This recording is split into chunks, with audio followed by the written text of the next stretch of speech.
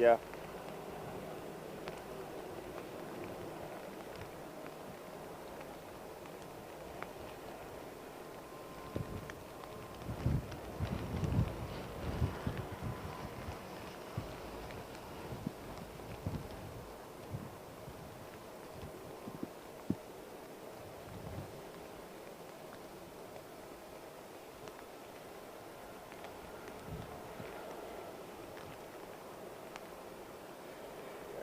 Not too much drama there.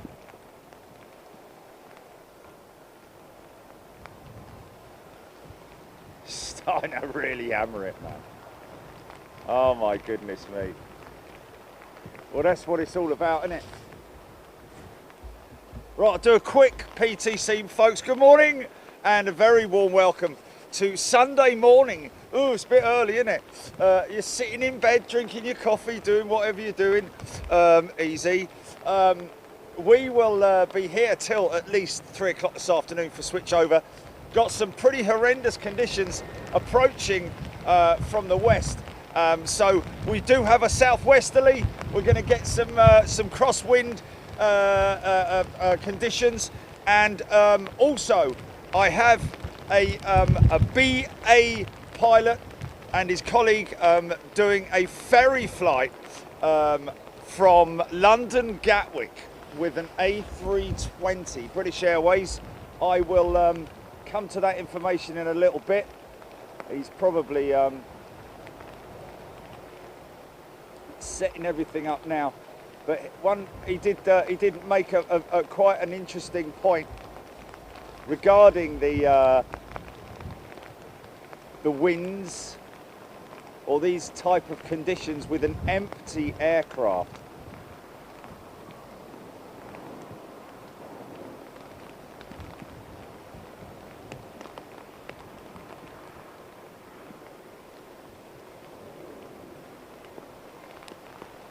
So runway.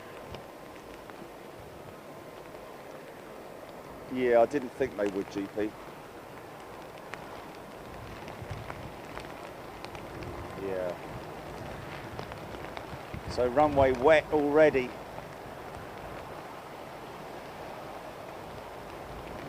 can see the kind of conditions I'm up against.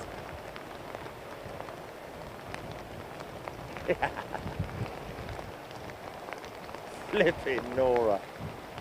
Here we go. Doink, ding, doink, doink, ding, doink. And that's just my legs.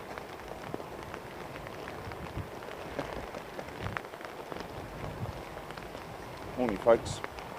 How are we all doing? Hope you're well.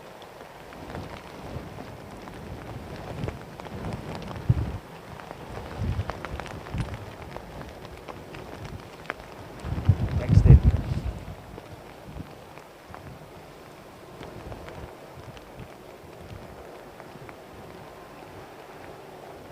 It's like 321. Oh, okay. Pick it up, pick it up, pick it up. Oh, it's a 320.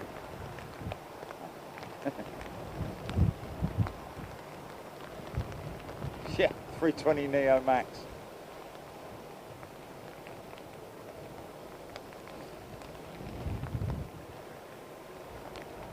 Oh, John Noel Wedgker flying out to Dallas this afternoon. Catch him going out on the show on the southern runway. Still going to be able to get southern runway departures.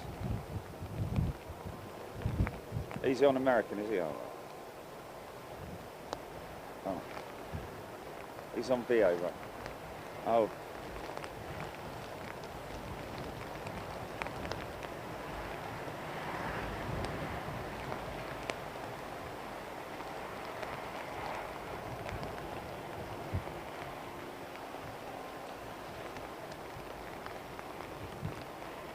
No. Did ask him. So there is one of the 767, 767s the 300s that have been brought in to replace temporarily the 787-800s. Are you with me? With United, and that is probably one of their 900s, I would imagine. I tell you, boys, I tell you, boy. Wow.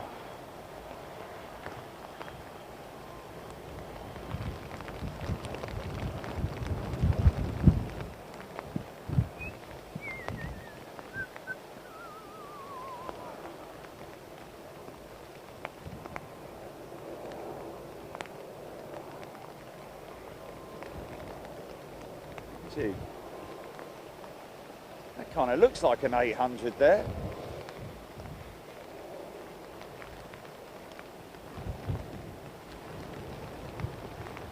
Unless that's a 9 and that's a 10.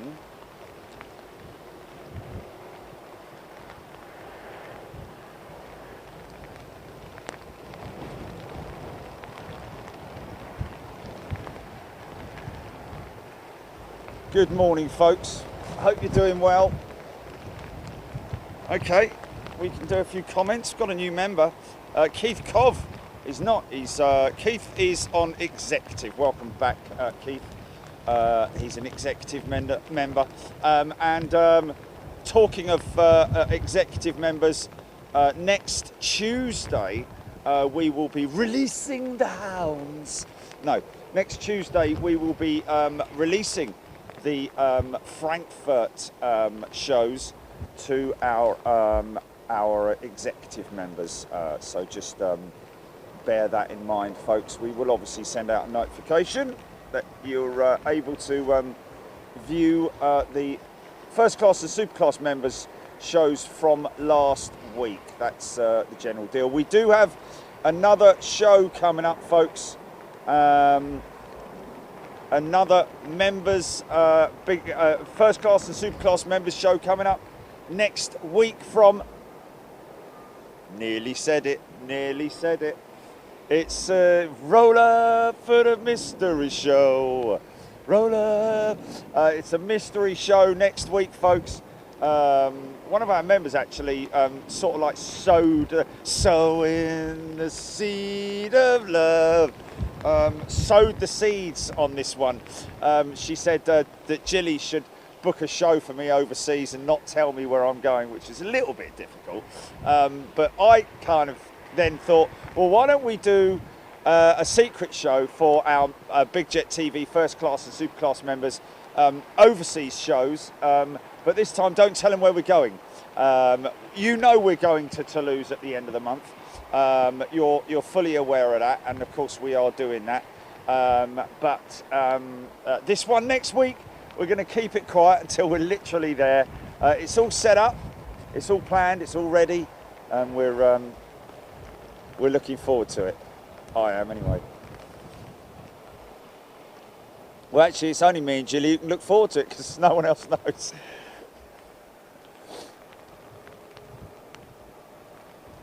Frankfurt was just fantastic, absolutely awesome.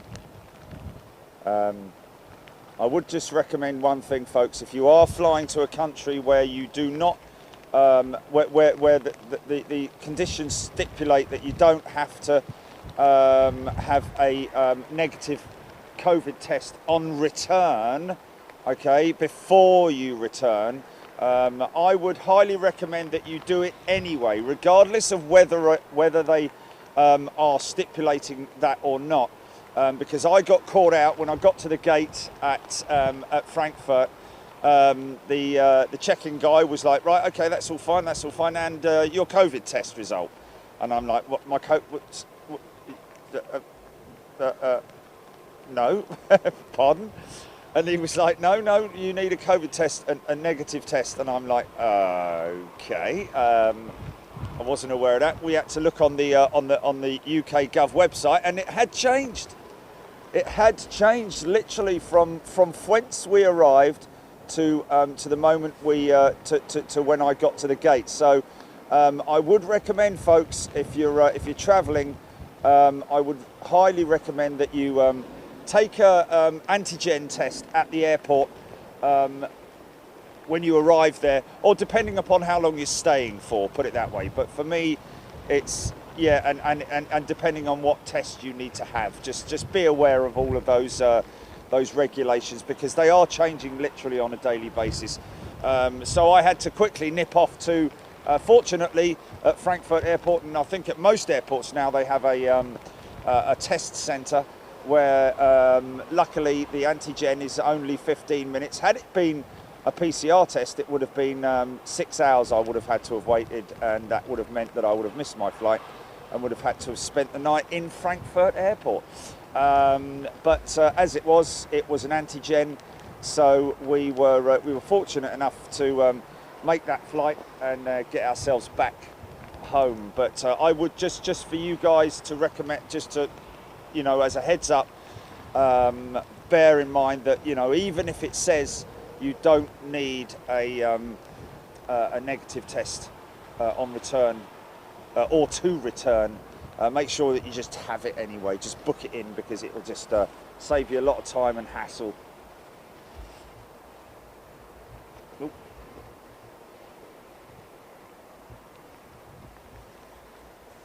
Come here, let me wipe your nose. Come on.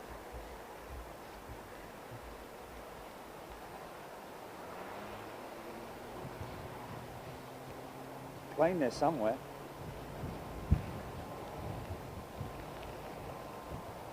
There is a plane there somewhere, flipping it. I think this is worthy of, I think this might be worthy of this, you know.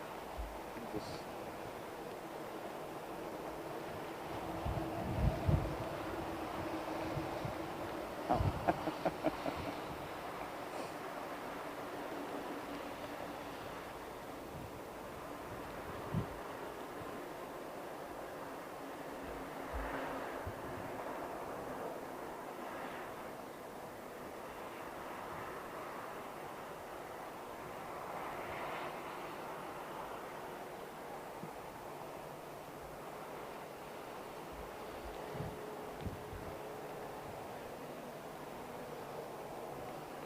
Yeah, it doesn't matter whether you're a UK citizen or not. It's where you're coming from and where you're going to. Just make sure that you, you know,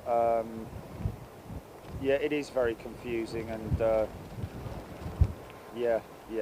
For the sake of 20 quid or however much it was, I can't remember. Just get it done, and then you're covered, aren't you?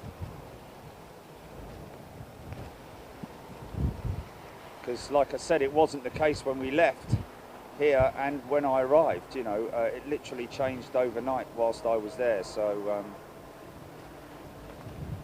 no, just double vaccinated to go out. But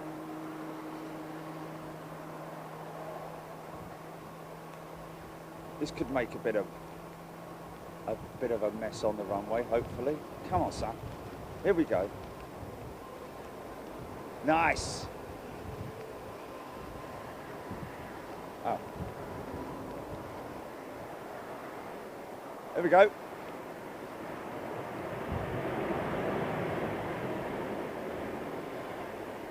It's only a 200, so you only gave it a little blast there.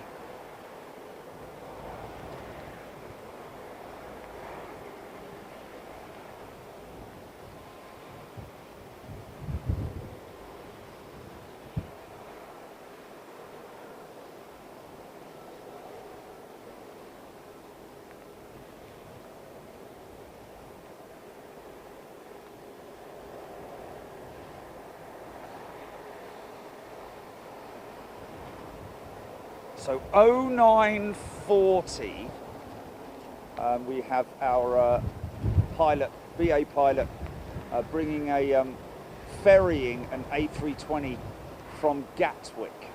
Give you the flight details in a little bit.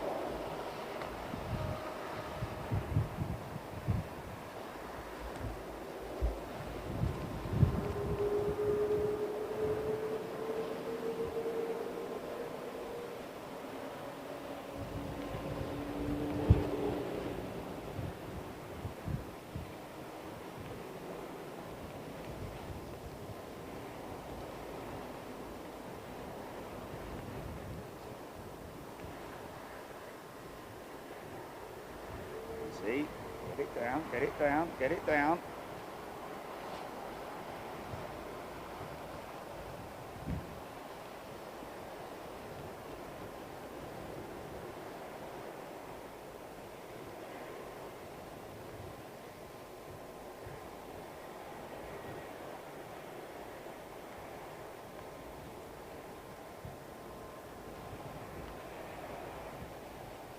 A lot of separation on that one.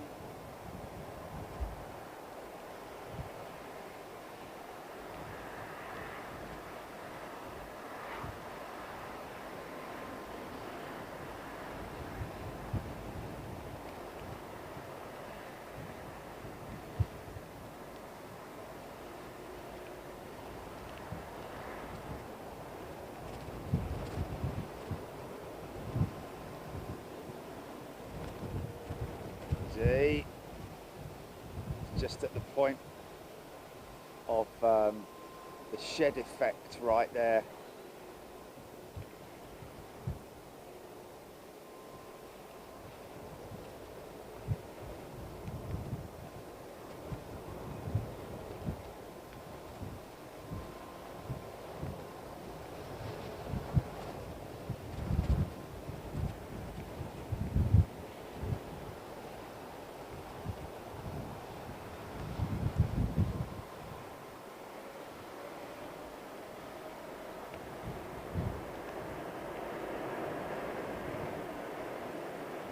Nice.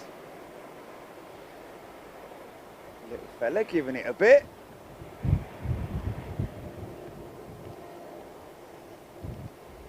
Do what? 380 due in. Okay, hopefully we've got wet runway. Thank you, Anthony Cliff. Dave Morgan, Air China Dreamy over Greenwich, 18 miles out. Thank you, Anthony. Thank you, David. Tracy Hunt, good morning to you. Off to work shortly. Hope you're doing well. Bainzer, good morning.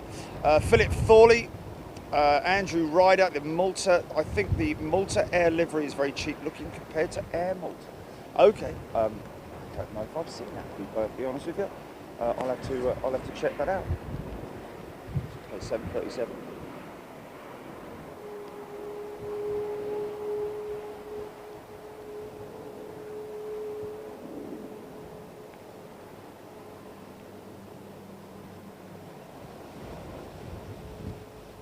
Max, I take it. Look at those big engines.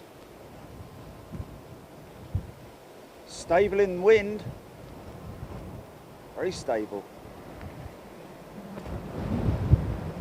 Flipping it.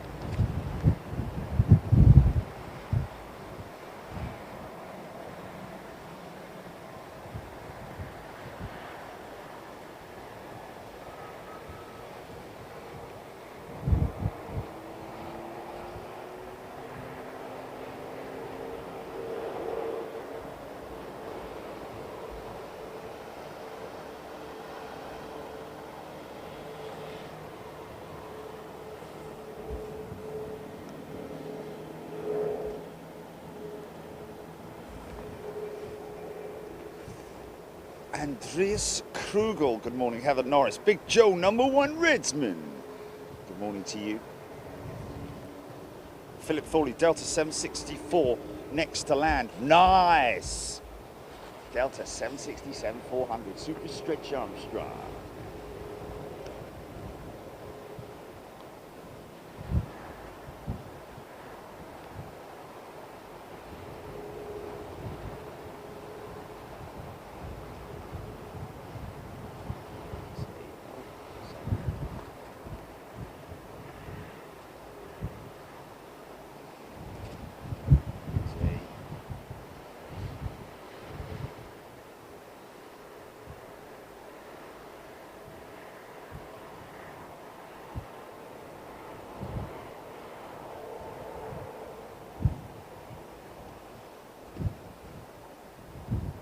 Bosh, straight down the middle. So open it up.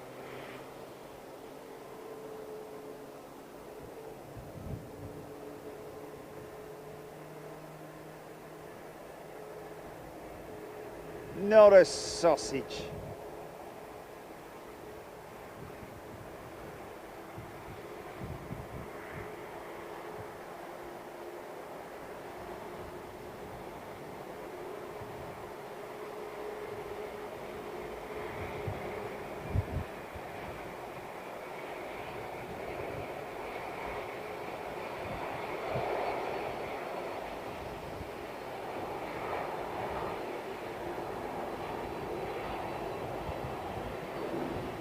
Quality old school. Lovely sounding engines. Is that Pratt & Whitney PW4000 still banned from the UK shores? Dave Wareham is a new member. Welcome, Dave, to Big Jet TV. I hope you're doing well. And John Murphy has upgraded to Superclass. John, thank you so much, sir. Very kind of you. And thank you, everybody, for your wonderful support here on Big Jet TV. So glad to bring you that show from Frankfurt. It's early in the morning, just as the sun was rising. Yeah, great show from Frankfurt. 3 days of awesomeness. Literally got everything you could possibly imagine there. So many jumbo jets, both freighters and Lufthansa, and Lufthansa 747-400, one of 4 that are due to be brought back into service by Lufthansa, which is great to see. Was great to see. But their 800s are just something else, man. Especially, and we got to see the retro as well. So we got the full set really. Emirates 380, freighters, 777s, 350s, MD-11, yeah.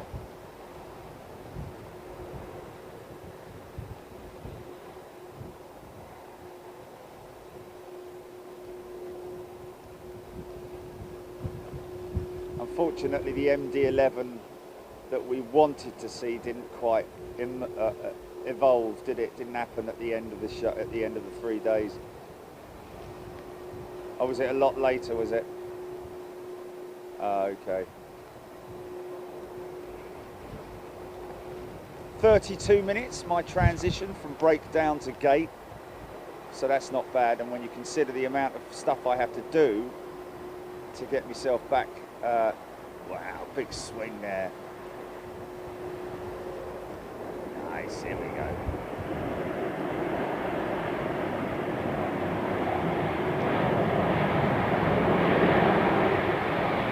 Yeah!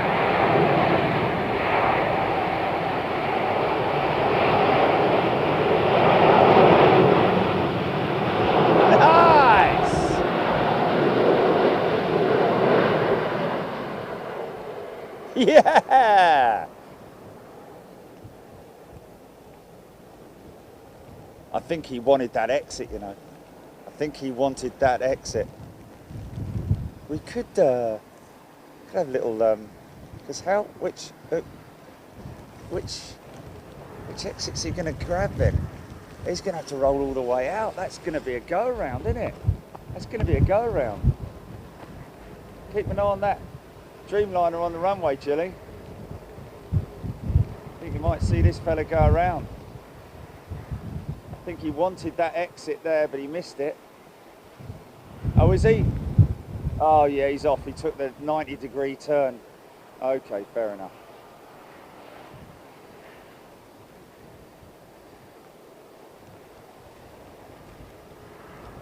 Haha, that was decent.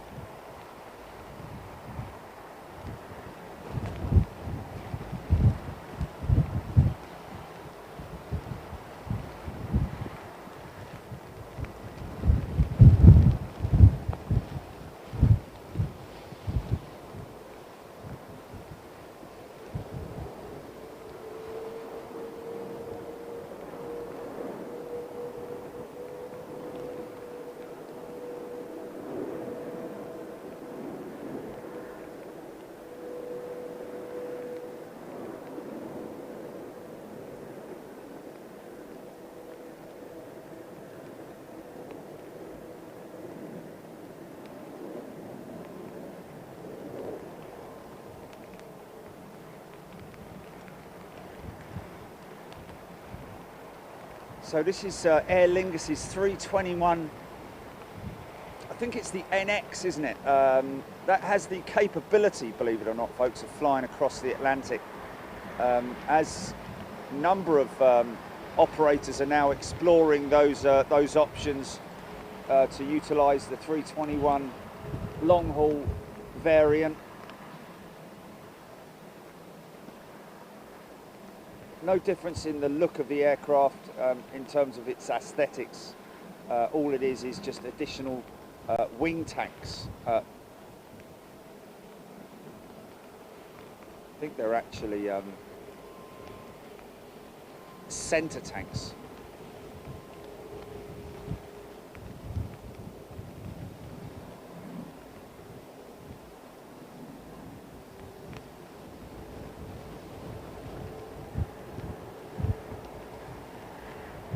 Okay, next in, we've got a heavy.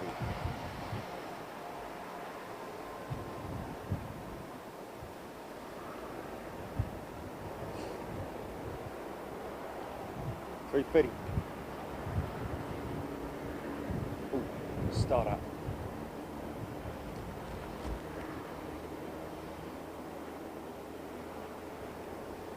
$787. Start up as well, which is a little bit of a shame that I can see that. Got a bit of spray coming off that #1 engine.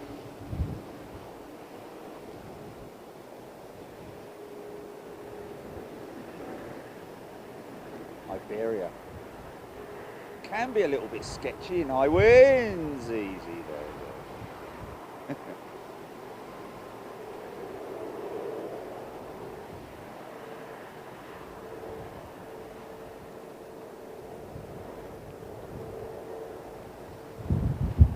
Nice. Very soft. Very soft.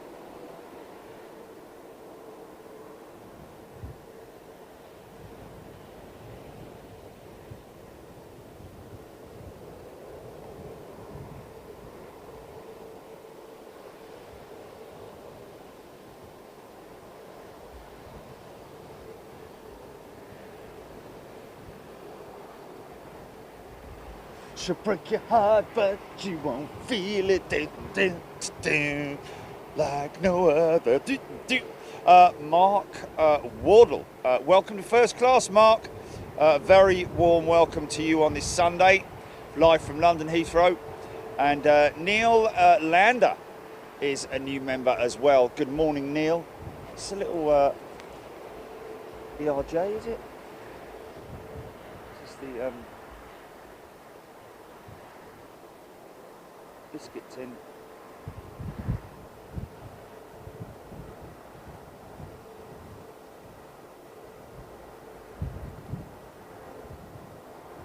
Big engines for a little aeroplane, isn't it?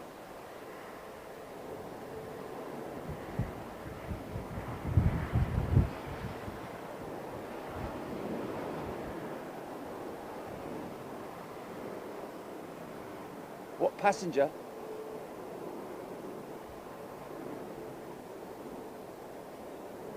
Oh, okay, yeah, that'll be it.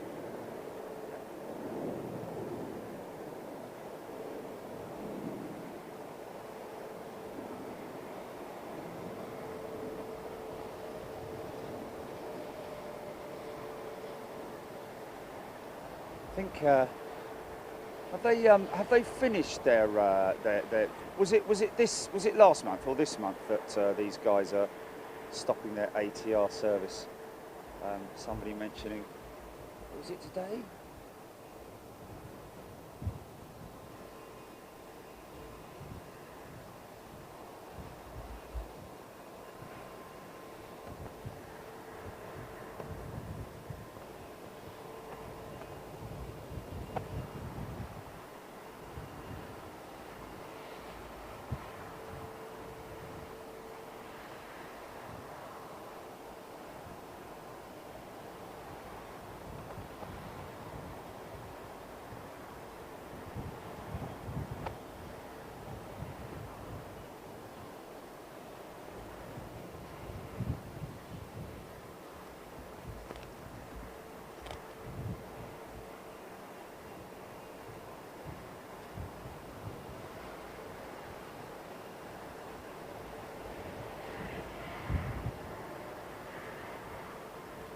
Still quite.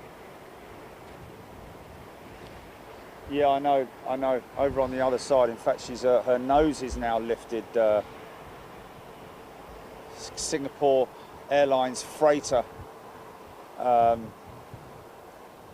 Yeah, stuff going in through the nose. Couple of DHL jets over there.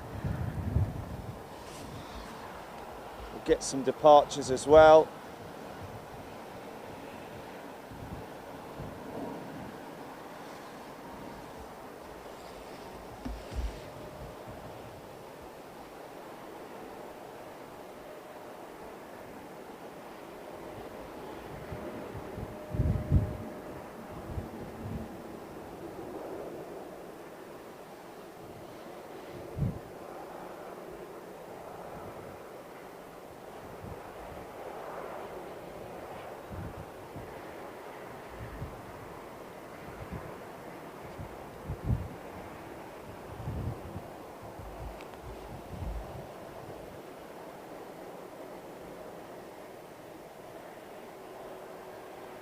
Always very derated.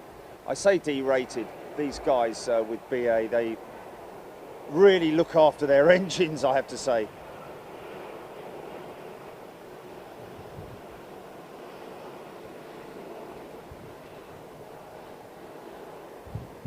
Which is a good thing. Extend the life, reduce the footprint. Trent 1000 engine.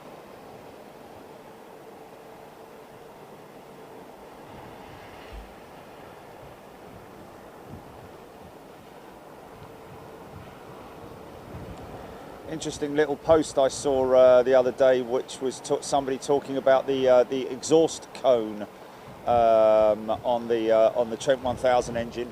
It was actually one of the Rolls-Royce engineers who mentioned on there that the blue colouring is actually not something that's as a result of heat.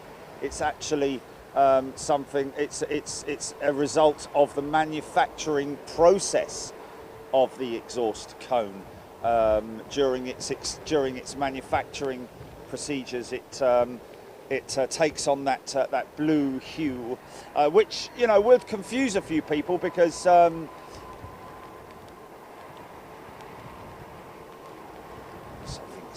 big going out of 27 left. It would confuse a few people because I for one had I've used to ride motocross. It's not big at all, it's only a tiddler, isn't it? But he's obviously going out. No, it's just that he's obviously gone out intersect and given it a load, hasn't he? But yeah, motorcycle exhausts generally tend to get a blue hue as a result of heat. Something that I certainly noticed when I used to ride my motocross bike. Get all sorts of groovy colours, beautiful heat colours.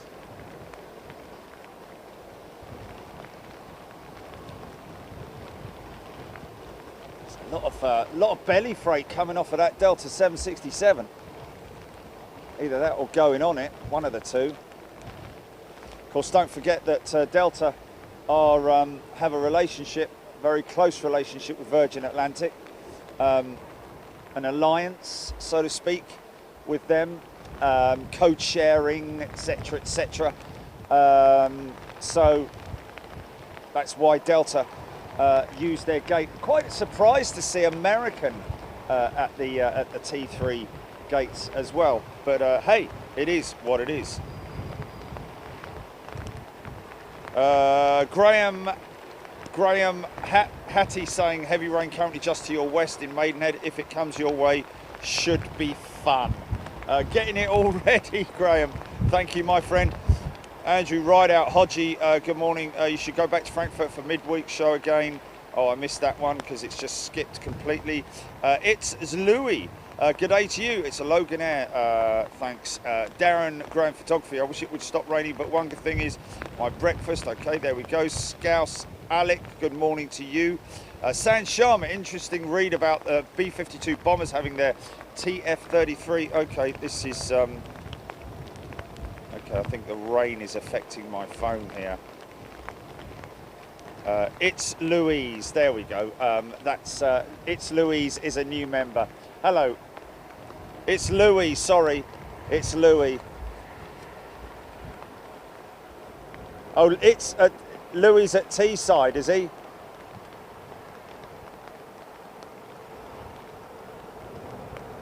Oh, Louis travelling from Teesside on Logan Air. Okay, well, we'll get you, Louis.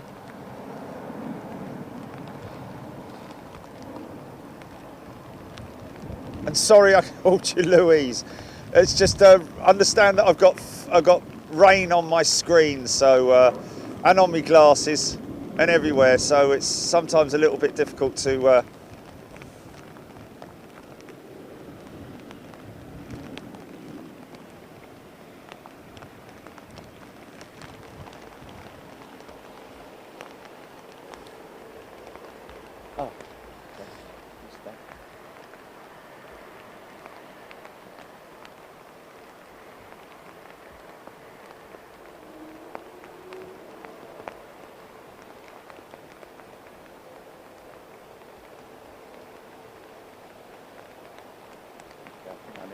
I think I need to switch this out then. Sorry, folks.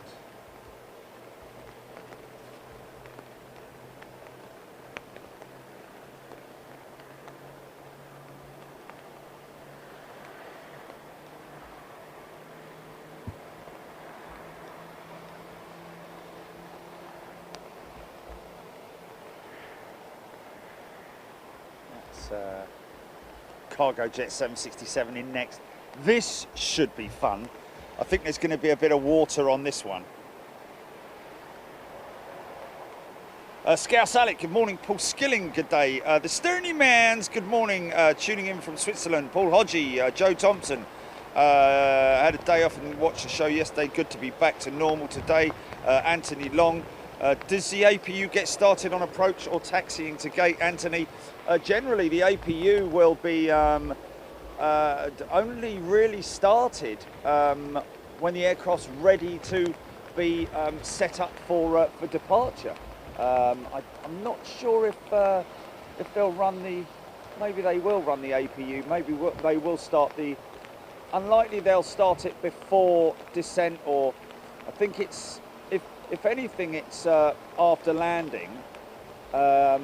But I think, to be honest with you, seeing as the APU is only generally used for the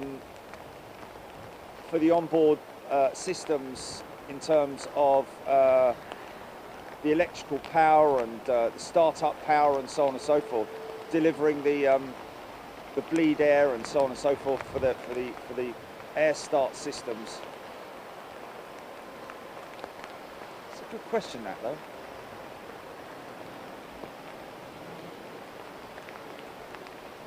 Oh yeah.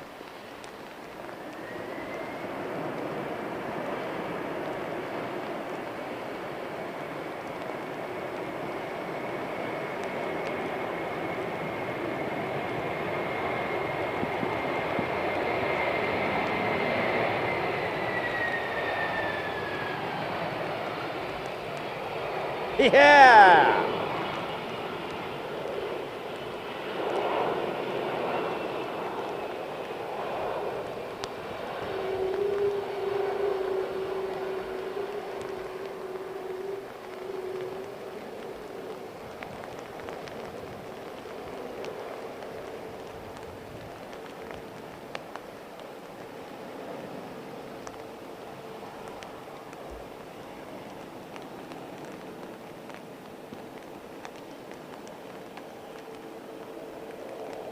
Ah, Leslie Donaldson making a very interesting point. Qatar grounding A350s over problems with airframe, which is possibly a reason why we're seeing them operating their 330s into London Heathrow. Blimey.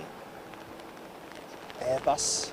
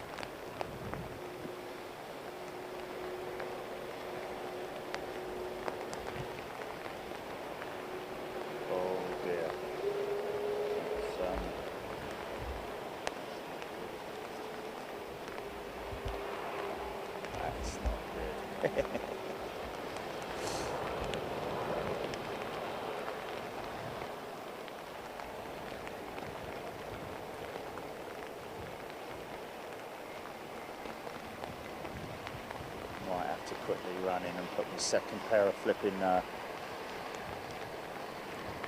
waterproofs on.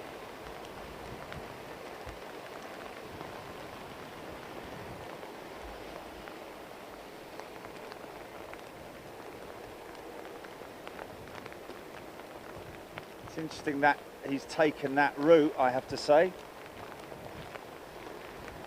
Why didn't he just go straight over to the cargo terminal? Is he going to do 180 now? I think he is, possibly. There he goes. He sort of went the wrong way.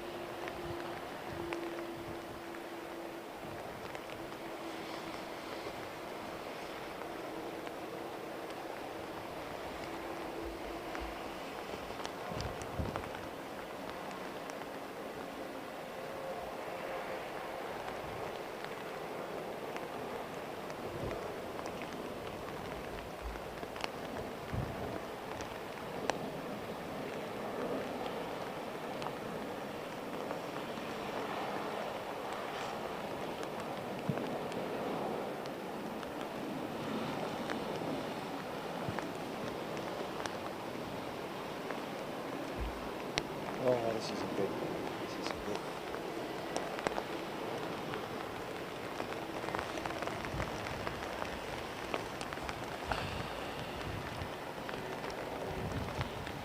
Okay, left turn, Clyde. Oh, no. No, it's going all the way down there.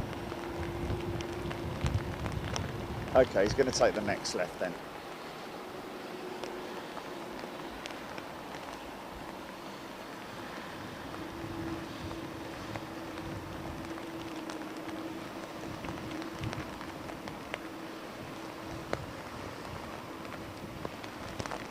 See all these ground workers, all these ground crews and everybody, they have to continue working in these conditions.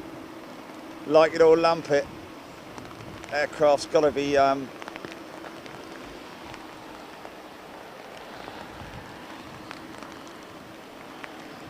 freight's got to be taken off and put on.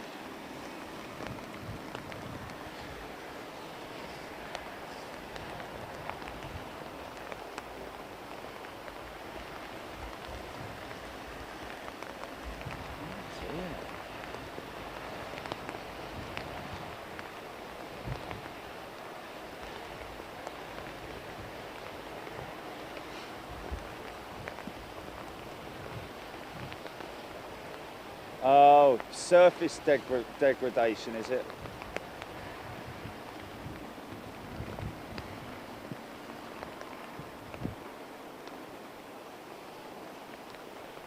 It's carbon, isn't it?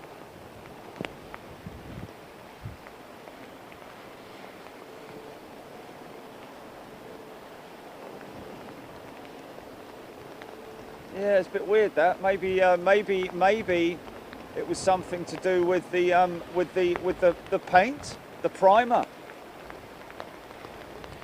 which, to be honest, unless it's the top coat that's degraded the primer in some way, because at the end of the day, depends on where they got it painted, whether it was in Hamburg or what.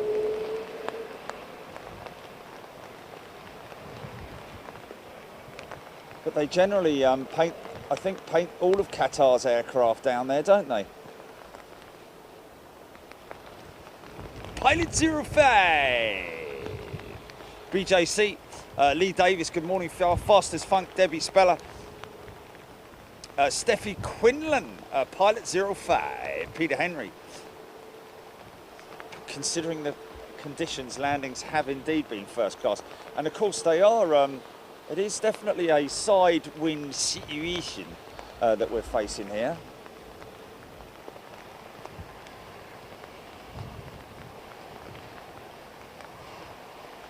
Catering trucks.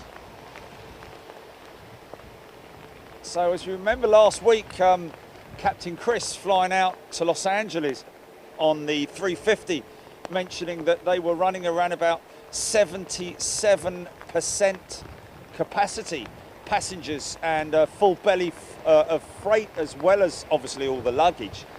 So really good news for Virgin Atlantic, and of course congratulations as well to Virgin resuming services out of Manchester. Of course not now with the 747 as they used to. Didn't they used to have the 330s out of there as well, I think? But anyway, the Dreamliner, they're operating their Dreamliner down to Barbados, I think, and other destinations being added soon with Virgin Atlantic up there in Manchester. So we are due to head up to Manchester at some point in the future, folks.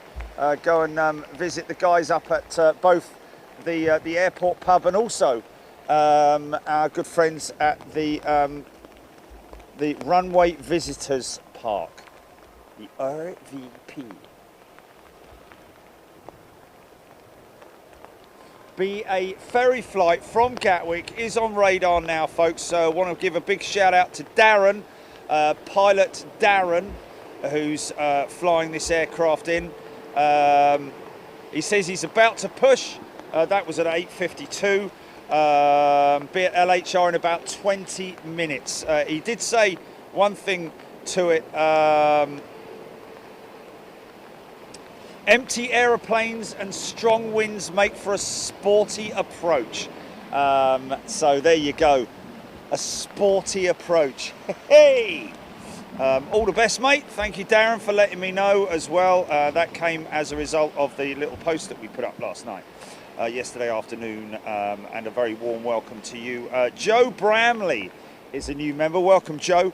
Virgin 330s out of Manchester Lee, confirming there. Andrew Rideout, good day to you. Matthew John Crittenden, just unlocked down Queensland. I see the unmistakable sight of an English summer stay. It doesn't affect the cricket later, but there we go.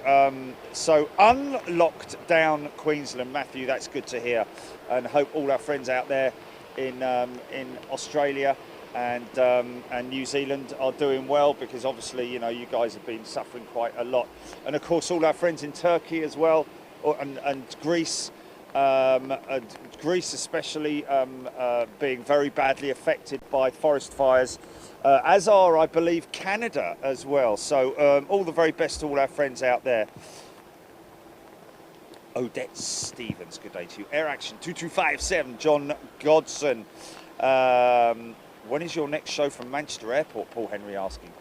Well, Paul, we've got to just find a slot that we can fit it into, but would be good to, obviously, the longer we leave it, the more the traffic's going to pick up. I was quite surprised, I have to be honest with you, how busy London Heathrow, the terminal was last week when I went in, and also Frankfurt as well. I was really quite surprised to see the hustle and bustle back in there, but of course it's nothing on the scale of what we would want it to be, because we want to see traffic from the east, more traffic from the east.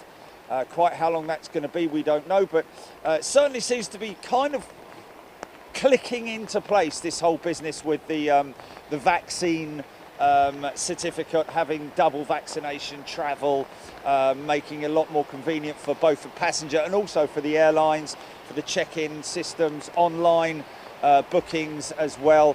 So, you know, it certainly seems to be, you know, working in terms of the logistics of it, because it is obviously a massive undertaking globally for everybody to be singing from the same hymn sheet, so to speak. Nigel Hickson, good day. Cuddy Mia, good morning to you. David Bowman, Keith Cornell, good morning. Caroline Blair, Andrew Rideout, can't wait to see more A380s when things pick up. I think we're all 100% with you on that one.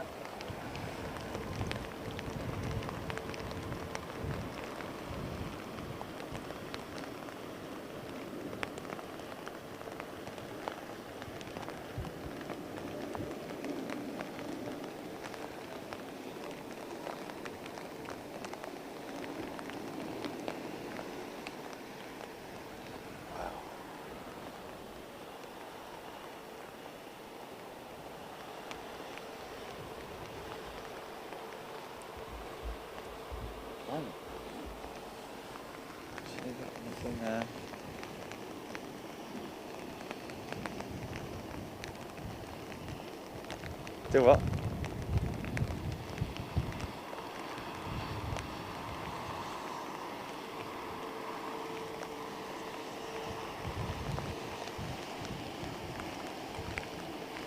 Oh, that's a shame, man.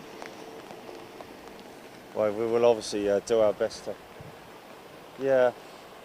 If you're a member, if you're a first class or super class member, folks, and you're having problems getting the feed whilst we are live, then please, by all means, email us at contact@bigjet.tv, and we will obviously do our utmost to help you out. Normally it can be sorted out. We're pretty fast at doing that. Singapore Airlines 747 nose has now closed. Also, I was contacted by an American charter company last week, folks, telling me that they're planning. Well, they have a huge single piece of freight that they're going to be loading onto an AN124 at Milan Malpensa, heading out to the US in September. They've asked us to go there and film it for them live, and that is the plan. But it's just a case of, at the moment, Milan, well, Italy, we have to quarantine for 5 days. So we're just hanging fire on that at the moment to see. We're trying to put some plans in place if we can. If I have to stay 5 days quarantining out there, then so be it. But we'll just have to see how things pan out.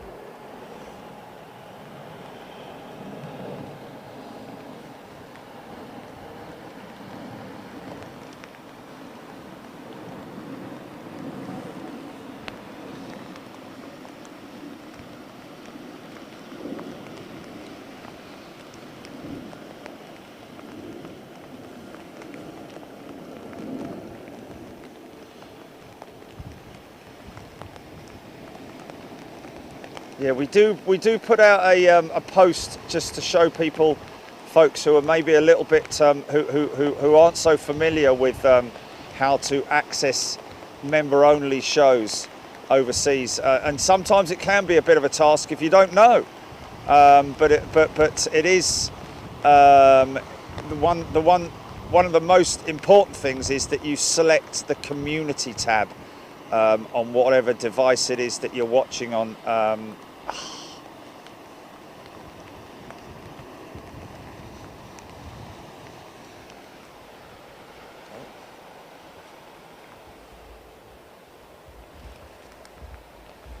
Sorry, folks. Just gonna take this sticking a little bit. Sorry. Riley.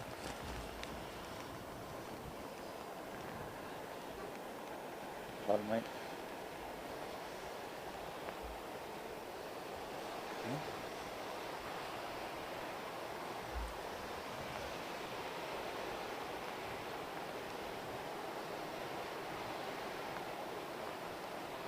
Andreas, there are some rumours around that QR just wants to delay further deliveries of 350 because they don't need them right now. Okay, I'm not sure about that. Obviously, need to hear it from an official source, because that is understandable in some ways, but I don't think that they would sort of like create an issue that would result in delays, because that's sort of like underhand tactics, isn't it?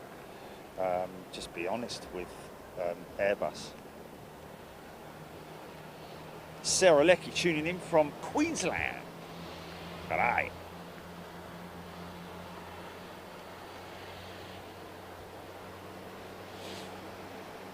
The EU. Yeah, but we're not in the EU.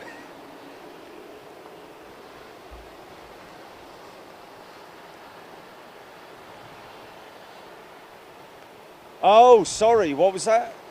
What was the question?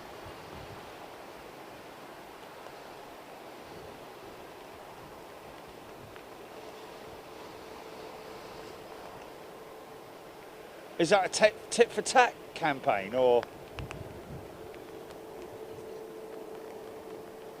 Yeah, but is that the EU saying, well, look, mate, if your people can come in here, why can't our people come into your country? So, you know what I mean? It's like, so if you're not going to let us in there, then we're just going to close the borders again for you. It's just bloody ridiculous. Fishing with Mr. W. I did love seeing the big tops at Frankfurt, yes. 747s, as they used to be called way back in the day, the big tops.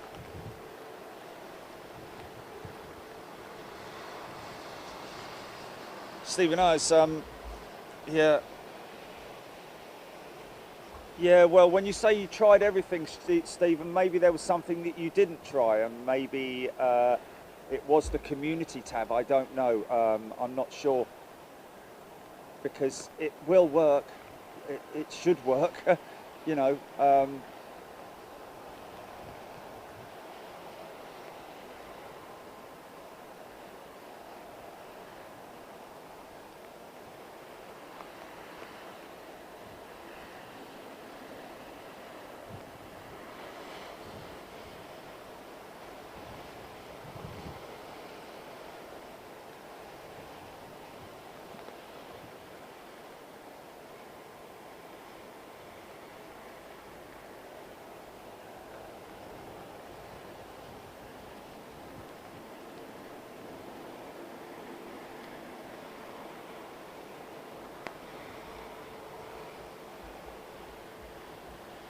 Need to get going, mate. You need to get going. Oh no, he's off there. Sorry.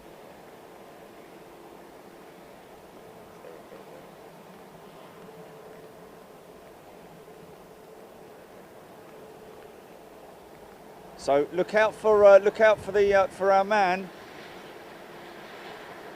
Jane Order 24. Welcome back, Jane. Vinnie Jones. Welcome back, Vinnie.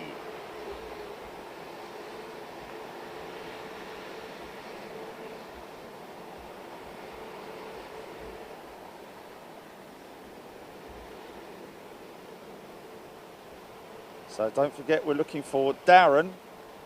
He's flying an empty 320 in from London Gatwick.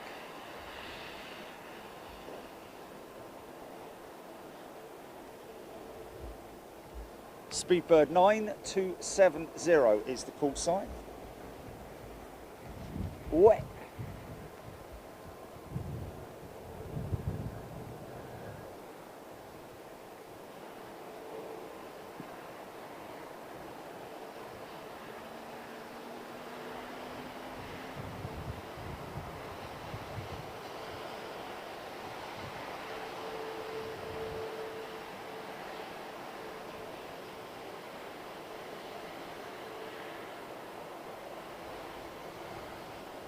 Oh yeah.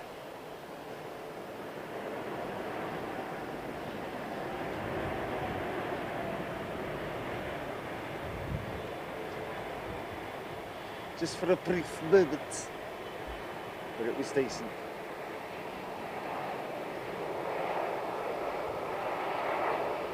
Something like what, GP?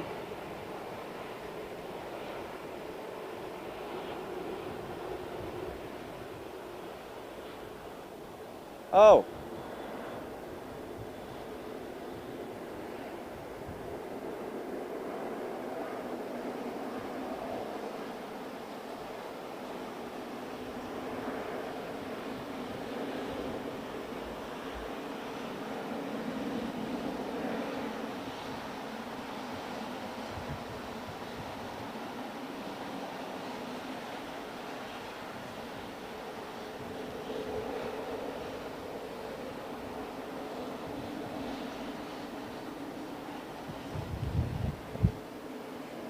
Is that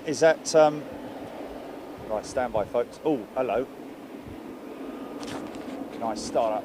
Mind you, it's a Trent powered aircraft, so this will be a very silent start up. Looking out for 9270.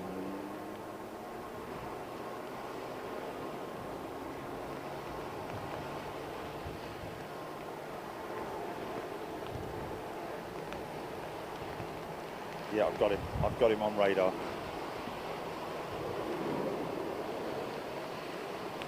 Is it?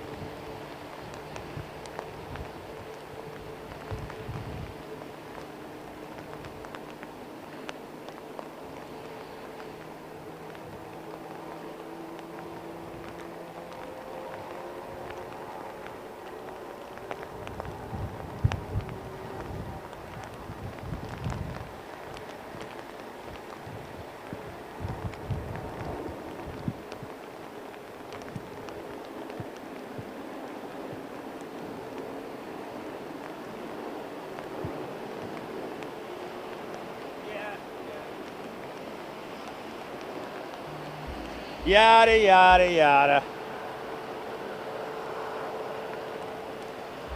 Isateo.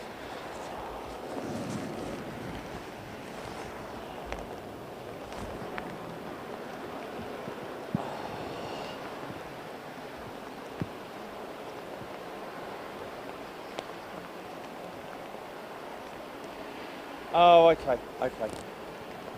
Oh, well, that's good news then, isn't it?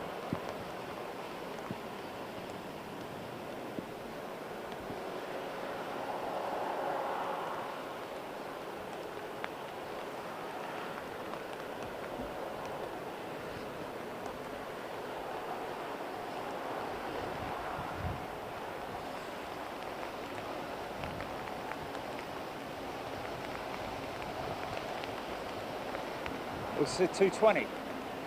No, 320. Sorry. Air Malta, is it?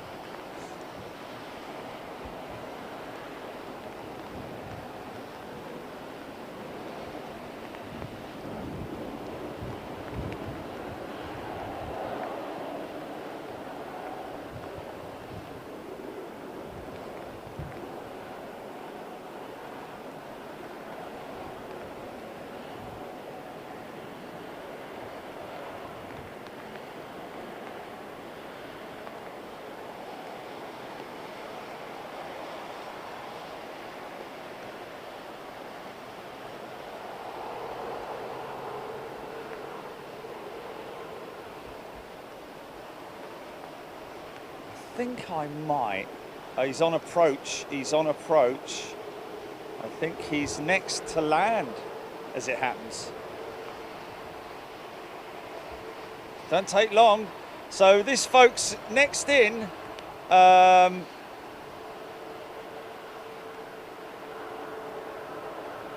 He says, please don't laugh at the landing. Man, you're the pilot, man. You want to laugh at a landing, watch me, or I forget to put the flipping gear down. Just remember that. Great approach coming up here, great approach. Oh, oh. Yeah, put it down on the belly quite well.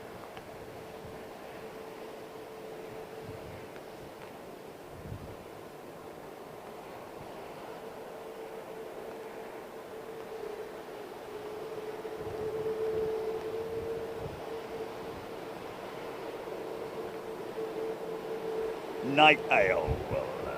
Okay, this is Darren.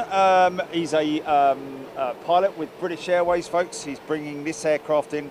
It's empty from London Gatwick. So quite what this aircraft is being utilised for, we don't know. Whether they're bringing it in to put it into service. More than likely, I would have thought.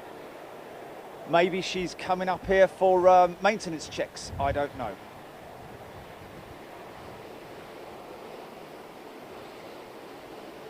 Hey! Daylight gone.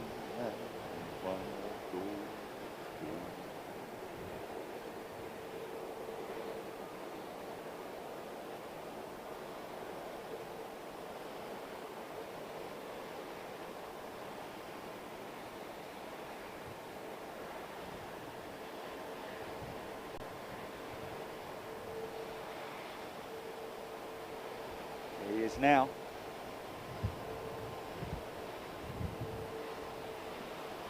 Yes, look at that, look at that. Keep an eye on that.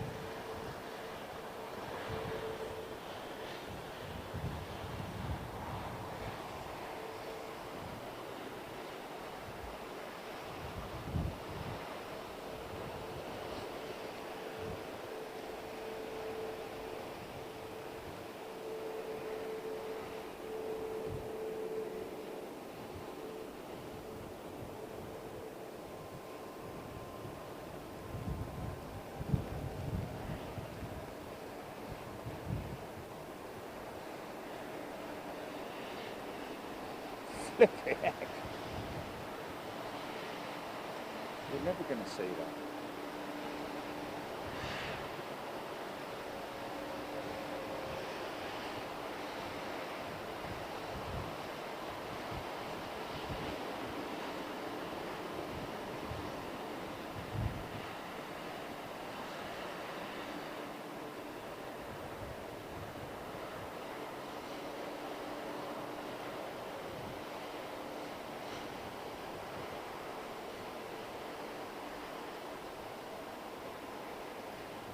I greased it.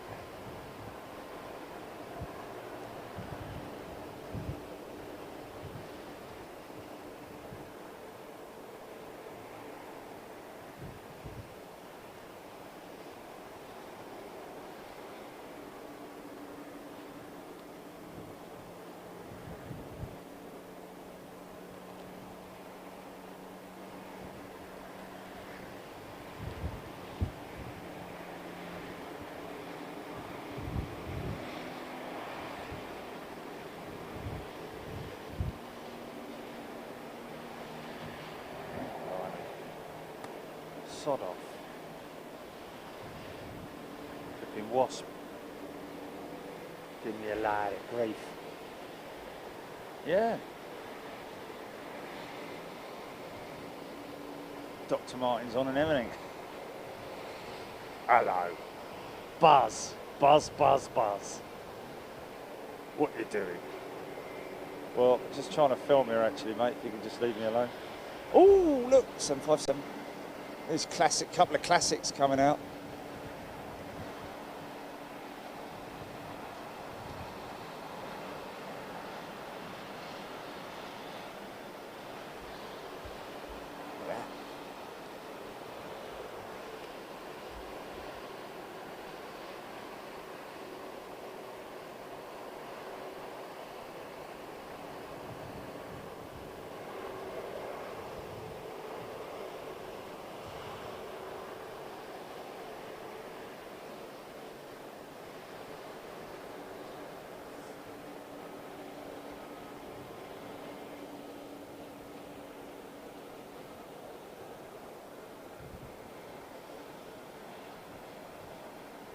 He's taking down the T5, so mind you, they may well just disembark the crew and then tow the aircraft up to maintenance. I'm not sure what it's here for, but thanks, Darren.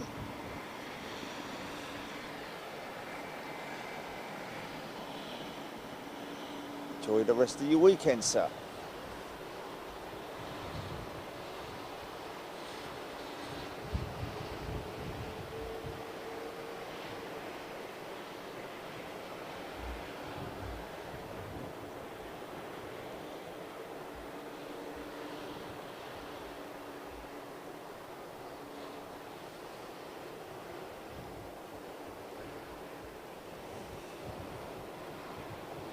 Terry Campbell, I think Qantas are all done at the moment with their repat flights.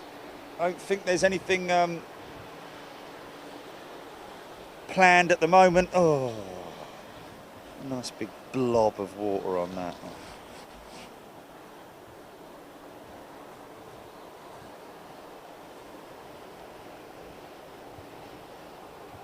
Max Mitchell, good morning, Max. Jackie PFC. Sorry for the novice question, guys, but if I buy a UBC 125 XL out LT, yeah, ready, we'll be able to pick up London Heathrow ATC here in Portsmouth. Answer to that, Jackie, is negative. It's highly unlikely. I mean, you just won't. I think.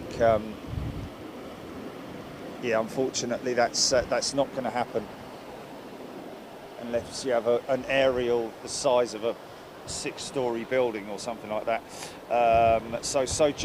Jackie, apologies, you won't be able to do that, I'm afraid.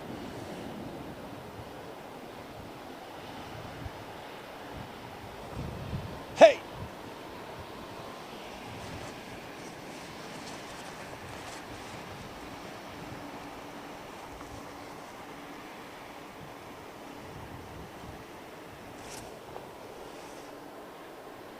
Solaris lost his Mexico flight again. Government voucher, idiot government slapped Mexico in red for no reason at all. Less infections. Oh, that's a shame, Solaris. Sorry, so sorry to hear about that, man. So sorry to hear anybody who's. We're getting towards the end of the summer now, aren't we? We're getting towards that point where it's like, you know, well, it's just not worth fighting for it anymore. Just see what we can do next year. Hodgie, that DHL 757 is ex-American Airlines, 22 years old. Wow. Let's just hopefully get that.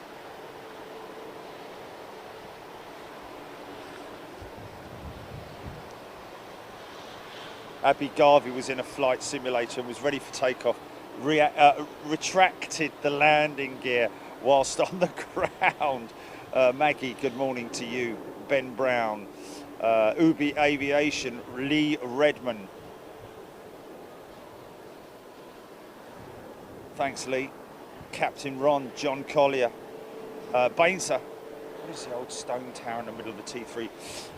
John Bainser, I think you'll find that that old stone tower was an old radar at some point back in the old days. I think that's a radar tower, possibly a Doppler radar of some sort, or I don't know, radio comms or something like that. Okay, just waiting for this 757 to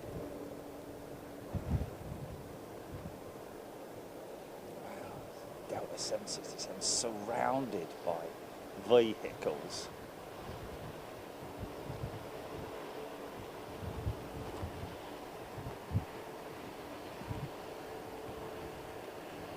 US airport right there. Looking at that shot there, could quite easily be a US airport with all those 4 American jet tails there.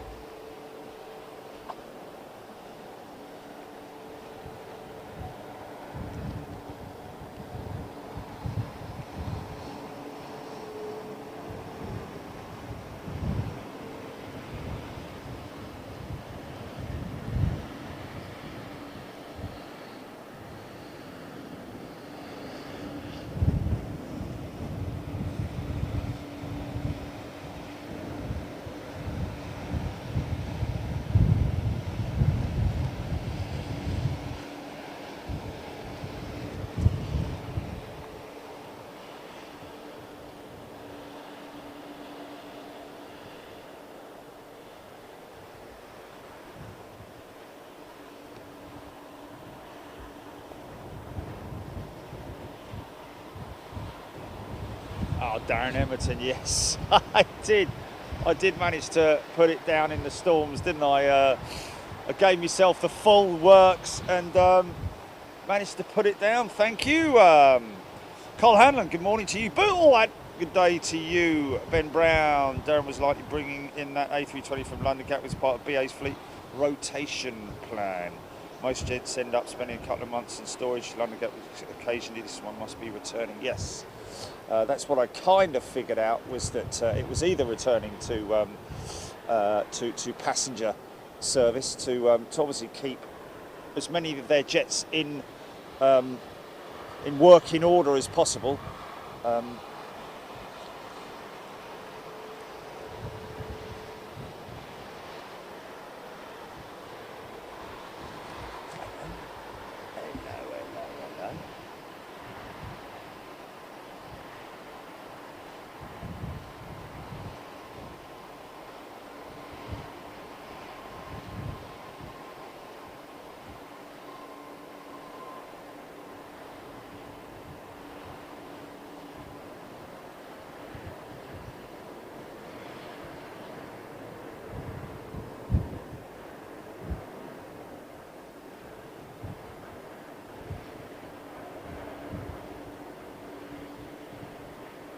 It's amazing how far forward the reverses chuck the airman.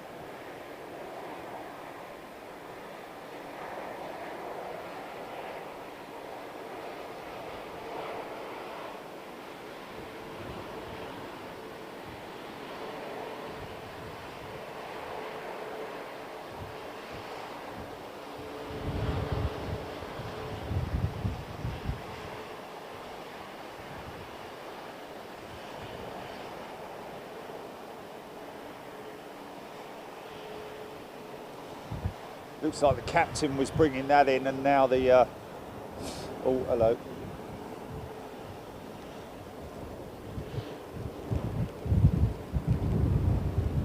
Telling me banana.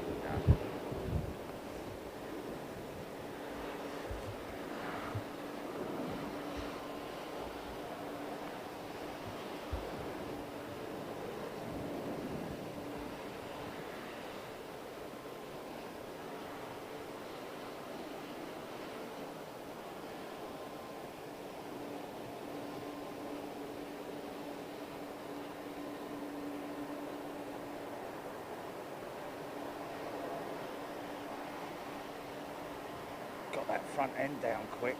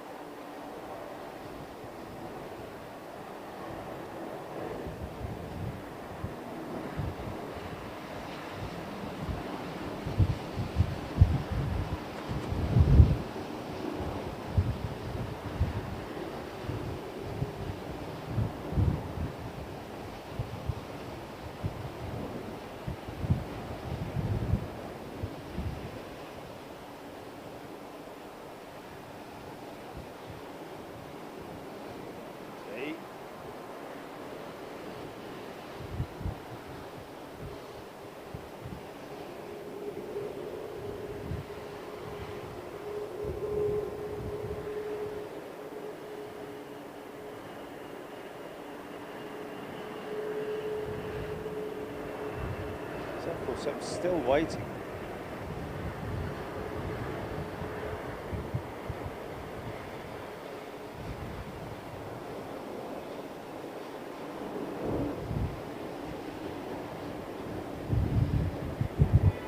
Yeah, tell me when he's turning on, Jilly, because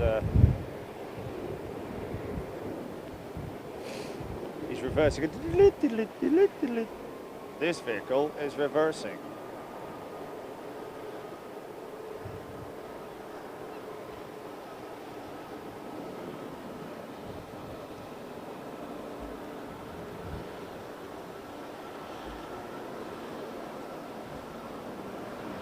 Sure. Can hear this thing coming, man.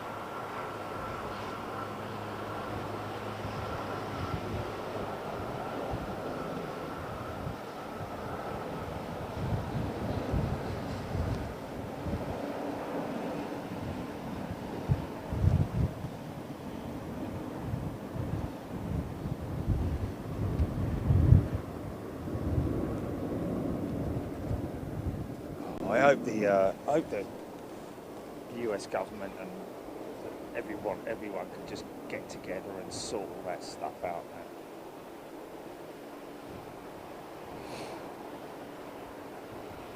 Oh, this looks like a DHL Urdus banger. So one DHL. Oh, come on.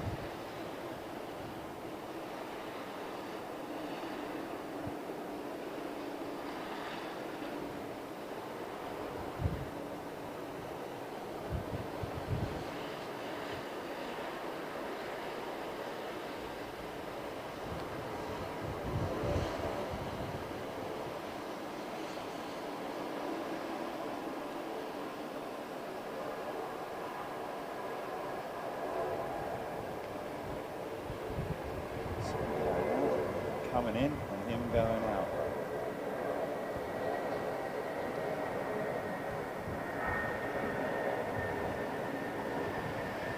Wow.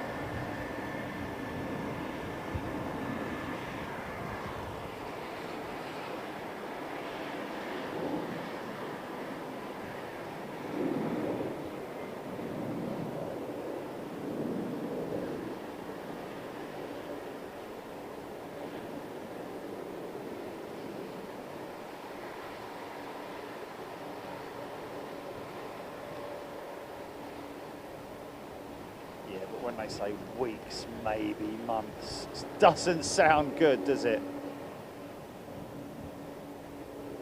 No, he's gone, man. He's gone. So, about 8,000 feet already. Got a new member. Joe Bramley actually upgraded to first class. Joe, a very warm welcome to you to first class. I hope you're well. And Carrie McLean upgraded to executive. Carrie will be able to watch the Frankfurt shows next week. Whilst we're in our mystery location. Roll up for the mystery show. Which they'll get to see the week after, yes.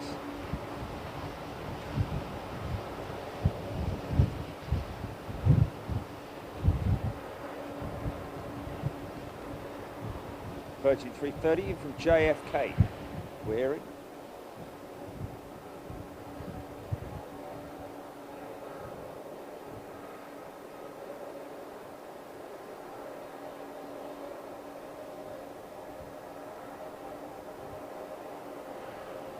We tippy-toed that one down.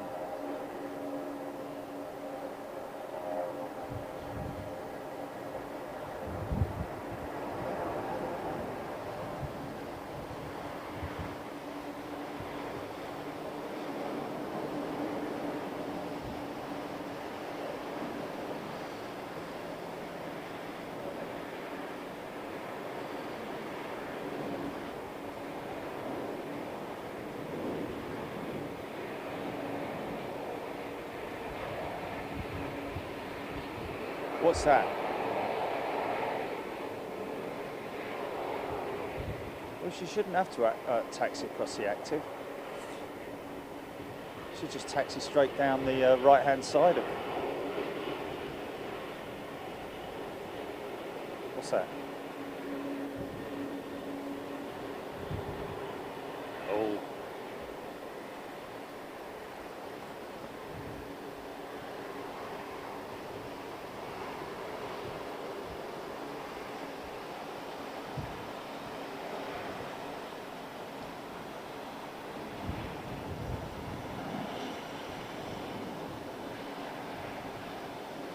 Blimey.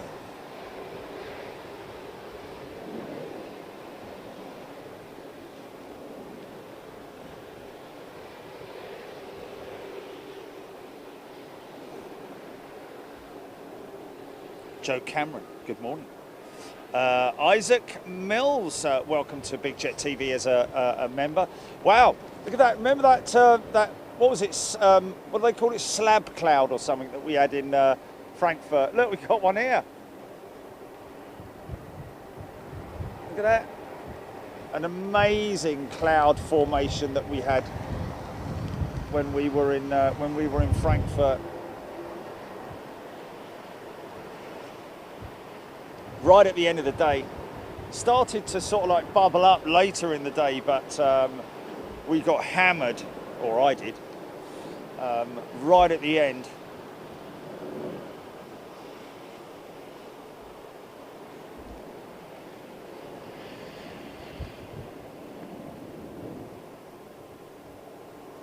Incoming air, China 777 over Southend to complete the set. There we go. Thank you, Ian. Air China 777, like it. You love it.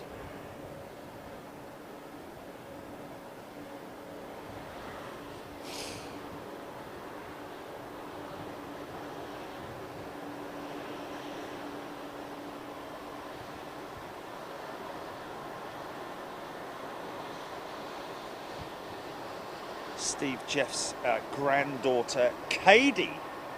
Good day to you, Katie. Hope you're doing well. A newly converted Big Jet TV viewer. Happy birthday, Daniel Pearson. He's running around now.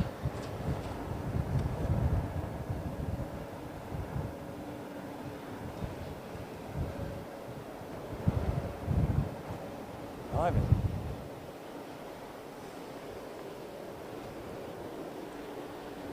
Burning a bit of fuel sitting there waiting me, old Shan.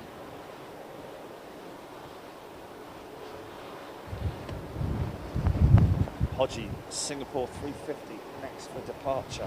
Okay, thank you. Odette Stevens, Rab H, Ben Brown, Georgian Airways 737-800 inbound 2 hours. All white livery from Tbilisi. John Lewington, Buenos noches from southern Philippines. Good day to you, John. Hope you're doing well out there. Andrew Rideout.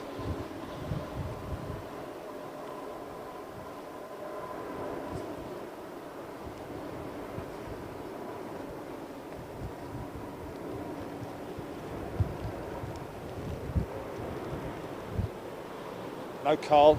It wouldn't be a. It's a member, first class and super class member overseas tour show. So it won't be in the UK. That's one thing you can guarantee. It's a European show next week, Tuesday and Wednesday. It's that bleeding rain again. Doom, doom, doom, doom, doom, doom.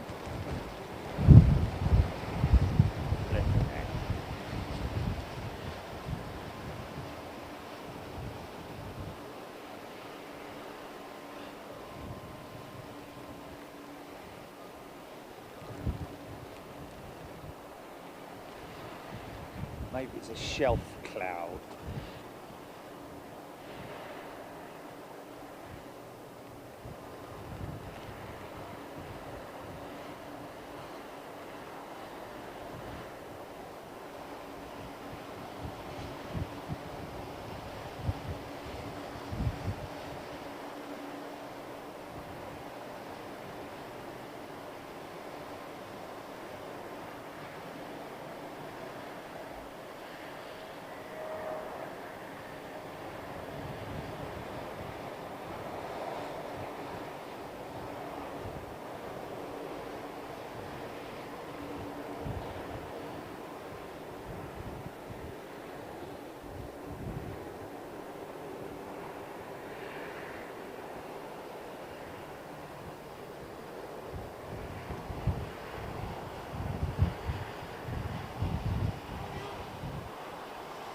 coffee Oh. for you. Oh, thanks. No worries, thank you. Thank you very much. I have coffee, ladies and gentlemen. Thanks. Oh, bless.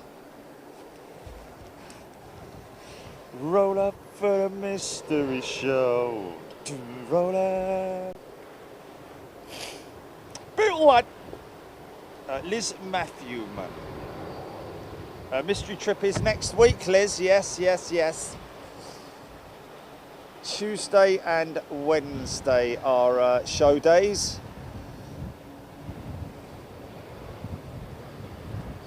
Singapore 747 freighter on the move. Of course, we saw an X. Did you say X? We saw an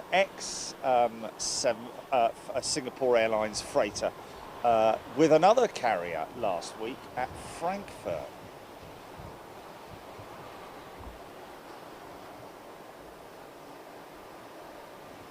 Carl, no, Airbus are still on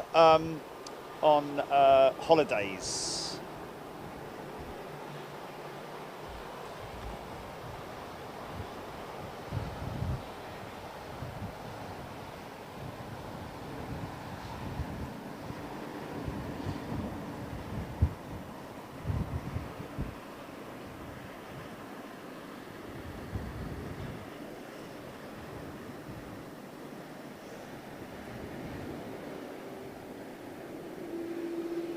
What's that, GP? Yeah.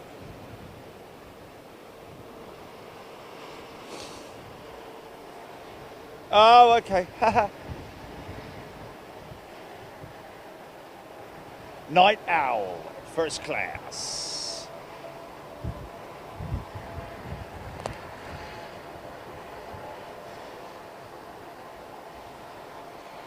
Wind's dropped. Oh, there's something screaming out. Oh, it's only a 320.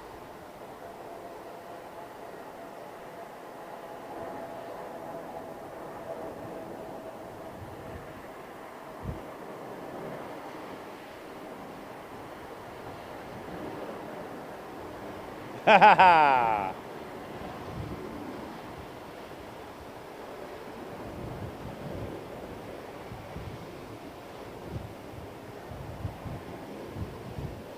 The magical mystery show is coming to fly you away. Coming to fly you away. Ah. Imran, thank you very much indeed. Alexandra Wood, John Singleton, Rav H, Trevor Russell. Oh, it's a lovely cup of coffee. Thank you. For the guys down at to the guys down at the front desk once again for their hospitality.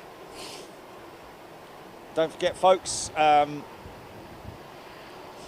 if you're a Big Jet TV member, it doesn't matter what class you are at Big Jet TV, you get yourselves into a very special bracket here at the Hyatt Place if you want to come and stay here. There's a great package that they offer. Fantastic room. There's a discount off the room rate, around about 20%, we believe. Also you get to stay in one of the big rooms with the huge, long, 5.5 meter long windows. And in addition to that, get access up onto the Blue Sky Suite, which is where I am now, next to. Let's just see if this guy gives a little bit. Let's come on, son. Pile it on, pile it on. No.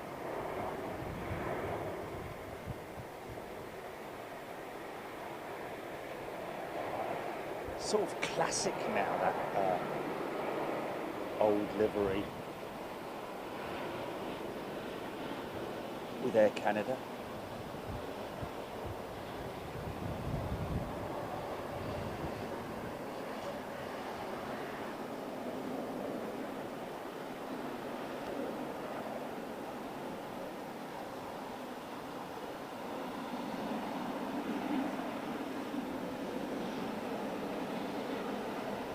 It's a dirty girl, isn't it? All sorts of patches on her and bits and bobs, bits and bobs.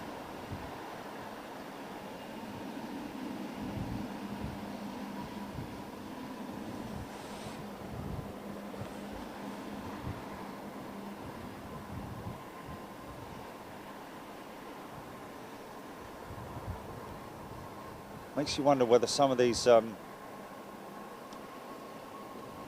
older aircraft are, whether they're going to bother painting them at all, or whether they're just going to go.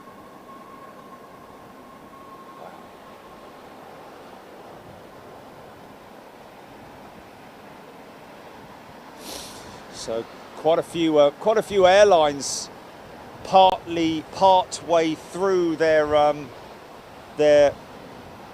rebranding scheme in terms of their new liveries, one in particular being Air Canada, obviously caught on the hop by COVID, certainly from a financial perspective, something that costs a lot of money to paint an aeroplane. So I think it'll be quite some time before we see these airlines going back to updating their fleets. Air Canada, like I say, being one of them.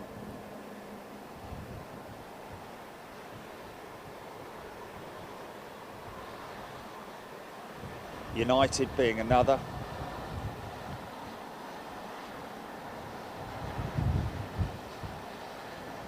Lufthansa, of course.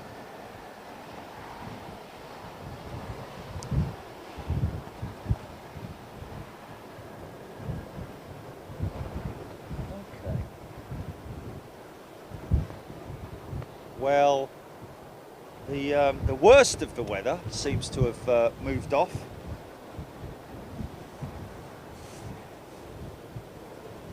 Still blustery though.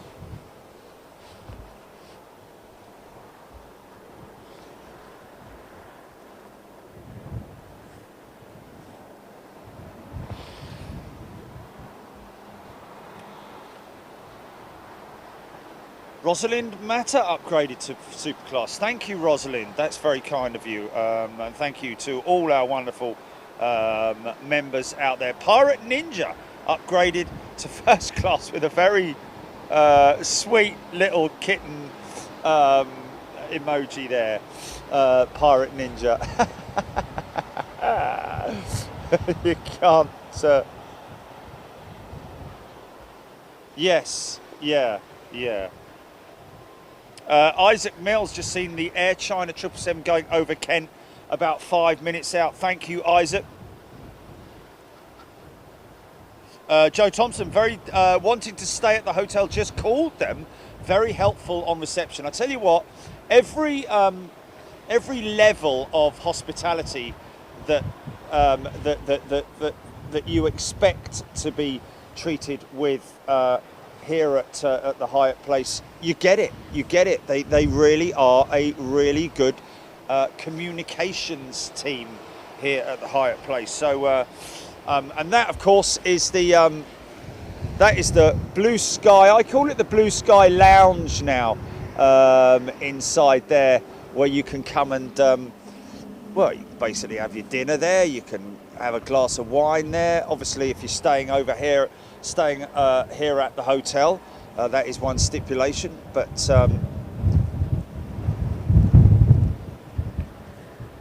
little bit of sort of thing we're used to seeing at Toulouse, isn't it?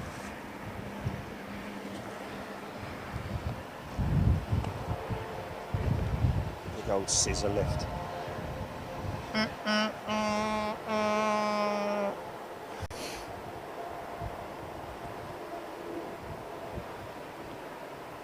Oh, Lyle saying, looked like some good wing ribbons off that Air Canada. I missed that. Sorry about that. Joe Bramley, which planes can fly the longest time like to Australia from the UK non-stop? Well, Joe, Dreamliners. Qantas actually do have a service, or did have a service direct to Perth and Darwin, I think, from London Heathrow. But yeah, it is incredible. Twin engine jet, non-stop. What's he doing up there?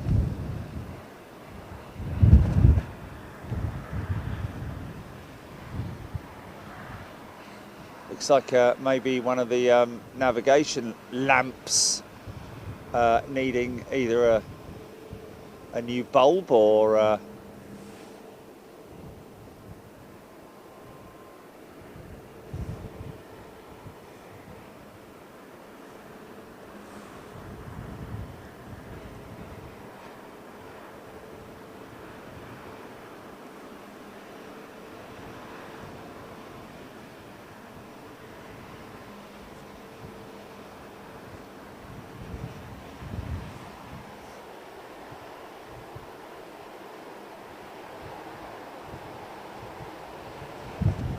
Rab H, Lee Davis, Joe Thompson. Joe, is there a specific room that you need to ask to stay in to see the airport? Well, they will. If you're on the Big Jet TV package, you will automatically be put into one of the larger rooms overseeing the airport. Wow, what's that growling out? Yeah.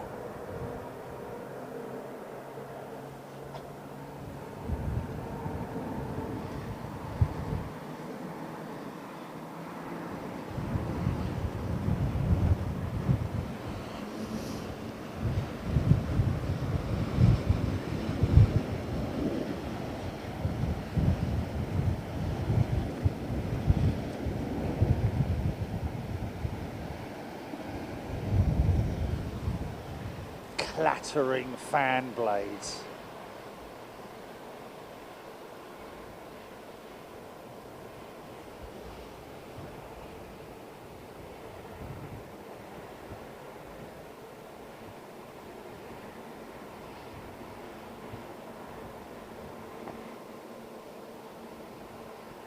That 747 should be coming out quite soon, I would have thought.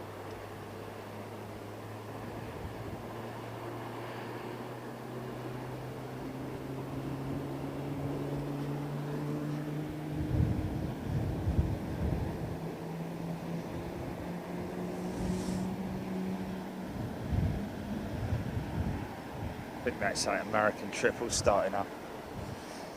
The Singapore 747 freighter should be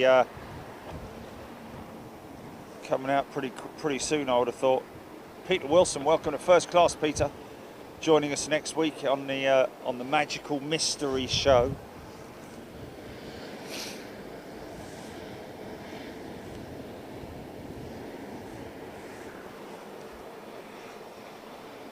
Is there anywhere people can go now, Jilly, to pre-test and check that they're familiar with how to get onto the overseas shows whilst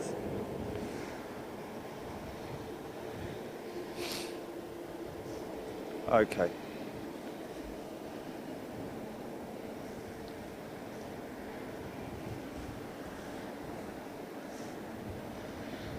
Yeah, the most important thing to remember is the word community, because it is the community tab that you need to select when you're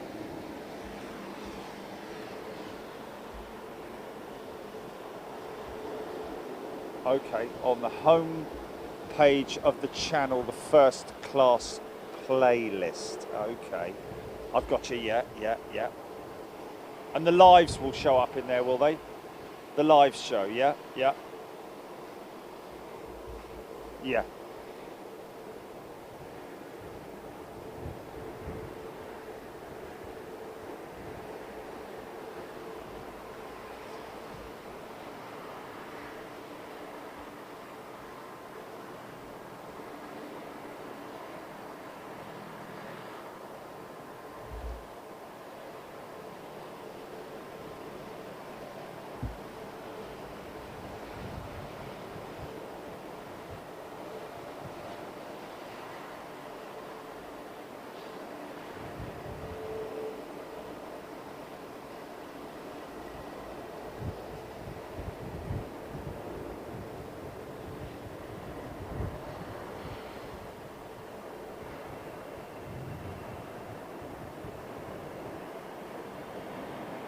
It has gone back. I'm just saying.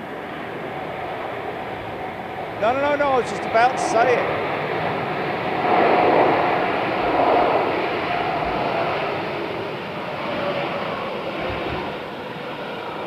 Nice.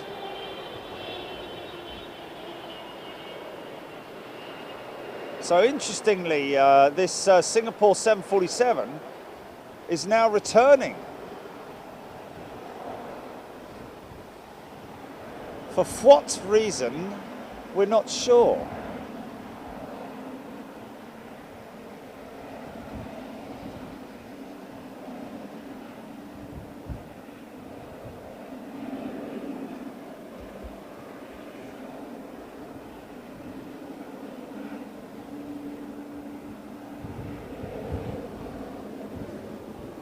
Not a very happy bunny, that's for sure. Mark Hancock, welcome to Big Jet TV, Mark.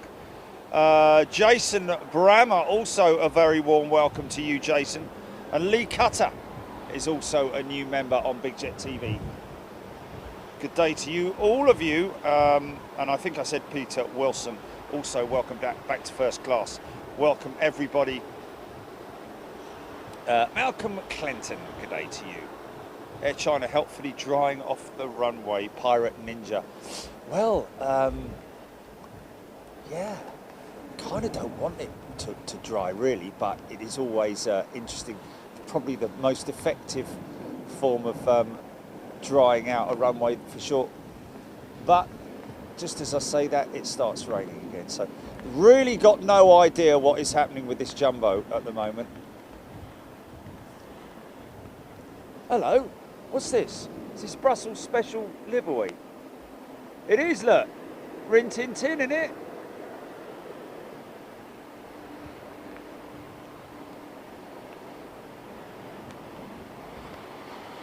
I think the Smurf one's the best, though. I've got to be honest with you.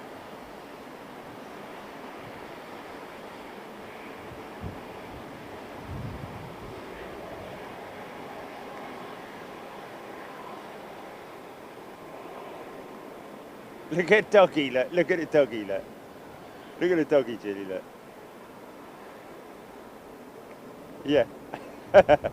Horses Adventures of Tintin. Look at doggy, look. Snowy, yeah, that's it, yeah.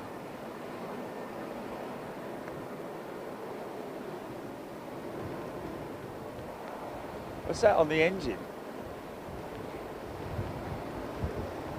It is a fish. These are one-offs, folks, and they are airbrushed by, if you look on their website, there's a guy who airbrushes these.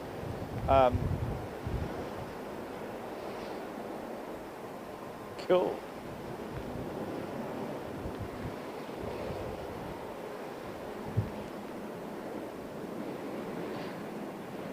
And the tech issue has not, yeah.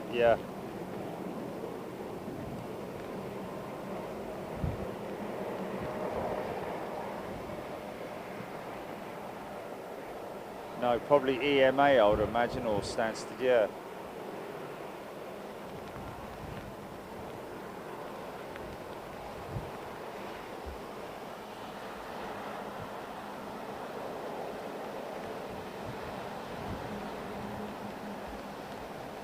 Do what?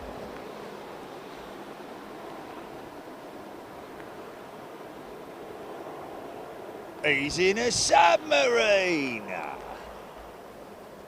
It's a puppet.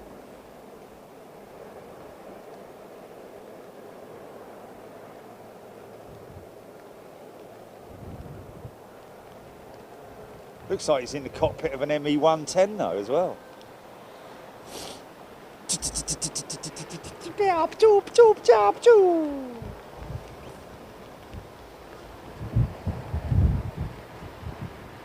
Oh dear.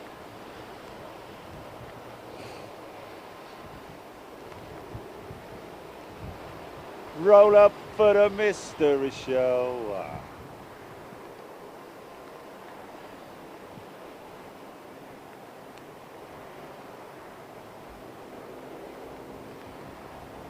Well, I don't know how many of you folks dream about being able to fly, but I had a great dream the other night. I do have dreams about being able to fly, literally flap my arms and fly, you know, like Superman style. But I had a great one the other night. The van was an aircraft, and I was flying along the stream, the inbound stream of aircraft, and I was oh, it was just brilliant. You had to be there, not all of you in me bed, but it was a great dream. Very, very brief, but definitely one to remember.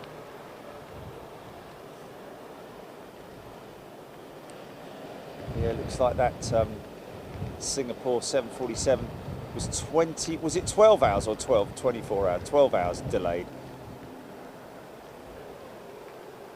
Yeah, so yeah. So it was a heavy deal. That seems like that may be a technical issue that's resurfaced with that 747. So she ain't going out. Too much cheese, I know. It wouldn't be the case. I don't eat cheese before I go to bed, put it that way. But yeah. Surprised you can't go down Tesco's and buy dream cheese. Yeah. The more you eat, the funkier your dream. It was a great dream though. I was just trying to get myself all set up because I was going the opposite way down the stream of aircraft. It was just funny. Well, that was the whole thing. I was trying to figure out how to fly and film.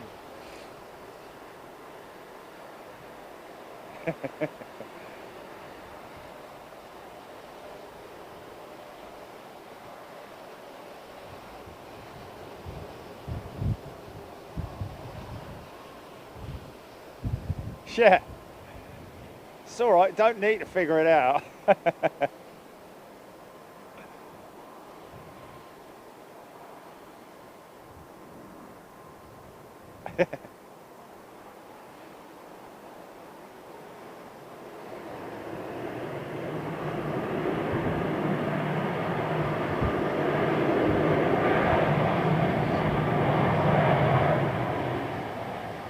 Oh, Darren Graham hearing that apparently one of the doors is not closed properly. Surely that would have come up on the inside in the cockpit somewhere. Like, well, I mean, you get it in your basic car, don't you? Ding, ding, ding, ding, ding, ding, ding.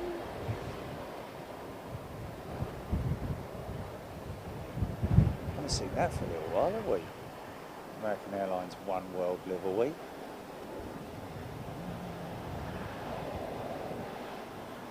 So they're probably going to push that straight back. He's probably just gone back down there to.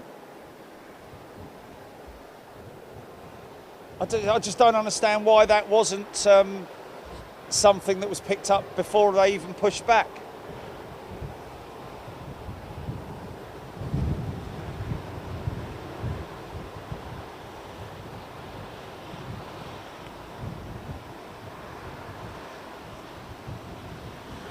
BJC, the 747, yeah, she pushed back and then taxied and then she came back. So, and we're hearing apparently on ATC that the one of the doors was wasn't closed properly. Whether that's one of the cargo doors or whether that's one of the or the L1 door, which is the most commonly used access door for personnel.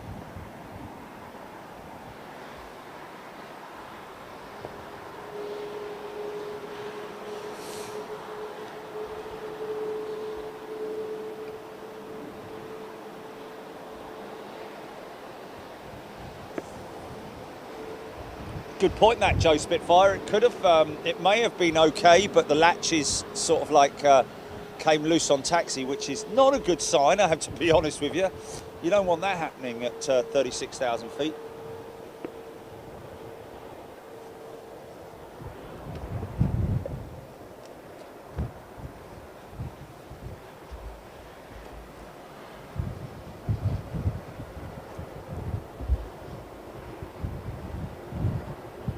Oh, hold on. Come here, let me wipe your nose. No, come on, let me.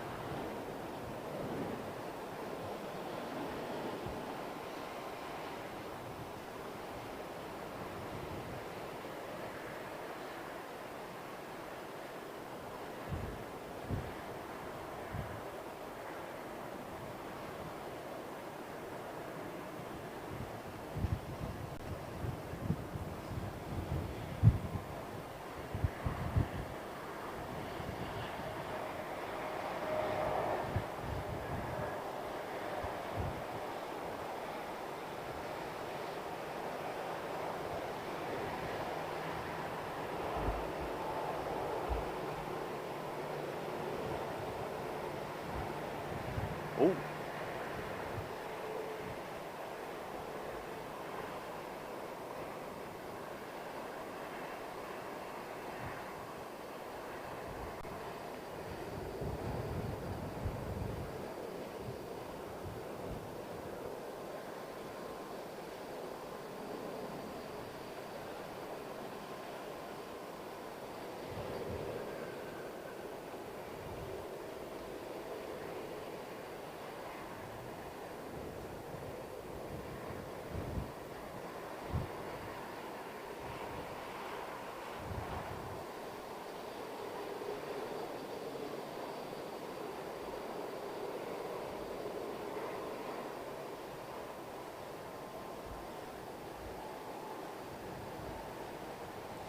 Sadie Joyce, welcome back, Sadie.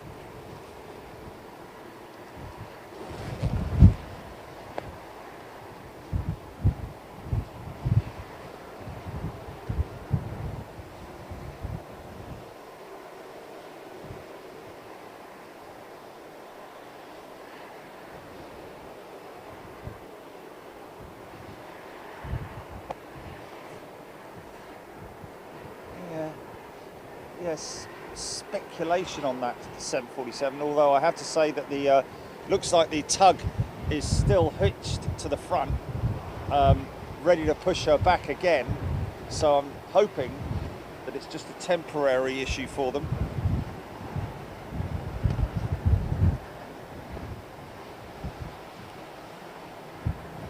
Lee Davies, United 767, 7 minutes out, so that's what would have been 787-800.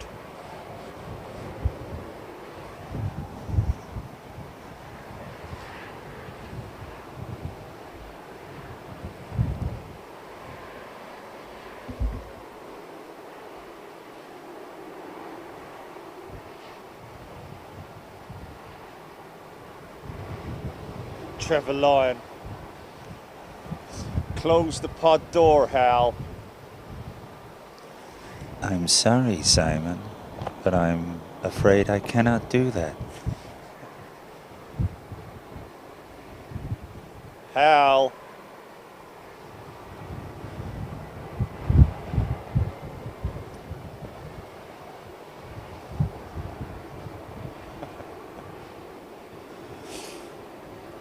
Incoming. Night Owl. Take care. Hope your mum feels better. Night Owl. Wade Perry. G'day from Perth, Australia. Loved Frankfurt. Wade, fantastic. Thank you. Start up.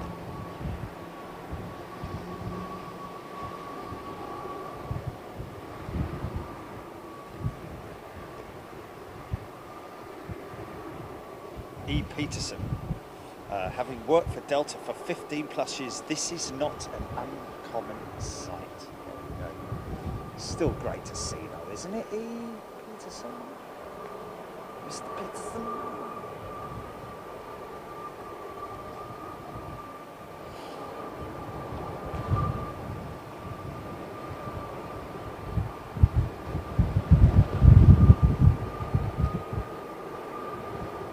Trev Lyon, Frankfurt was awesome. It was great, wasn't it?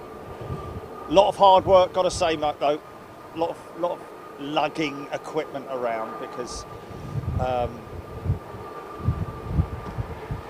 every single location that you go to there, you have to walk for quite some distance. All right, if you've got a camera slung over your shoulder, which most people have, but when you've got bags of equipment, heavy tripod, backpacks and things like that going on, and having to lug it for half a mile, but it's worth it.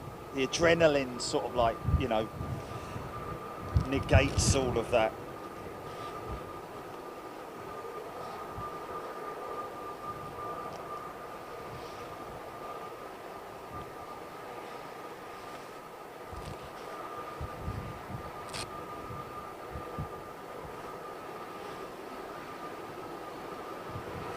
Melanie Lester, good point. Would they have to pay again for the tug? Probably would, you know.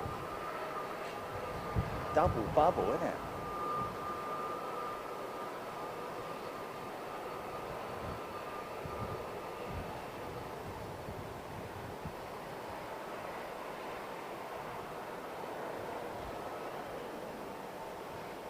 Okay, could get some decent departure wing fluff going on here.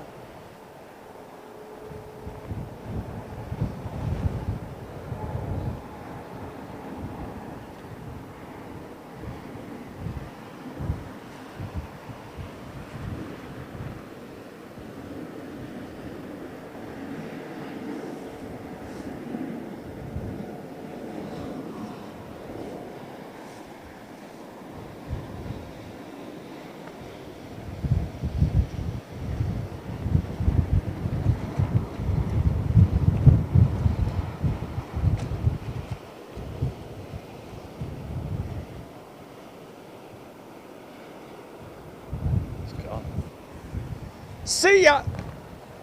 Oh, another 767. Sorry, another Delta jet on push. They turned that one round quick, didn't they? This 764, which we saw land not bleeding half an hour ago. Flippin' heck. See, the tug is still hooked up to the jumbo. L1 door is open.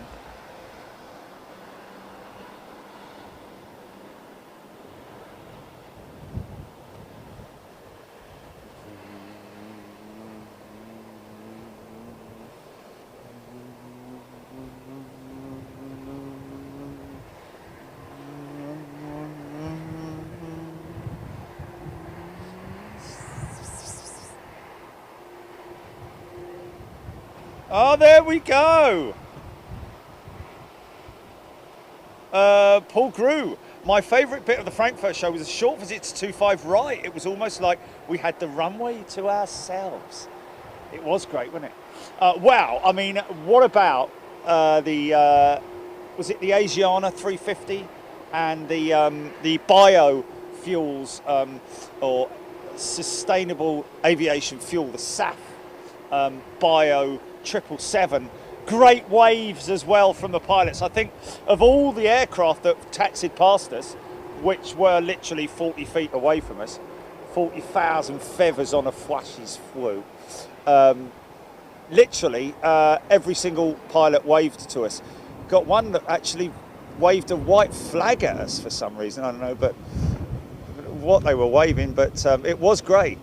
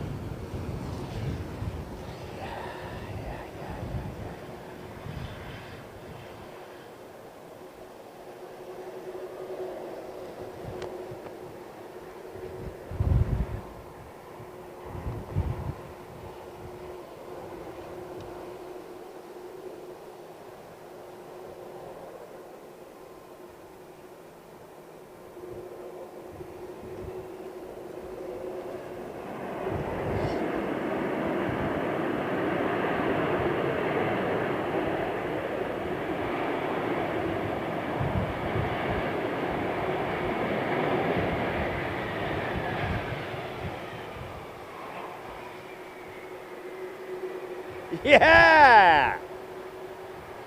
I love that wind down.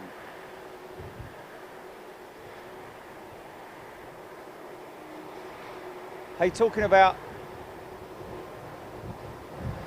peeling paint. Look, you remember the 767s that had all the peeling paint on them? This is another one that's starting to peel.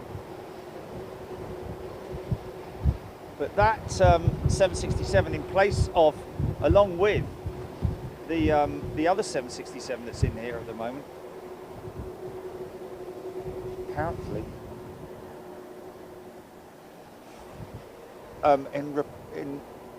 in place of the 787-800s that are no doubt being having a check-up from the neck up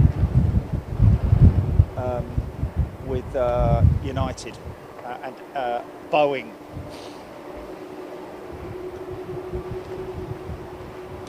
Keith Larkin tuning in from Phoenix, Arizona.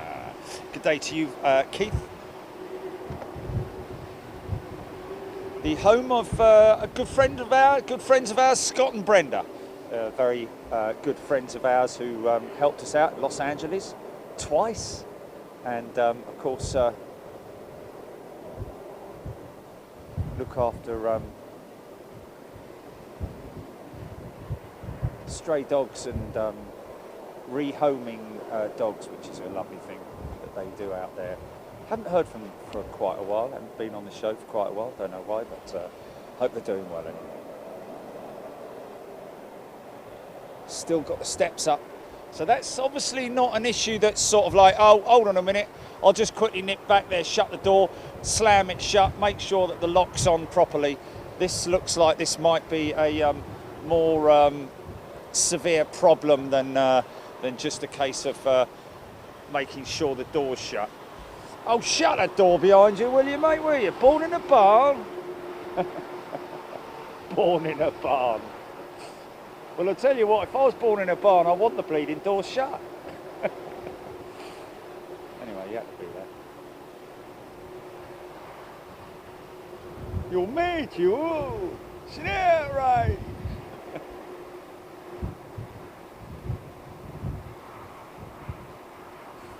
3,200 people watching on YouTube right now. Good afternoon, everybody. If you're watching right now, wherever you are in the world, I hope you're doing well. Hope you're all keeping safe. If you're wondering who I'm talking to my members here on Big Jet TV. But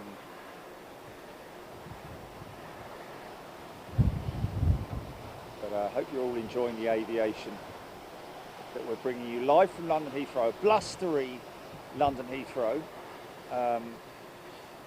wet as well. We're on top of the Hyatt Place at London Heathrow. If you're wherever you are in the world, if you're planning a trip to the UK at any time in the future, you might want to give these guys a try. Easy, son.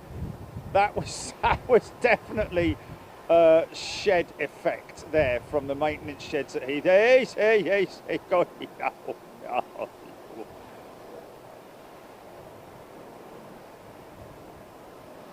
Bit of oscillation going on there, my old mate. Hey. Now he's got it nice and straightened up. Look. Easy, look at this. Look at it. Oh, yeah.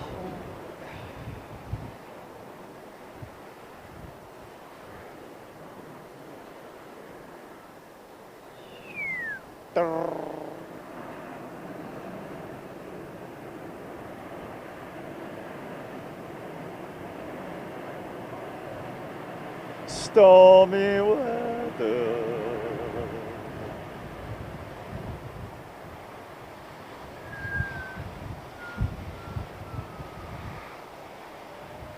Extra wide body. GP, do you remember that XWB head-on profile picture I sent you the other day? Was that big enough to use on a t-shirt or not?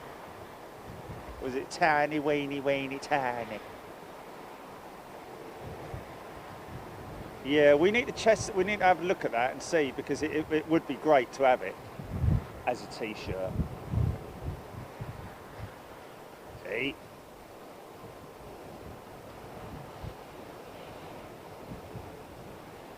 I think it was an image, and it was also a PNG. I think because it had the wow.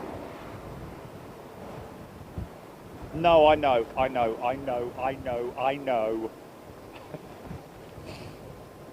Yes, yes, yes.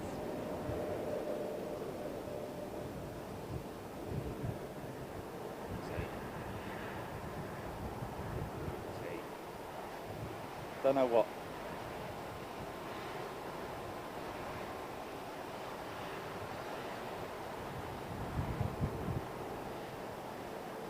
Yeah, there's no you know, plan. Nothing set in stone in terms of which days are the weekend show, Paul. Reason being is it depends on what our schedules are. Obviously, we just looked at generally it's all based on weather conditions and stuff like that. For a lot of people, Saturday's a preference.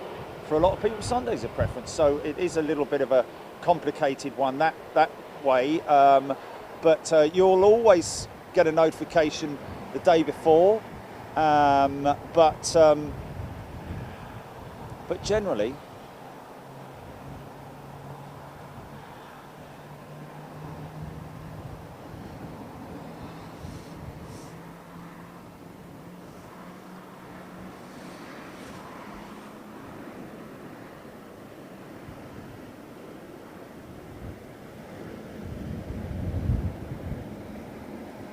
got a message from Zane last night, Zane Dunning, good friend of ours here on Big Jet TV, telling me how he's got more flying coming up as well. His roster looking a little bit busier, which is brilliant for both the pilots and the cabin crew, and also because don't forget that a lot of these Virgin jets have been flying, but primarily flying belly freight operations, and therefore the cabin crews have been sitting there at home twiddling their fingers, waiting for them to be called up.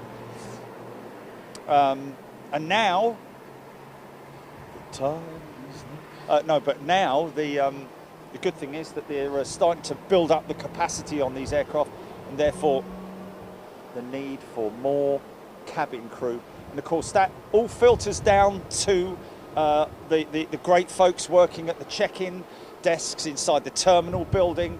That means that the terminal staff and Heathrow staff and ground crews and all of that, everything, as there's a build-up, that means that everybody else's schedule gets busier, which is just great news for them in terms of being able to fly and earn a living again.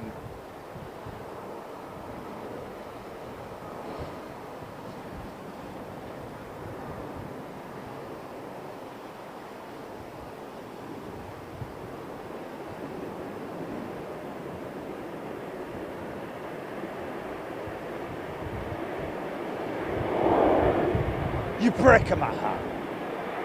Hey. Wow. Oh, here it comes. Look at it coming up the look at it coming up the runway, man. I'm gonna get battered. Here we go. I might get that set.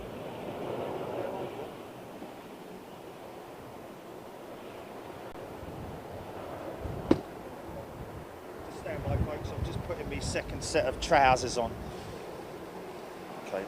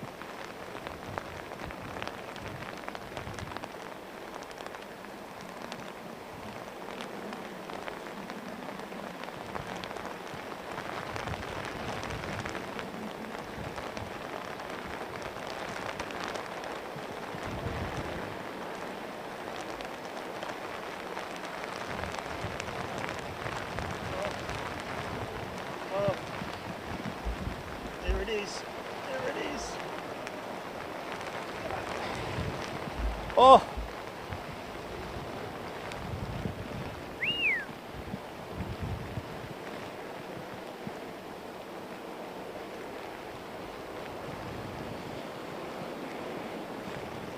That's the rain that's making it that visibility like that, isn't it? Look at that. You're bleeding maid. Mario! Welcome, Mario, to first class. Oh, this is heavy, this is heavy, this is heavy. This is... Hey! Okay. Tell you what's...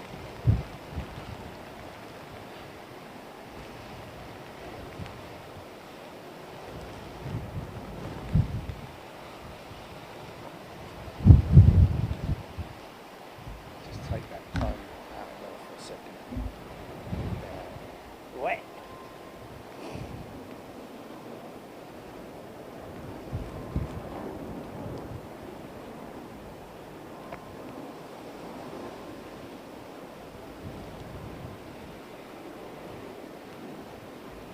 Those old windscreen wipers are going like the clappers now.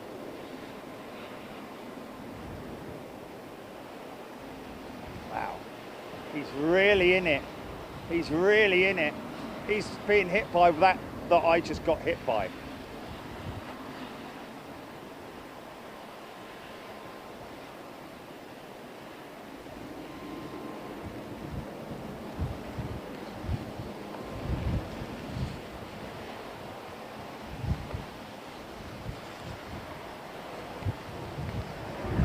Yeah!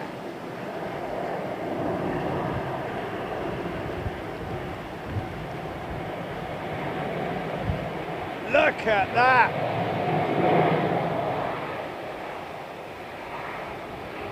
Beautiful.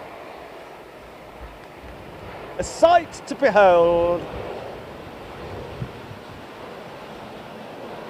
Because of course that's something you don't get to see in dry conditions. So we've got our own little, might get the odd wizard if we get an aircraft pushed back in front of us like that. Might get a little bit of wizard activity. Because this is the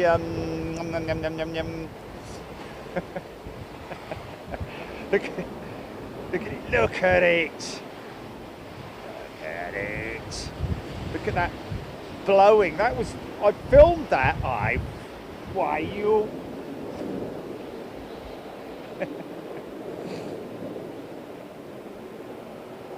Come on, son.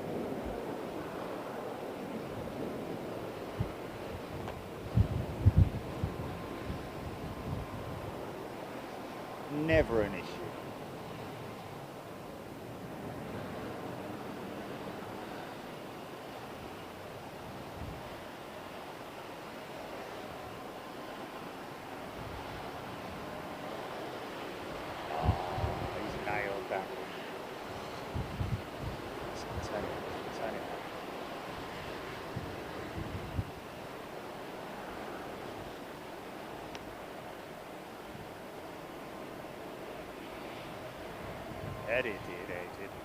Very derated indeed. So that was a little squall that just blew in, wasn't it? Now we might get a little wizardry action as he powers up to taxi.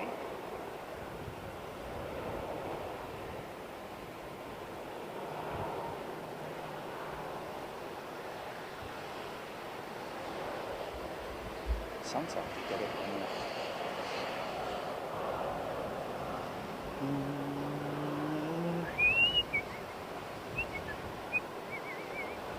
Mikey van der Aaron whistle.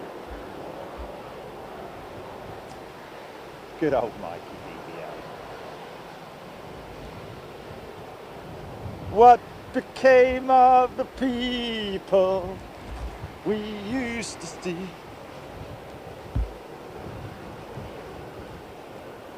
Has he?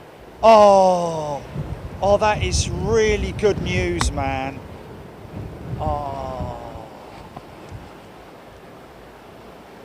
Macy, as he powers up here, you might get a little bit of a wizard. I call them wizards. They're like little whirlwinds just below the intake of the engine, the front of the intake that you'll see, as he sucks up water off of the surface.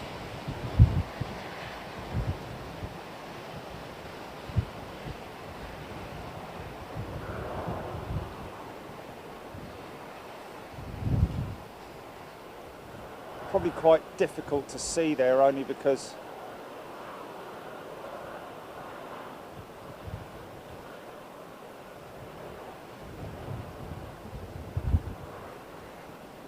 I'm getting a bit blown away, bit blown about here as well, so difficult for me to zoom the camera and get a clean shot. Might get a little bit of a side-on shot.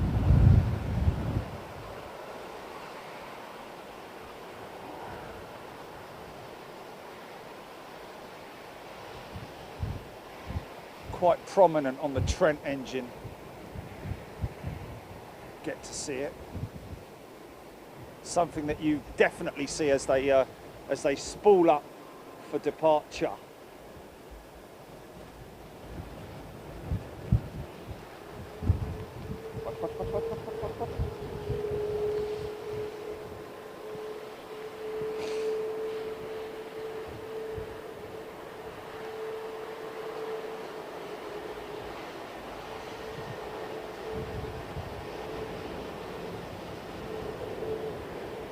Nice!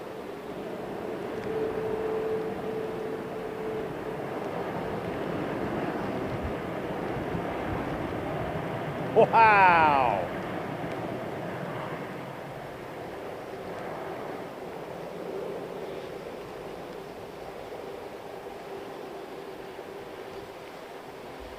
That's what I'm talking about.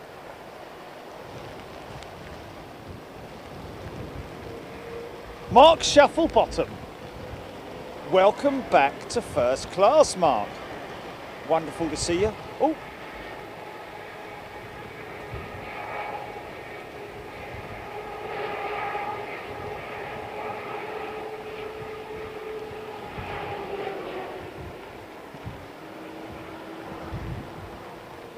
Give it some beans.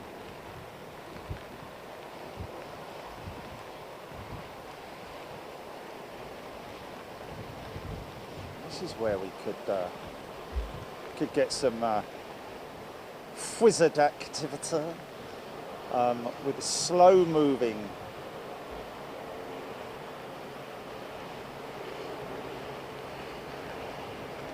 Wow, it's another squall coming in.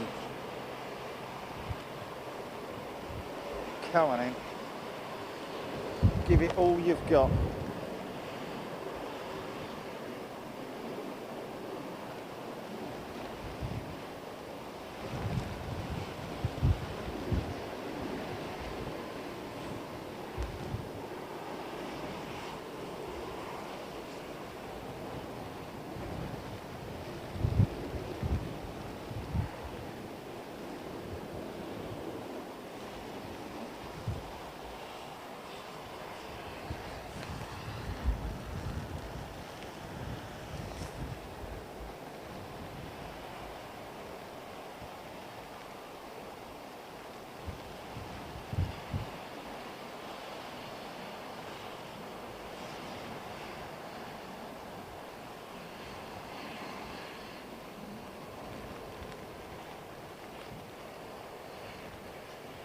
See the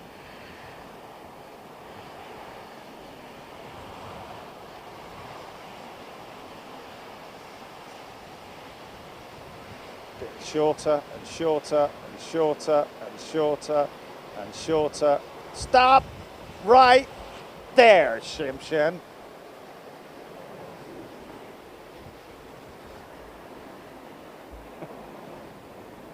This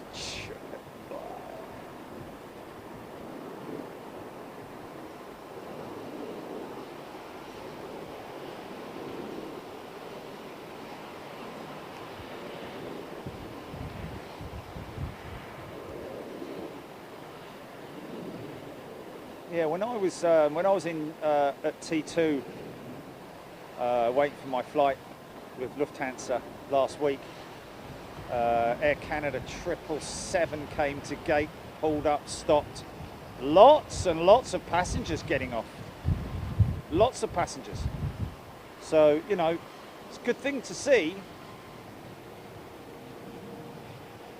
We just need to sort of like do it the other way round as well. But it certainly seems that next month, September, we could be flying to Canada, ladies and gentlemen. So that would be a wonderful thing, would it not?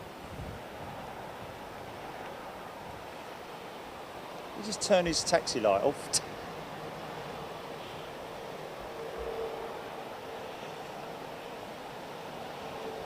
This is where we could get a little bit of what's that, GP?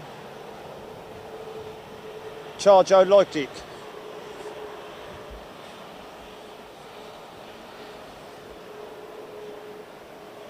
Oh, okay. Okay. Andy Sokolau, Rab H. Emirates are returning to Glasgow from Wednesday. Sadly, not the 380 though. 777 service for now, of course, until passenger numbers pick up. But hey, you know, it's a start. And hey, we all love a triple, don't we? Good for you guys to get up to Glasgow, do some plane spotting up there. Captain Ron, John Collier, Mickey Hoschups. I think it is. Good morning from a very wet Leicestershire. Don Michael, I wonder when they will be operating the A380 at Manchester again. Are they not already doing that? We certainly saw them last time we were there, didn't we?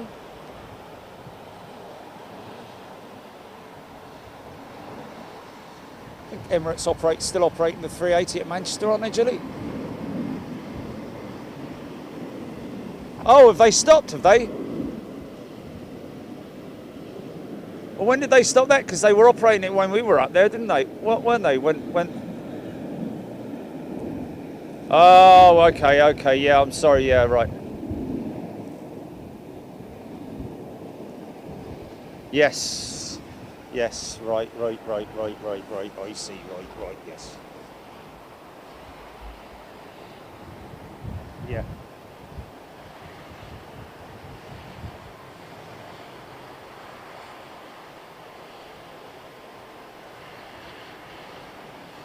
Deja vu. Huh? What?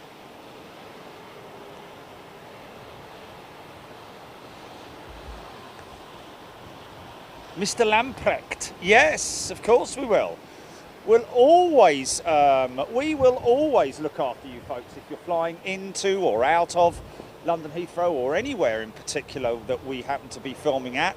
We will always do our utmost to catch your flight. We've missed a few.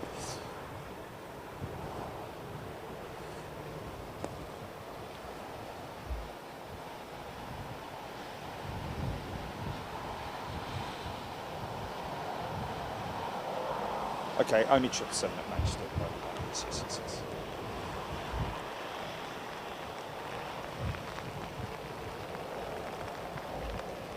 Right. Just see if I can get a wizard out of this guy. Is he waiting for someone's gate to open up? I think he might be.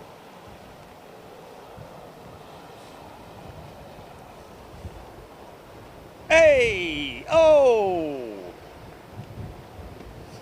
Sarah Leckie, yes, Sarah. Look at that car park indeed. Remember how long ago? 2 months ago, it was empty. Look at it now. Look at it. Yeah.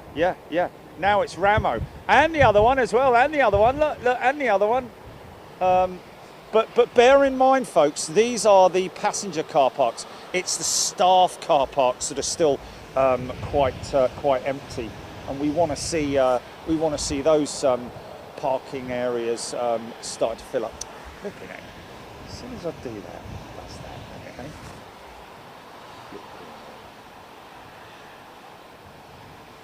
Bleeding typical. Alan Donahue tuning in from Warrington. Good day to you, Trev Lyon, Anthony Bamber. you'll need more than trousers. No, I've got waterproofs at the moment that I'm wearing. Yeah, certainly looks like that jumbo ain't going anywhere. So whether they have to call a specialist on board to come and see, now this is where you have an AOG specialist, aircraft on ground. This is where time is of the essence in terms of that, you know, I mean, I wouldn't have said that the freight is time sensitive. However, it is freight that needs to get to its destination for the client. The client has obviously booked the trucking or whatever it might be at the other end. There's all sorts of fallback logistics that will take a knock on from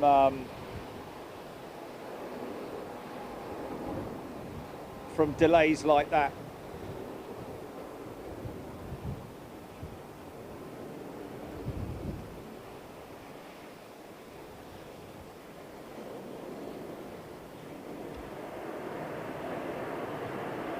Nice.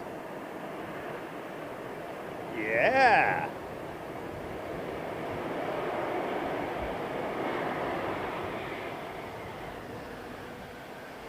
Nice. Nice bit of Italiano reverso.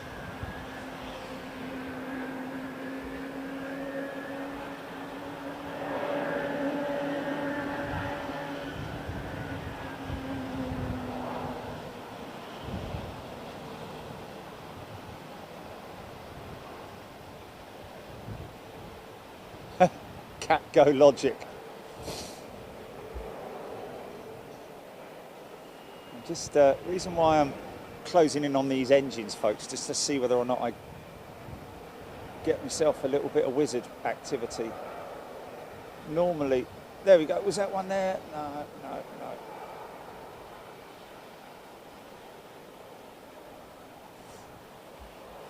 12th wind.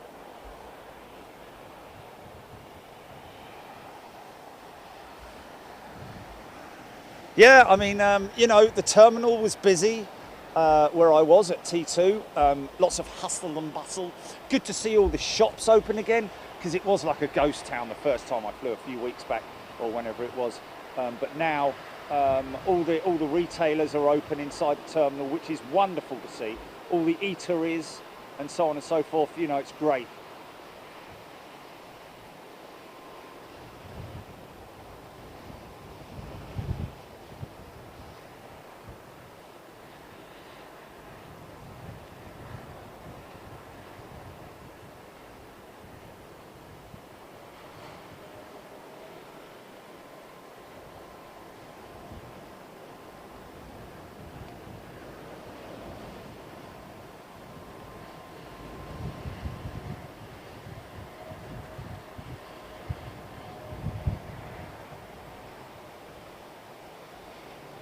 There's a bit of a smoky startup for that number 2 XWB engine.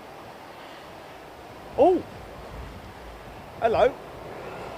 Steps have been oiked away, and it looks like our jumbo is going to have another go.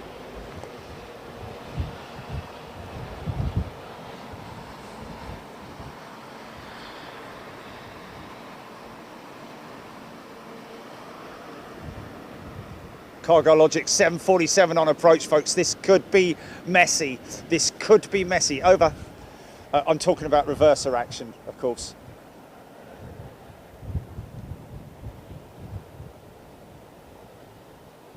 He just turned his Cargo Logic 747 freighter on approach.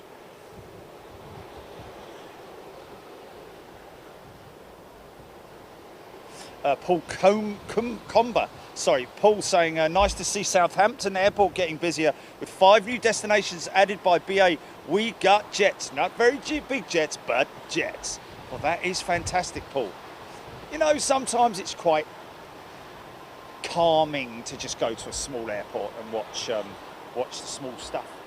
Sometimes can be just as exciting as the big stuff, especially on a rainy, windy day. Like today.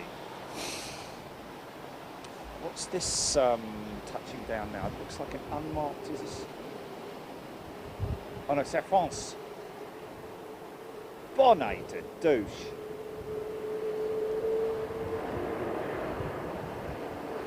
Gonna need a bonnet de douche after all this, look.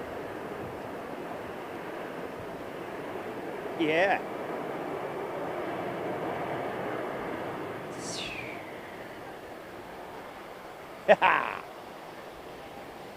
Love it. You love it. It's an interesting.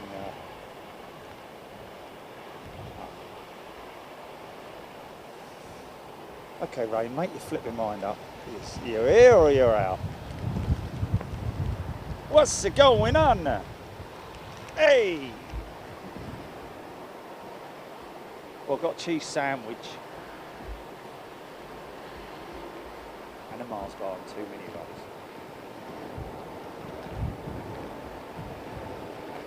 Kind of got caught out in Sainsbury's the other day. Got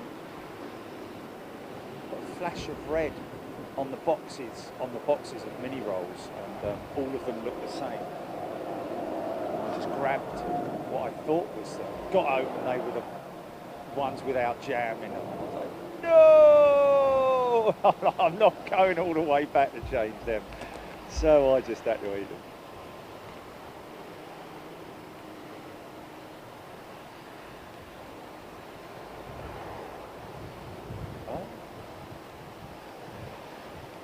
Oh my goodness me, yeah. And fuel. I'll get all my fuel from Sainsbury's, so I should do that, yeah.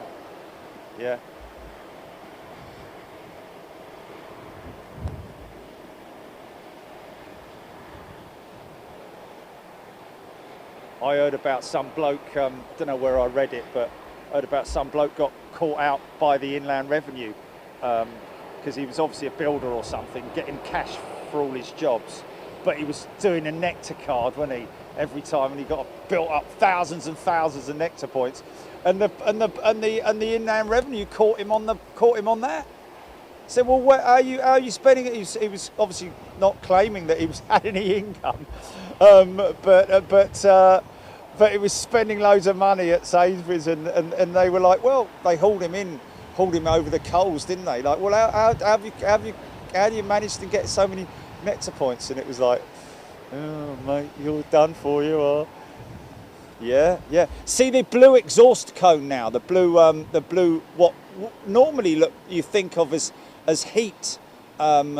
Certainly I was under the impression that it was something that was that the cone when it was delivered, it was the blue was as a result of heat, but no, apparently that is something that is that happens during the manufacturing process. But that is, of course, I think, a Gen X power plant, not a Trent 1000. However, I think both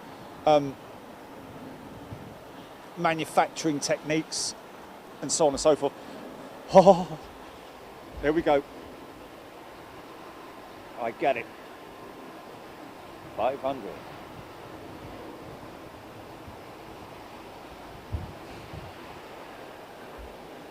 Approaching minimums.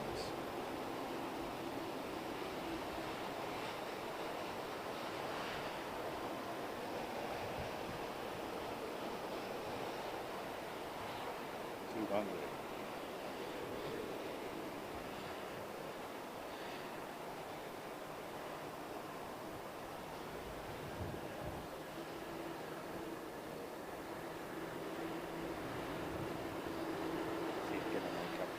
Mess of this runway.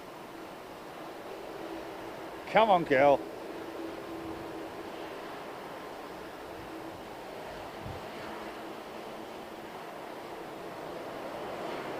Here we go.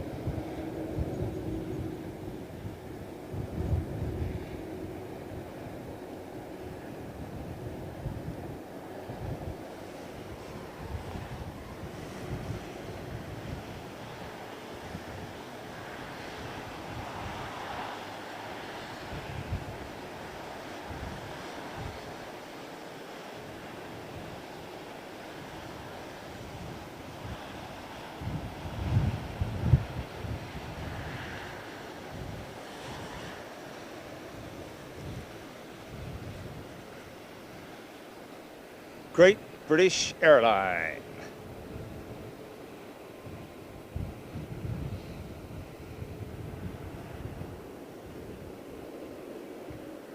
One of the success stories of COVID, believe it or not.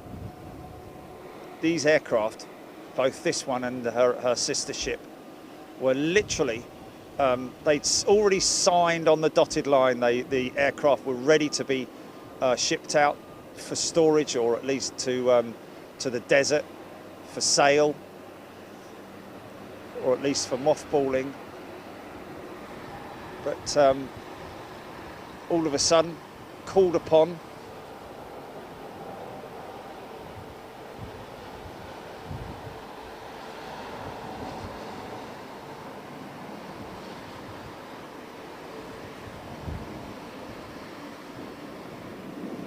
to ship PPE. That's where most of the current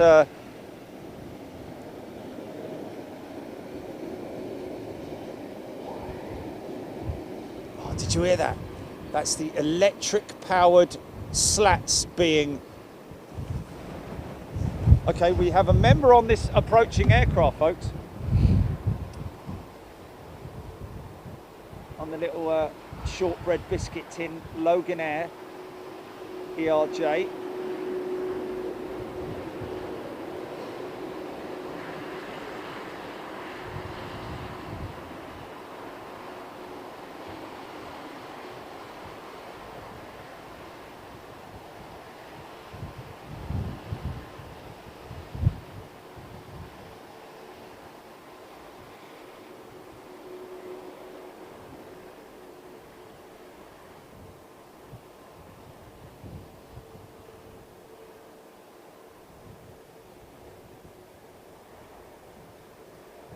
I wonder if anyone heard that audio of the noise of the 747's electric slats being retracted.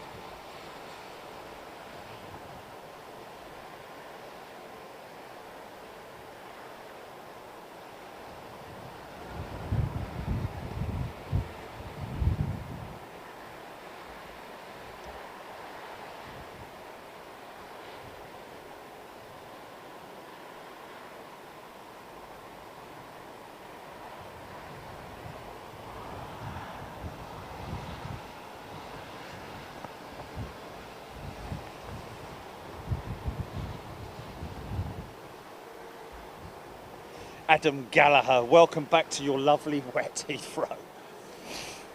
Russ Phillips, good day. Sanj Sharma. Jerry Hattrick, good day to you. Joe Bramley. Very doubtful, Joe, that they'll have Big Jet TV on as their extra set of eyes. Oh, hello.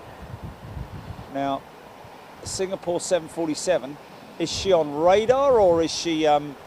Didn't like she's got anything active on her at the moment. You know, normally you have that white tail light, but I don't know. Maybe is she on radar?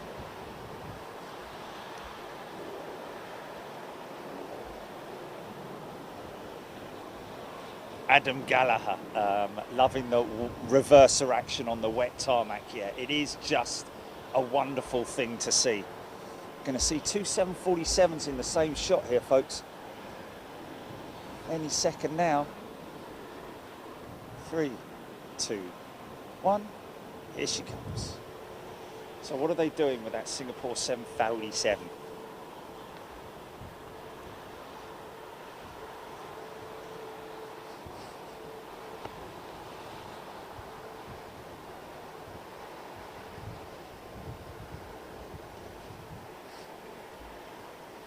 Elliot Lamprecht taking off on BA 1442 to Edinburgh at 11:40.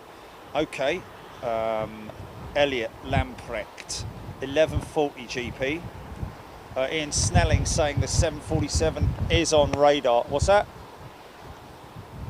Young Mr. Lamprecht departing 1442, is it, for Edinburgh? At 11:40 or something like that.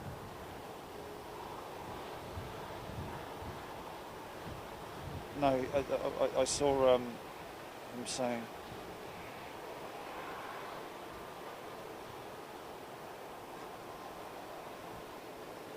Fan man.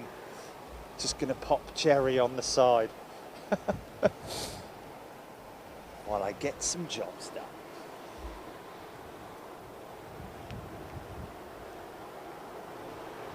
Keith Larkin loving the ERJ 135. Little ERJs. Read a little post yesterday from a young nice shot from a young female pilot out in the US, flying the ERJ 135, I think, for a regional airline out in the US. Just got her traded in her trainee uniform for a pilot's uniform. Carl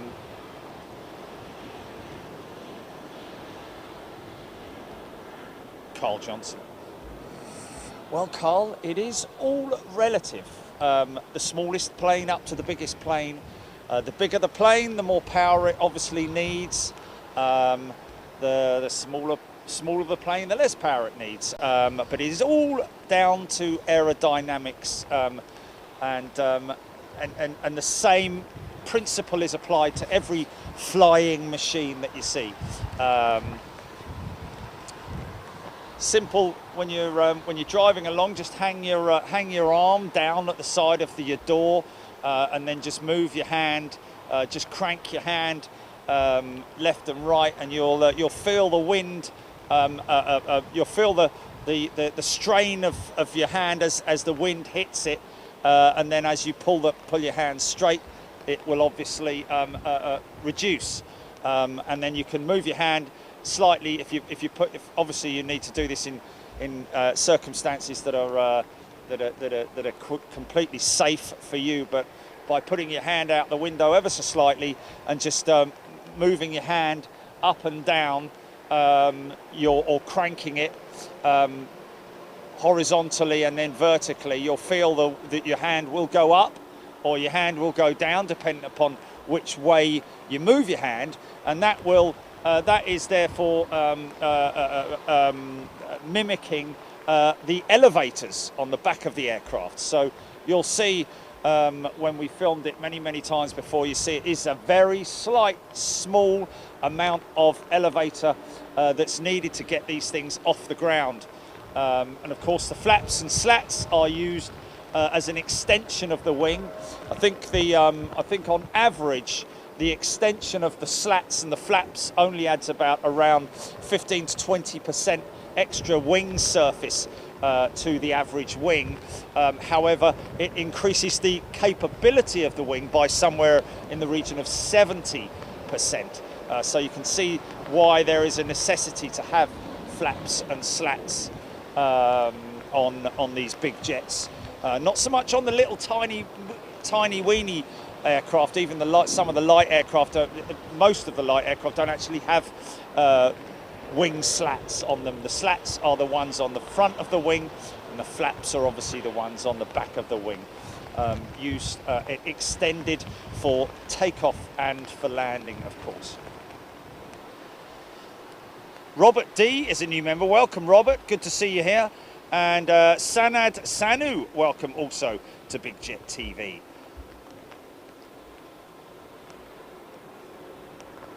Carl Johnson, Joe Bramley. It's an absolute pleasure, Carl. Joe Bramley. It is rainy, Joe. A rainy night in Georgia.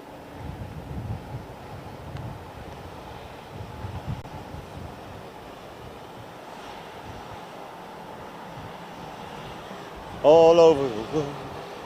Do do do do do.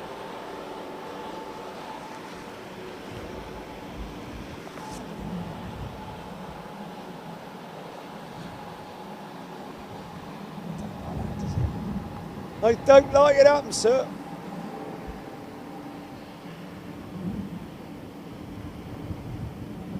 Something over the top of me. Icendale what? On approach or?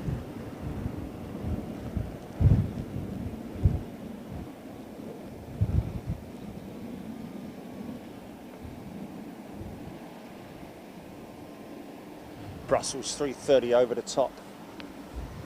Oh, it's their 7.6, is it? Okay, well this should make some noise and some wet reverser.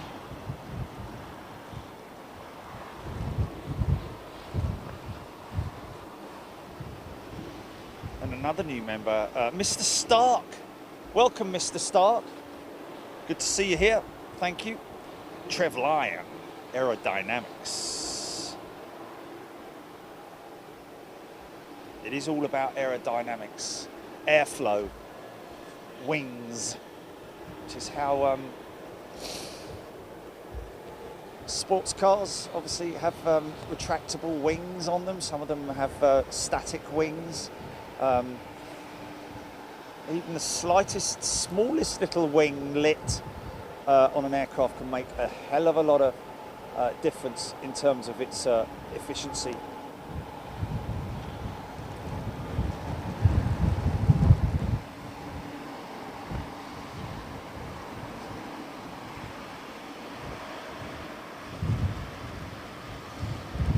Right, Singapore 747 going out to give it another go.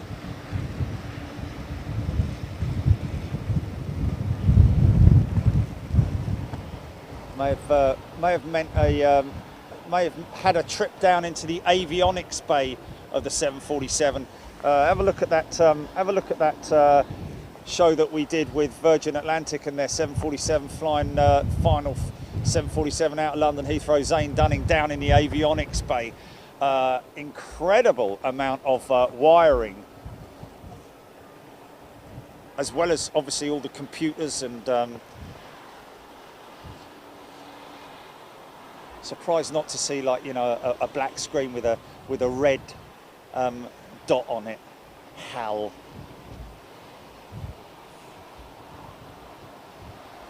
Dorset Aviation. A very warm welcome to you, Dorset Aviation. Great to see you here. Thank you so much for supporting British. Sorry. Big Jet TV. Robert D. Etihad Airways due in soon. There we go. Thank you, Robert. Folks, if you've got any information that you want to put forward to me, keep me updated, of course, on what's coming in, what's going out, etc., etc. I will miss your comments from time to time.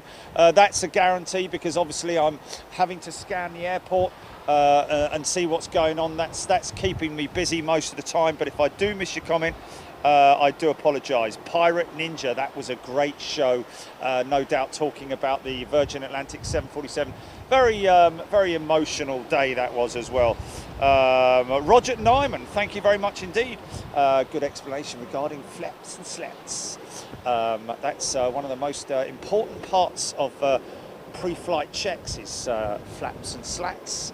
Make sure that they are, but also they used to call them the droops way back in the day, and of course that's one thing that you definitely don't want to bring up too quick, because you'll just lose lift, because they obviously increase the lift capability of an aircraft. But yeah, much like what happened with the Trident not too far from here. Many moons ago, back in the 70s, I think it was. Mr. Stark, do you have flight radar? Mr. Stark, I actually use Plane Finder, but I do have it here on my device. But of course, for me, I try to keep in touch with you guys. So I kind of rely on you for that. Andy T, Emirates 380 is now 1 hour away. Aeroflot 330 inbound, Laura Baker telling us 25 minutes. Should get some decent ribbons off of her as she approaches. Air India Dreamliner next in, Captain Ron, thank you very much indeed. Keith Cornell, yeah, talking to Adam Gallagher, talking about 2 787s with Qantas here last week. Of course, both repatriation flights.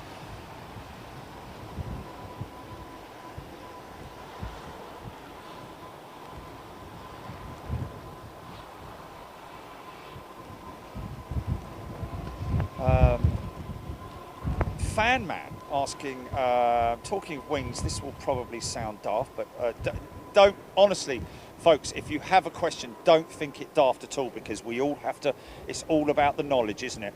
Wondered why Boeing never fitted winglets to the 777-200 like they did the 757 and the 767. Well, fan man, there are winglets on the 777-200 freighters and the long range, or the ER range, extended range variants of the 777-200.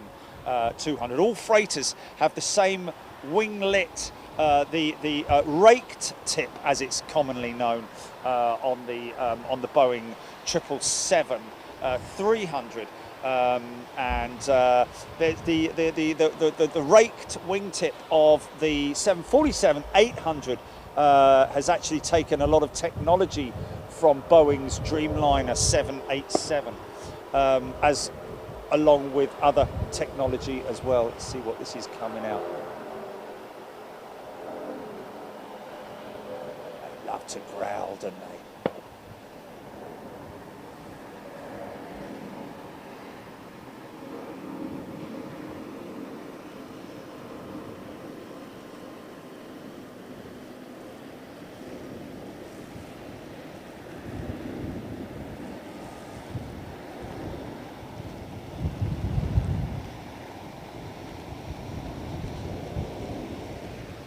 So, and yes, of course, there are a number of 777s still circumnavigating the Earth that do not have winglets on, the old 200 stockers. Sorry, folks. It's that one. There we go. Here it comes now. Air India. Nivedita, of course. Oh, here we go. Pushing all the air forwards.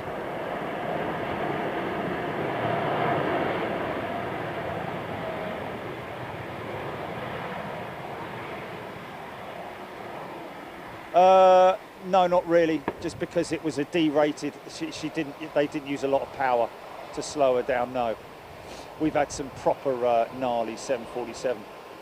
Yeah.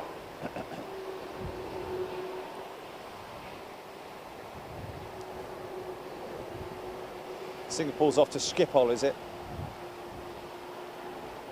So that will be probably quite early up, I would imagine.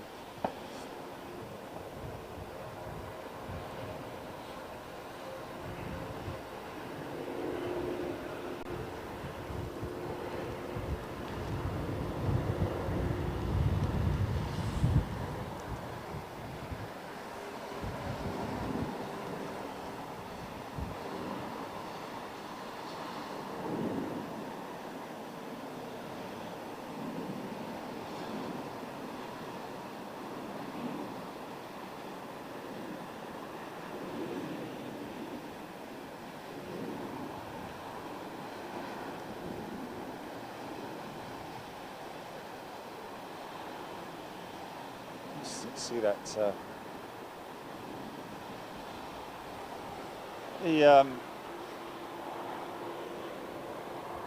anti-collision light active on that 747 tail there. Should see. Oh, she's done. Say she'd go up early.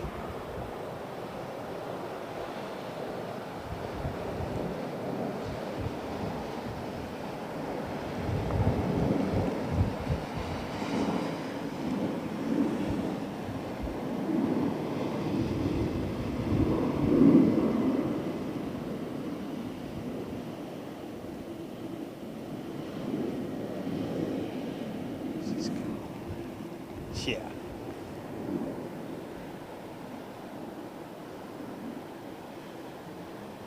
A little bit of emergency action at Frankfurt with a returning, one of the returning A330s. Made it all the way to Scotland and then returned for what reason we don't know, but it was a technical issue. That's all that Lufthansa were willing to divulge.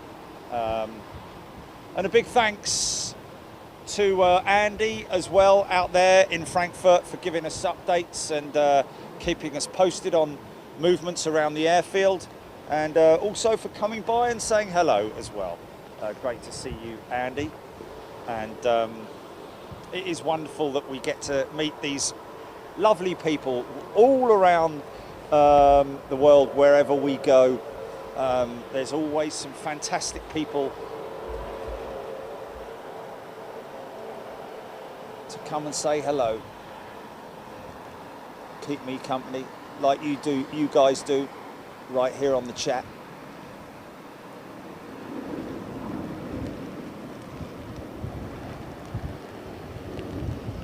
So like I say, if you're new to Big Jet TV as a member, please don't feel shy about coming in and asking me questions. And if I don't get to answer it, folks, I'm sure that one of our folks who are on the chat right now will be able to help out.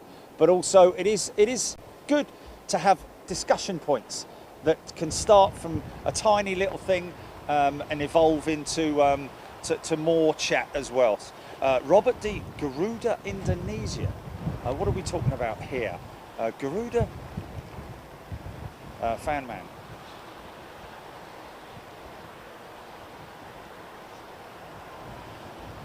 Yeah, fan man. I see what you mean about the retrofit of some winglets, but the 767s, I think the 300, some of the 200s have had retrofit winglets, whereas the 300s I think were all factory fitted. And of course the 400 has the raked wingtip on the 767, the long extended 400, which we're used to seeing with Delta Airlines. Wow, he's quickly gone, isn't he? Very low cloud base at the moment. You see that flasher still on. Yeah. Looks like this is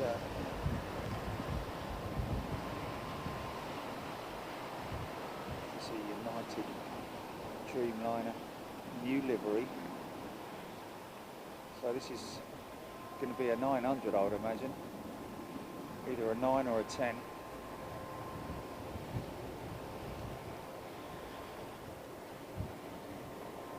Not a 900, sorry, a 9.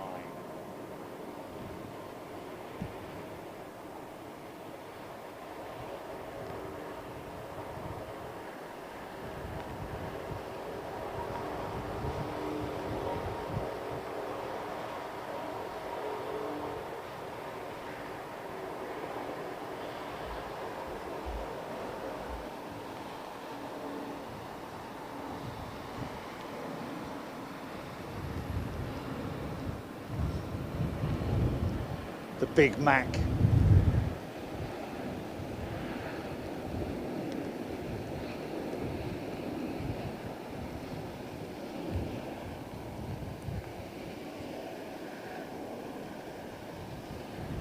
So, are you all doing well?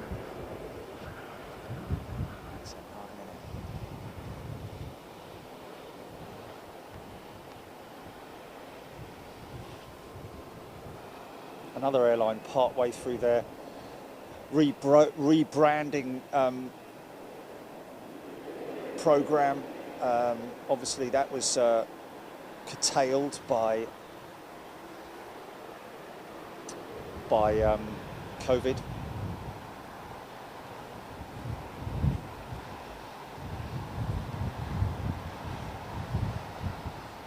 Not seen that before, where are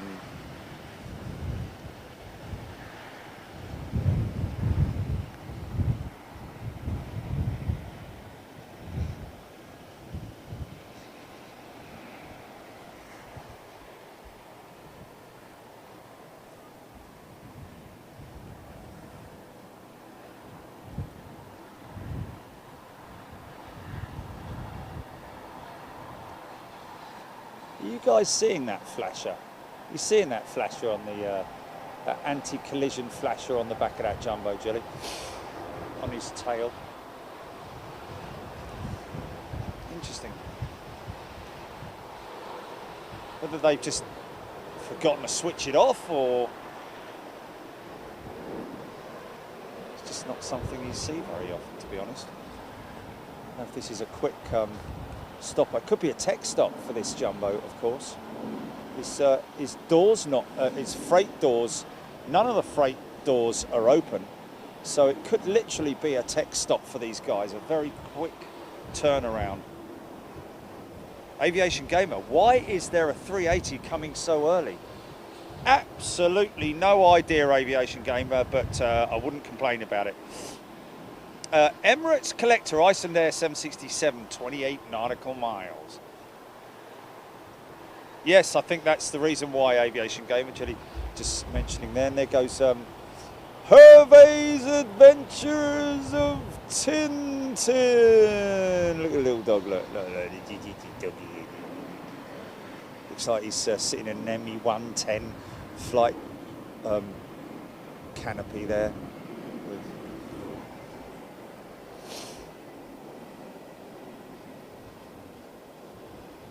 What's that?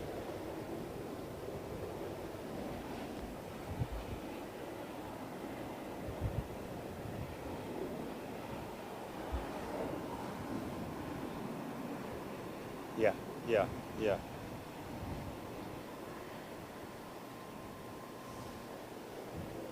Down to the management, really, isn't it? Whether they decide to opt into that program, or say no, thank you very much. We're all right on our own. Much like the guys at the end of the strip there at the.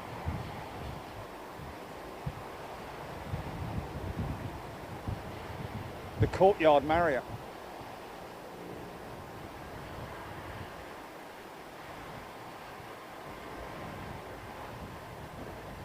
Day 2 test that happened yesterday after Frankfurt Phil. What happened to Frankfurt Phil? Hey.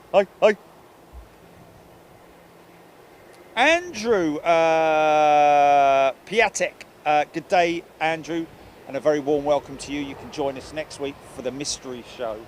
That will all be made quite clear when I get there and fire up the Bond.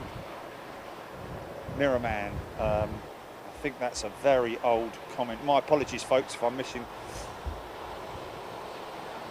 Anthony Cornfield, 380 today is the first time Emirates resumed their twice daily service from the 1st of September. There will be three, from the 1st of September, there'll be 3 daily flights to the 380. Wow. This is Etihad's Dreamliner. Easy, son. Get it down. There we go. Bosh.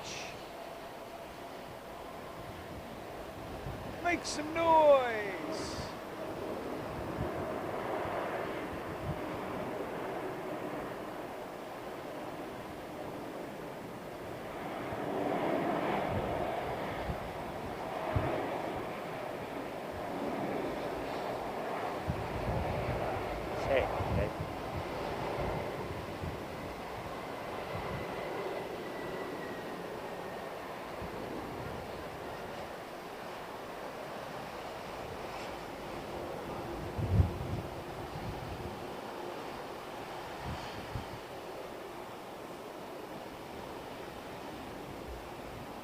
See if I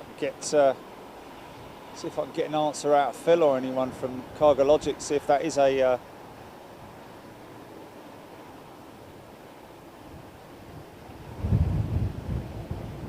bit of movement there, isn't there?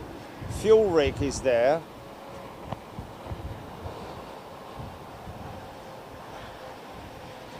There's some activity going on around that left-hand undercarriage, or are they just keeping out of the rain?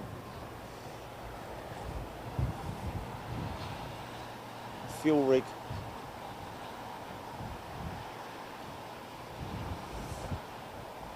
It's an awesome thing to stand underneath that APU and look up and say, shh, so much noise going on around, and it's just, you know, it's just it's another jet engine that you're looking at there, basically. Okay, 767 Iceland Air.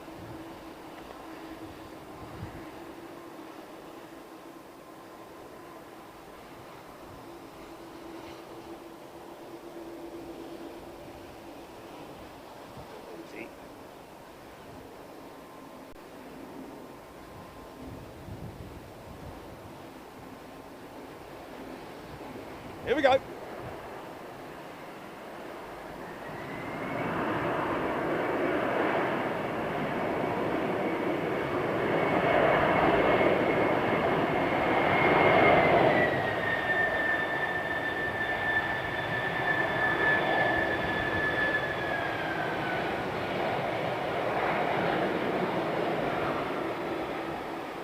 Hey! 3 stages of reverser. It was like, no, I still need a little bit more. Need a little bit more if I want that exit. Oh, fair play. That was well executed.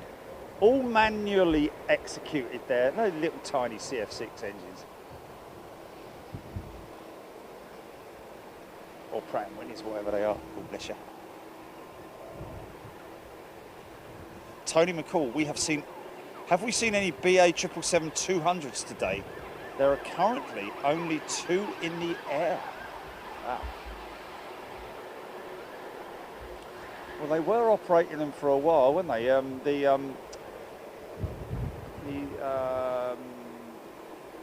Was it of Creativity? Festival of Creativity, that's one of their jets, isn't it? That Middle East Airlines A330, nice to see. To see you, nice. Come on, mate.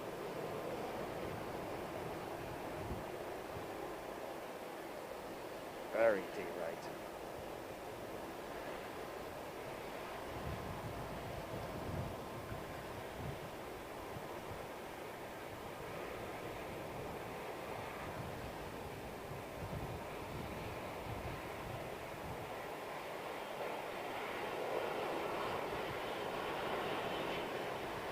Skip bibbidi boo, wow!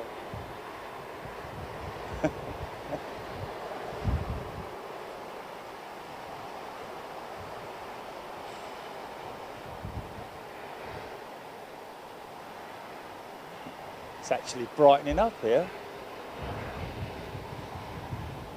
I hope the runway stays a little bit moist for the arrival of the 380.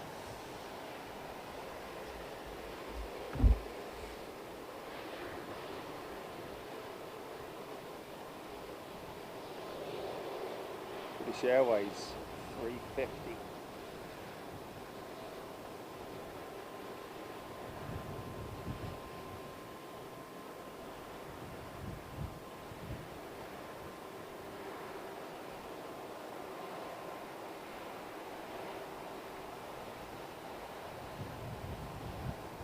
A little bit of sideways action there.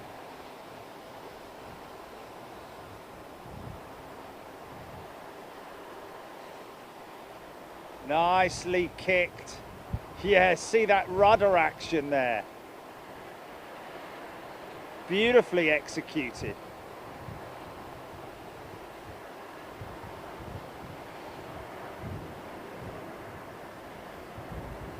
It's either a veteran pilot or a young pilot who plays on PlayStation.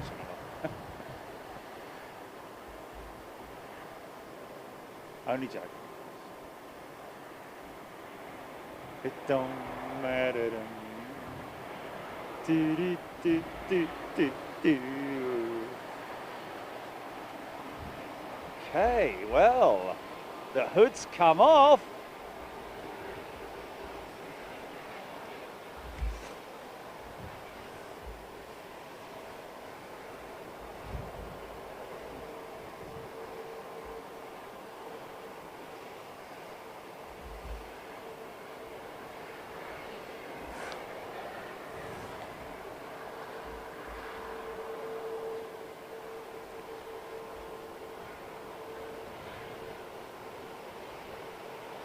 Oh, it's an interesting gate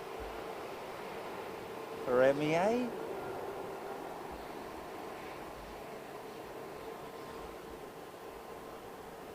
normally up the other end at 2, isn't it?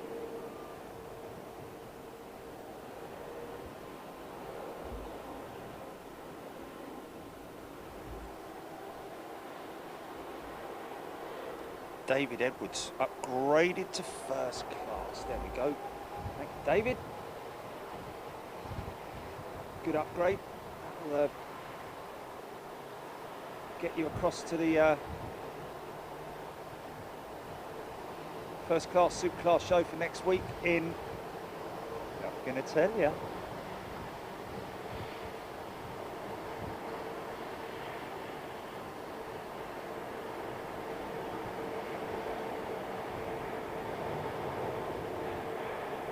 Singapore, 3:30 going out. Oh, that's a shame. Kind of a shame that we missed that, 'cause leaving a lot of spray on the runway.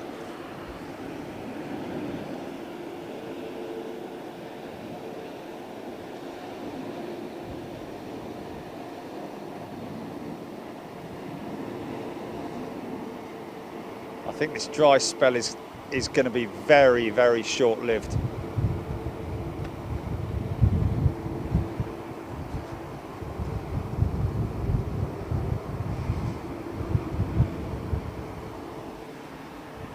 See, that's an 800.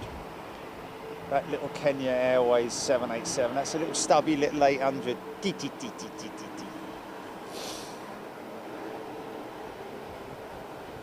Just keeping an eye on that jumbo.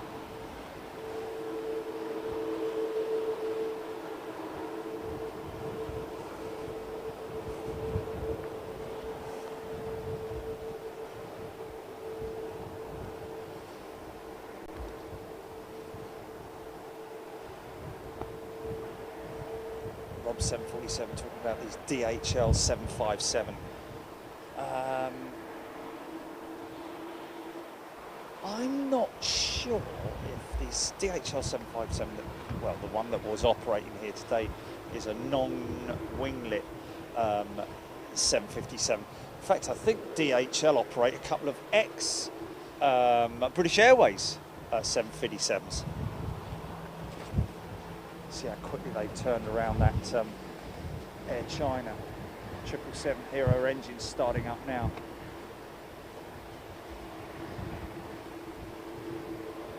Aviation Gamer, United 767s are fully backed by the looks of it.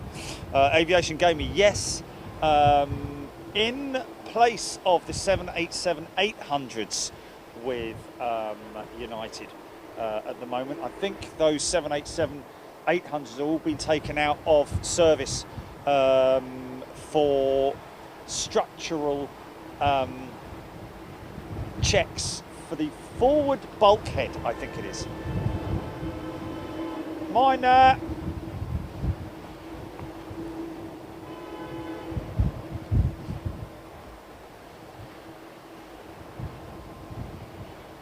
Georgian Airways, all white, 737 inbound.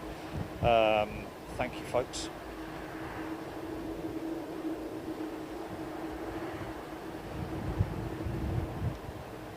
Graham Alexander, a very warm welcome to you, Graham. Good to see you here. New member on Big Jet TV. Now the anti-collision has finally been switched off on the jumbo. And here we have what appears to be A330 with Froome. Virgin Atlantic, possibly? Oh, it's Aeroflot. There we go. Yeah.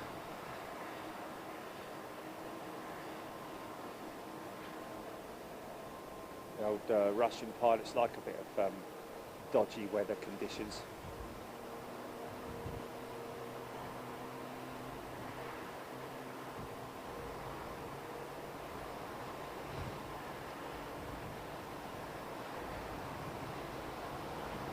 I think still on the southwesterly, isn't it?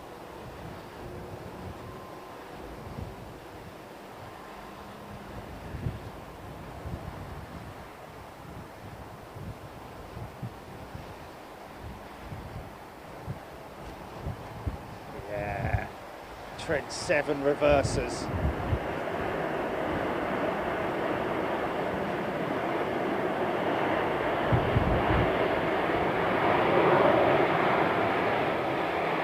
Nice.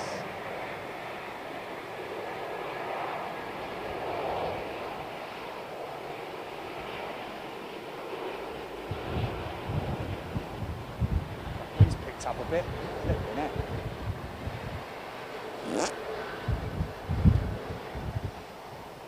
What's that?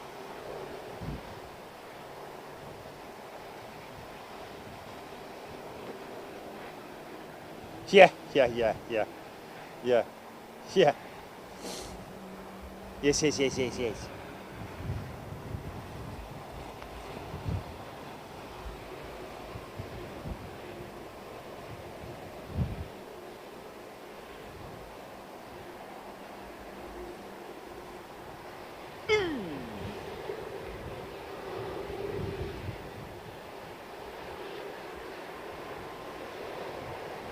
Wow, so many comments, folks. I do apologise if I miss your comments. Marcel Fidom. Good afternoon, Marcel. What's that, GP?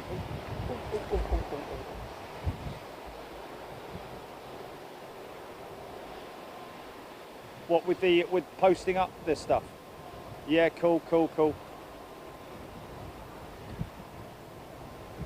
Yeah. Uh-huh.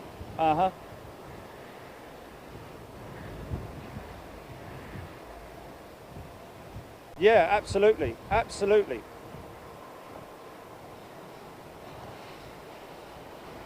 Yeah. Virgin A330, probably a freighter operation, I would imagine. Whoa, easy. There we go. There she's down. You feel that lurch.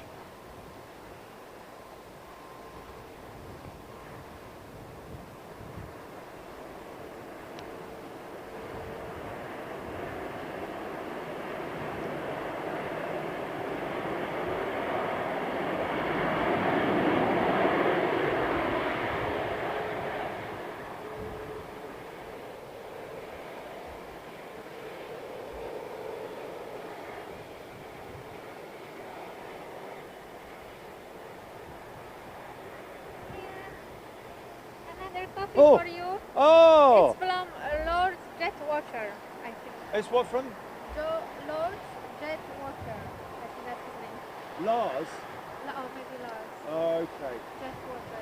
He said to bring it up to you. Okay, that's very kind. You know, you don't have to... Oh, I thought you wanted that. Oh, okay. Okay. Enjoy. Careful.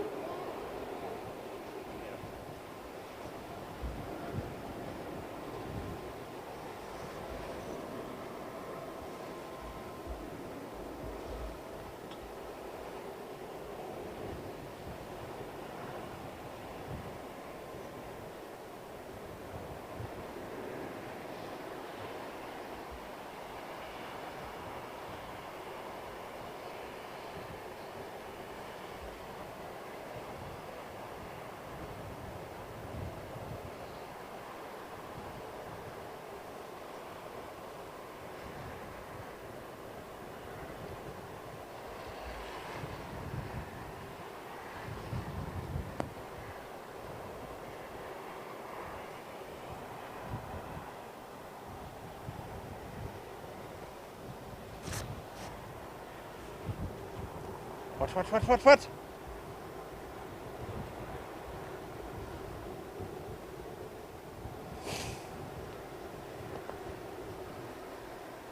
Does anyone know any RPG racing? Does anyone know any time frames for the wingtip Jerry spoke about a while back, or if it will ever see service? Sort of knife blade with a rake, if I remember. Yes, RPG. That in terms of as far way easy, son.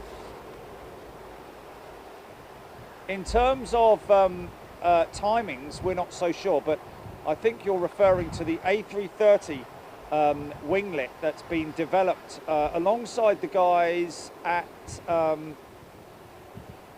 it is actually, stand by, I'll bring that up in a second. This is the unmarked 737.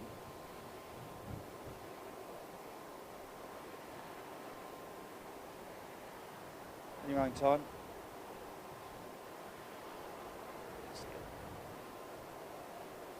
Yeah, Highfly have agreed to be the test bed for the new winglet, which indeed looks like a bit like a fork. But the best way to describe it, it's like the end of a bird of prey's wing, the very wing tip of a bird of prey. If you Google a bird of prey, a large bird of prey that is, you will see that the wingtip has the wingtip feathers have a sort of like a tri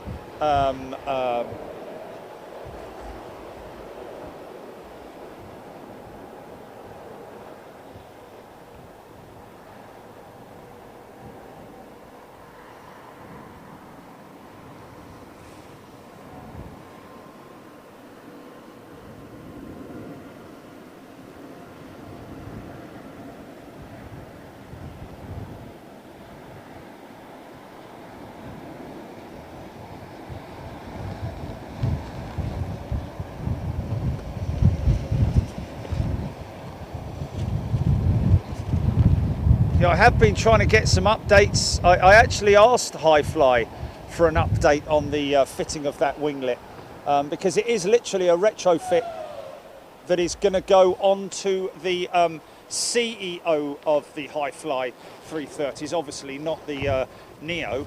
You don't need that when you're talking about millions of dollars of development for an all-new style winglet on the Neo aircraft. But certainly ideas. RPG racing. Let me just have a look.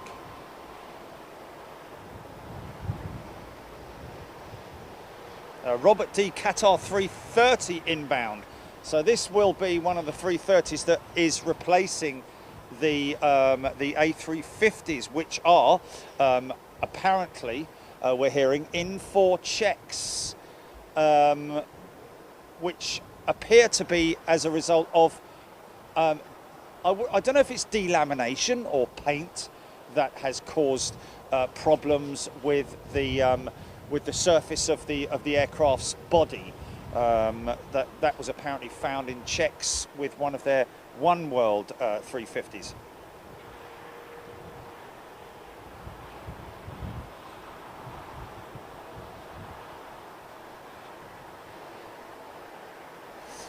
Carl Hanlon, there we go. The Crows have had wingtip mods for millions of years.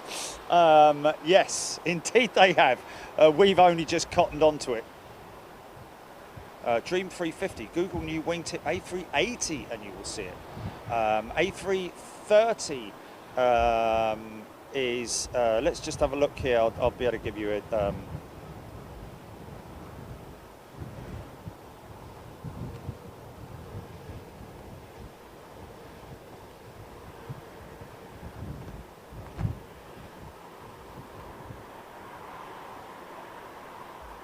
So if you Google A330 wingtip Highfly, you'll see new technology reduces aircraft carbon emissions. They're looking at around about a ton of fuel saving on an average long-haul trip.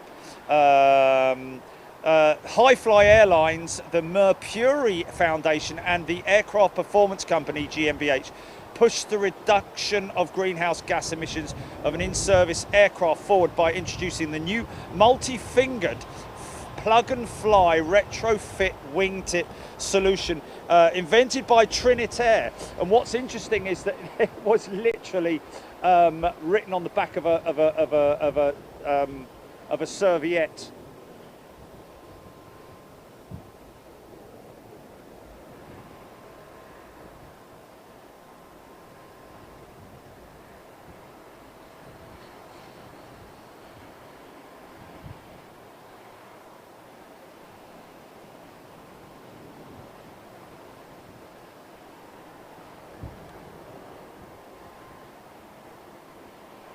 I know that they Airbus were experimenting or looking at another variant of the A380 called the 380 Plus or whatever it was way back in the day, which did incorporate a revised winglet.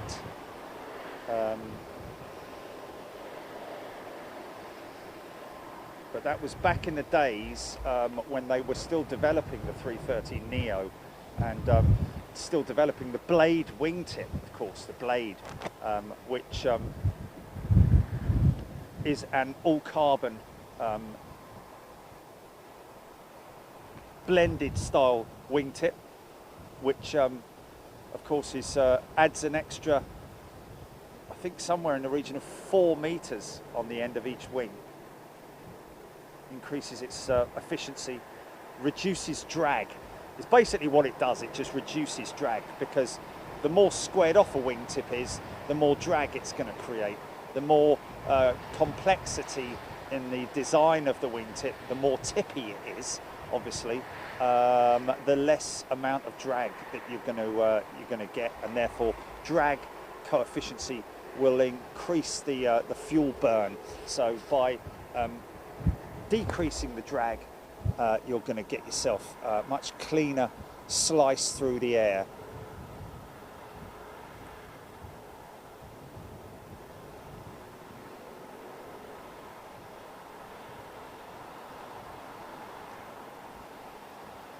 Always like to see unmarked aircraft like that.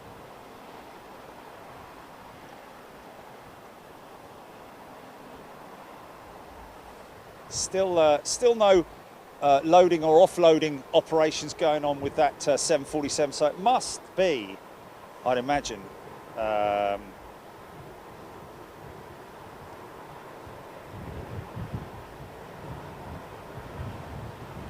Emirates 380 back out at 220. Lee Davies, American flew the 747 SP. I got a picture of it at Manchester. Yes, indeed they did.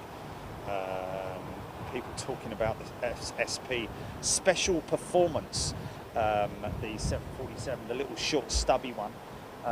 Interesting to see British Airways still operating their 800 Dreamliners. I wonder when they are going to be, maybe it's just a batch, maybe it's a certain batch that were affected by the forward bulkhead issues. Lee Russell, is it me or are they stopping real fast today? Well, Lee, to be honest with you, it's all about how heavy they are, how light they are, and all those different parameters. Yeah, I think, to be honest with you, I think, talking about that, it actually does, when the runway is wet, easy for you to say, when the runway is wet, it does sort of appear that there's that they're stopping a lot quicker. Down a lot of that down to obviously the what you're seeing with the water being kicked up. See, I've just noticed Royal Brunei. Haven't seen them for a little while, but their tail there just heading out for departure. But I think, yeah, I think sometimes when the air's quite thick as well, like it is today, generally the atmospherics are such that, you know, these aircraft do appear to be stopping a lot quicker. But good observation there by Lee. Russ ET incoming 787-8 from Cairo. That was the one. Qatar 330-300 in from Doha. Emirates 380 from Dubai, and Serbian 319 right at the back of all that lot. Bram, Qatar Airways has grounded 13 Airbus A350s after the surface of the fuselage below the paint was found to be degrading at an accelerated rate.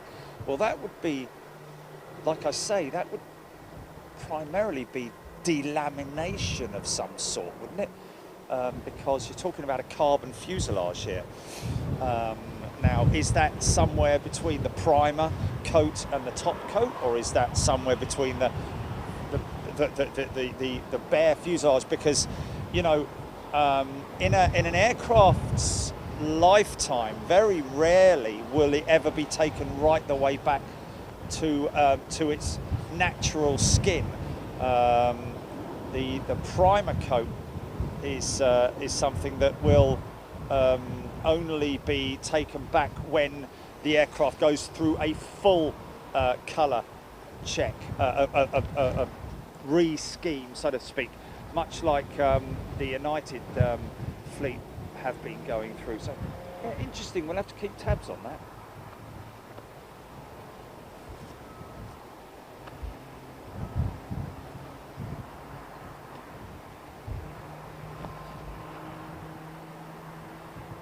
Start up going on somewhere.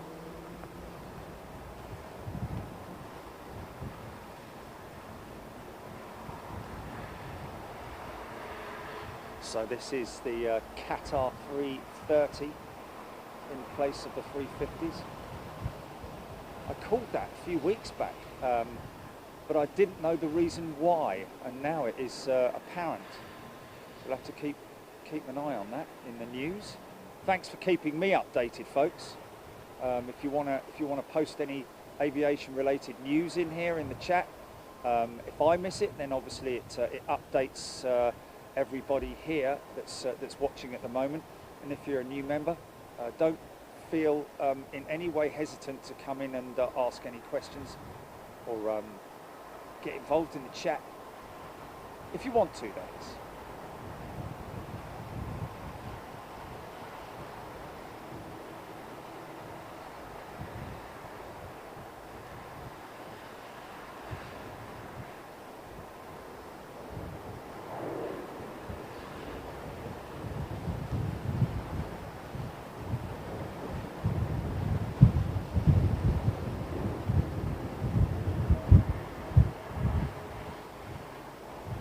Also, Lee, I think partially the reason why, if you've got strong winds, obviously the speed brakes are going to work more effectively, bringing the aircraft to a stop a lot quicker. Of course, they've got all the braking power and the reversers, so I think the initial part of the slowdown is going to be a lot on the speed brakes, and then the reversers, of course, but mainly on the brakes themselves, because it's the cheapest part of the aircraft to replace than heavy maintenance on the engines. Putting a lot of stress on the engines obviously increases the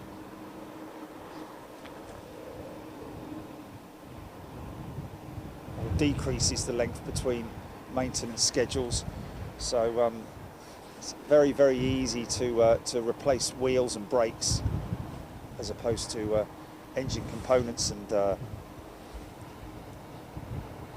so on and so forth. Oh, bless you. Okay, here comes the 380 right now. Here we go, folks. Amir saying all blinds are shut firm. It's interesting. I didn't notice that, Amir. But yeah, that one would imagine that would be a either a Praetor or a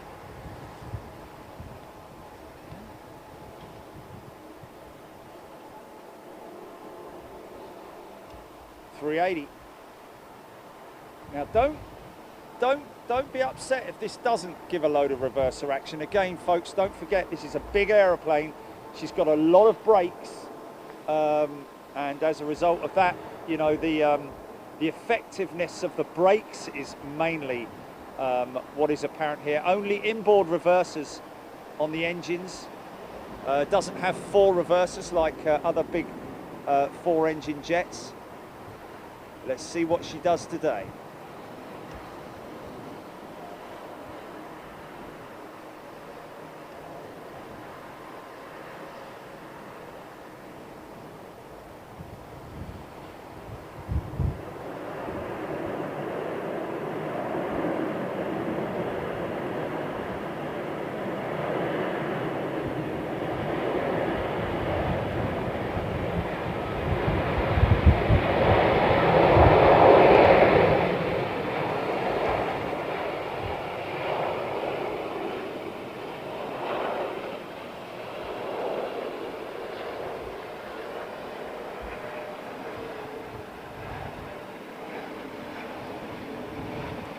Nothing overly spectacular.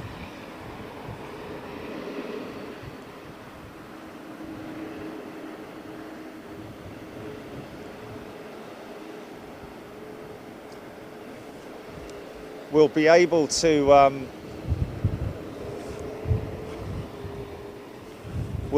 to gauge the upturn in passenger volumes by how much runway they use for stopping these bigger jets in the future, because these Emirates 380s used to scream their fan blades off literally for a long while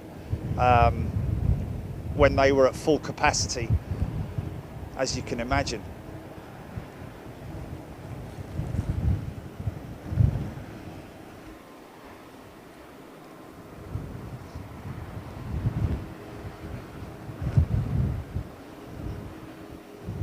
Who is? Oh, Elliot. Oh, Elliot Lamprecht is departing now.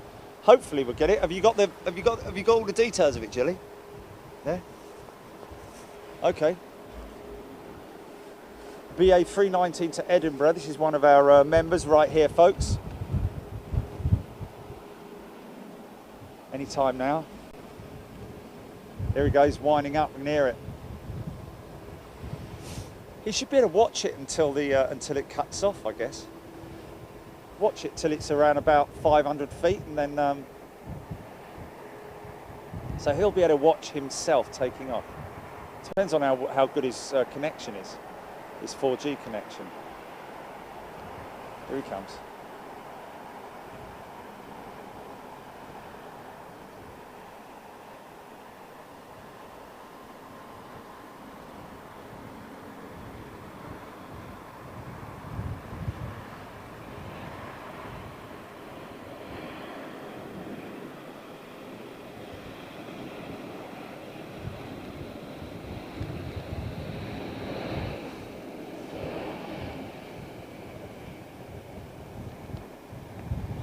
Have a good flight, young man.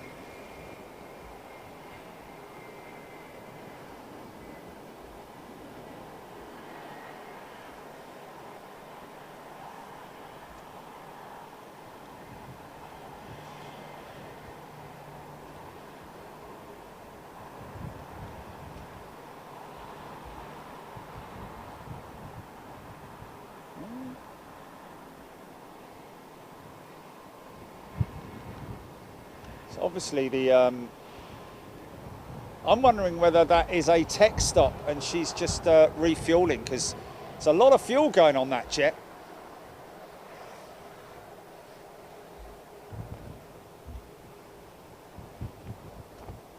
Oh, Elliot, thank you. In the clouds now. There we go.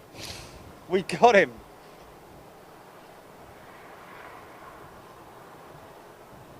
Andrew saying, alternatively, it might have been, it vacuumed out the runway. Brilliant.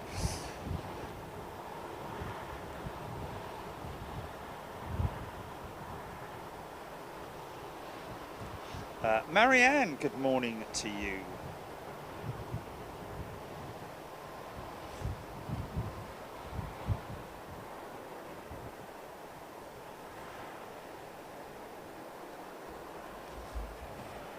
Always makes me think, the name Marianne, lovely name, makes me think of that TV series where they were ghost hunting or something, and the guy's like, you know,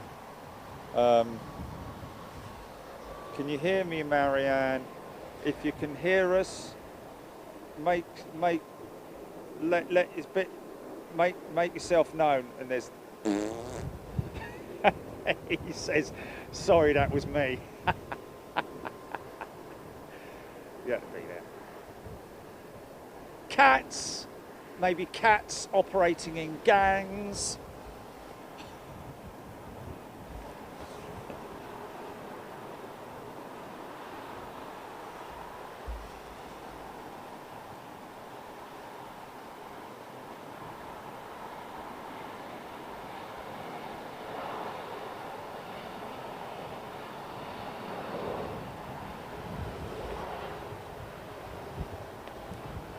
Russ CT, thanks for the info on the incoming. Thank you.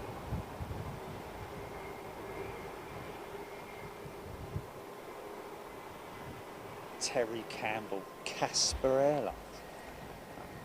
Look at that tail. It's just so tall, isn't it? Never get over how big that aeroplane is.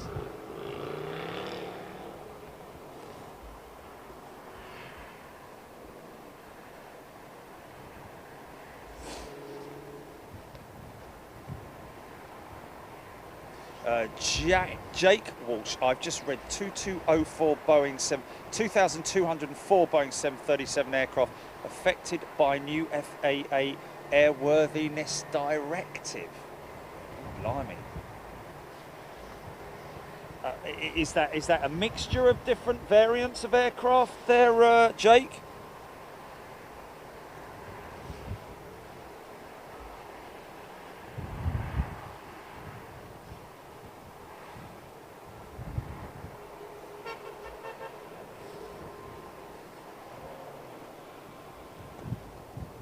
British Airways 777-300 ER, London Heathrow to BGI, taking off soon. Marcel Fidom telling us. Thank you, Marcel. Should be able to grab that for you.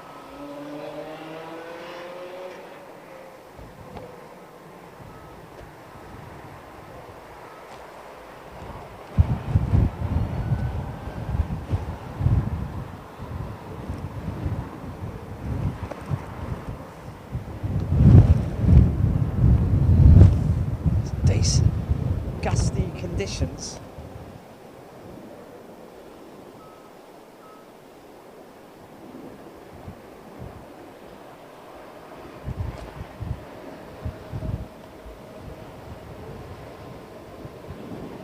Robert D, 787 Dreamliner, 3 minutes out. Thank you, Robert.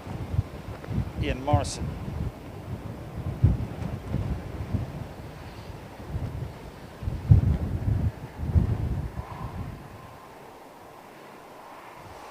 Yeah, the XLR, Ben, the XLR, it's just tanks.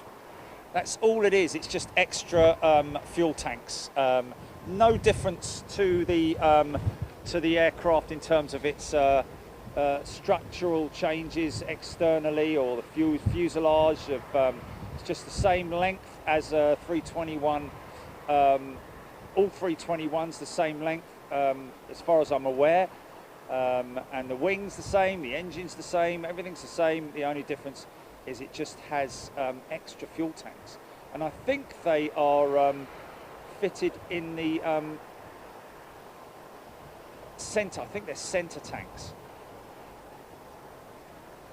Not aware of them configuring the aircraft to have fuel tanks inside the horizontal stabilisers like they do on the 380.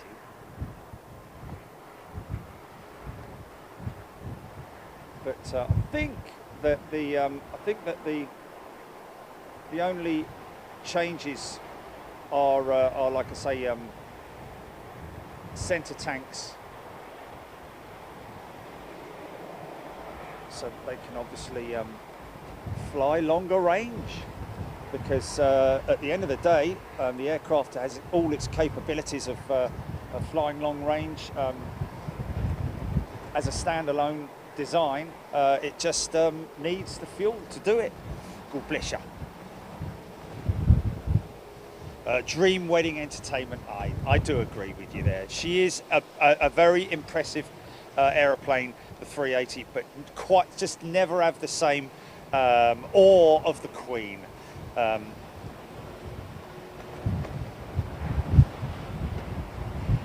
BA 777 just departed. Oh, did I miss it? BA 777.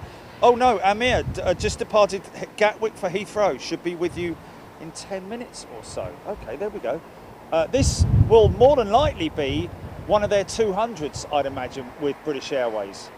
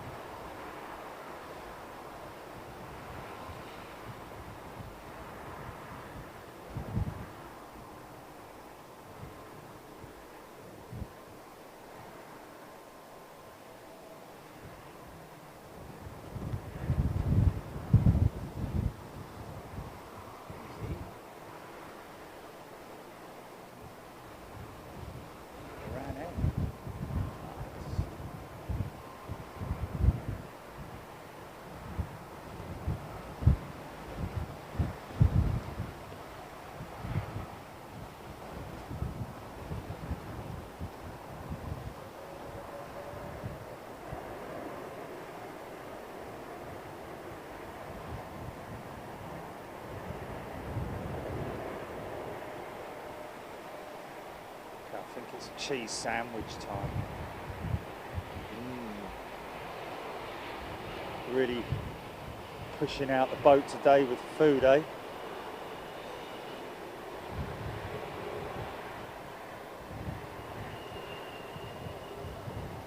Hear the brakes squealing. Interesting to note that on each wheel set there's 6 discs, anything from 4 to 6 discs.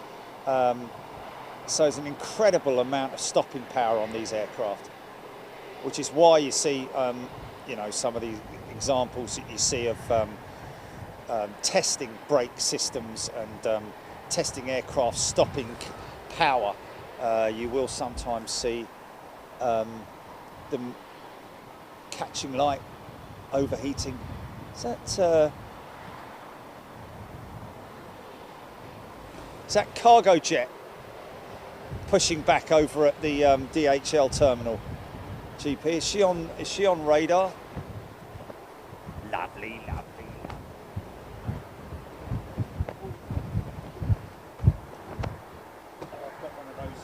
I've got one of those things that's got, you know, the thingamajigs there.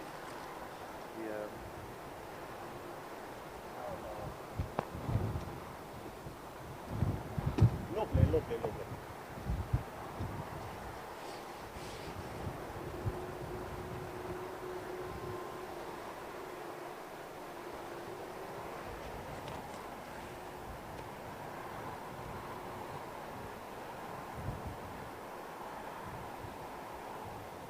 Wasn't it Gorilla Bar or Gorilla Grenade? That's it, yeah.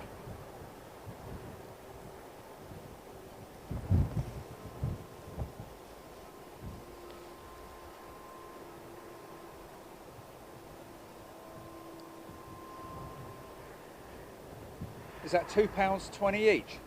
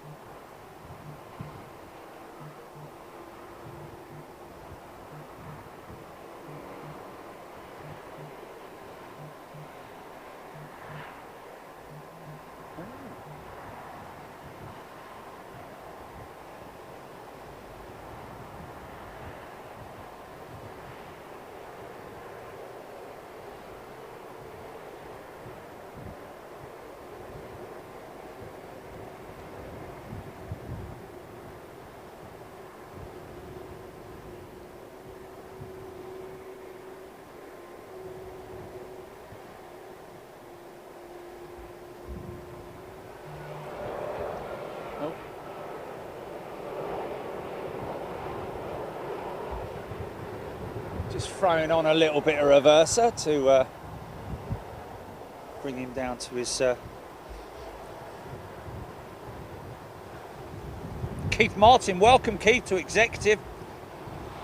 And Roland, also joining Big Jet TV membership today. Good day to you and all new members who've joined up today. First class, super class members. Join us next week for a mystery show overseas.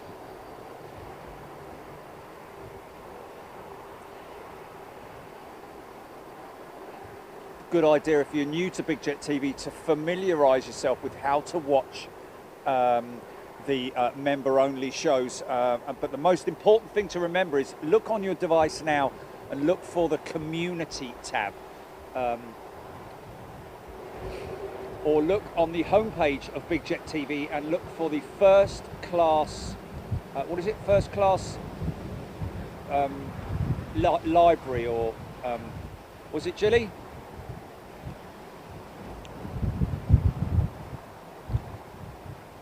First and super class member playlist. But on your homepage, look for that, or just go to the community tab, where you'll be able to find the exclusive member-only first class and super class shows from Frankfurt last week, all the other ones that you can now watch back as well, and of course the next week's mystery show.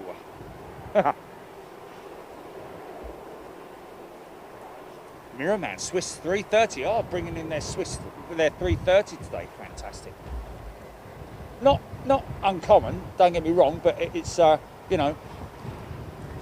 still great to see. Daniel Pearson, Jerry, what's parking like in front of Hyatt Place? No parking in front of the Hyatt. Well, there is actually parking. If you bring a car here, you get 50% discount on the parking down underneath. But if there is a spare parking spot outside, then obviously I think you need to notify the desk to make sure you don't get a ticket. But other than that, I think you're fine.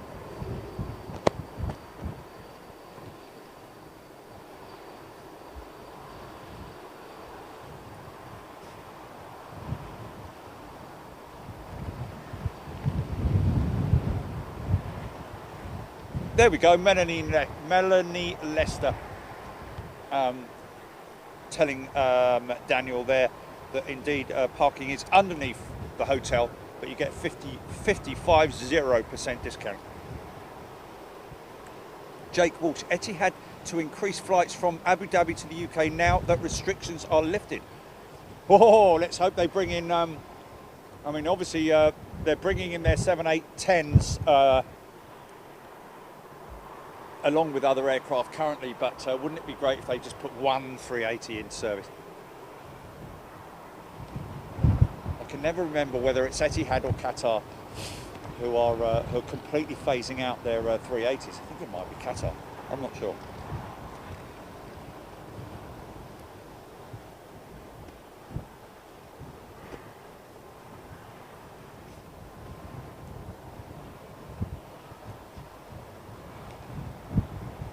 Richard Fleer tuning in from Chicago.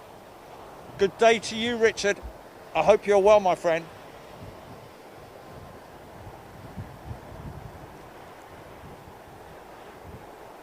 Amir, BA triple on finals from Gatwick.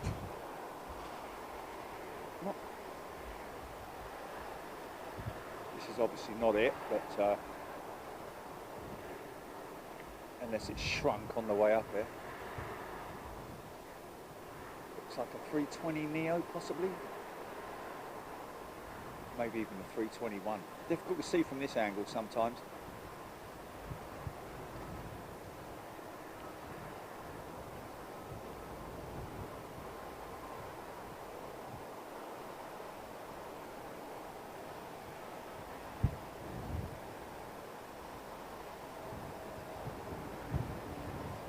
That's pretty standard procedure, dipping the wing into the prevailing wind.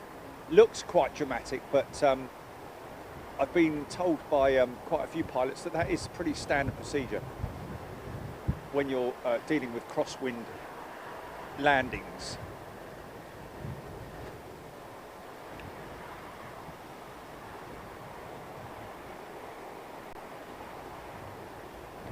So this is your BA triple. So this is a completely empty aircraft.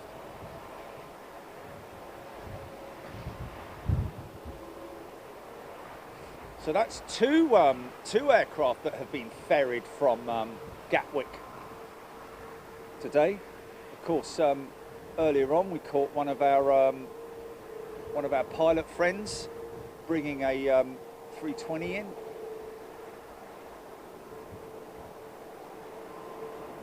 A CEO.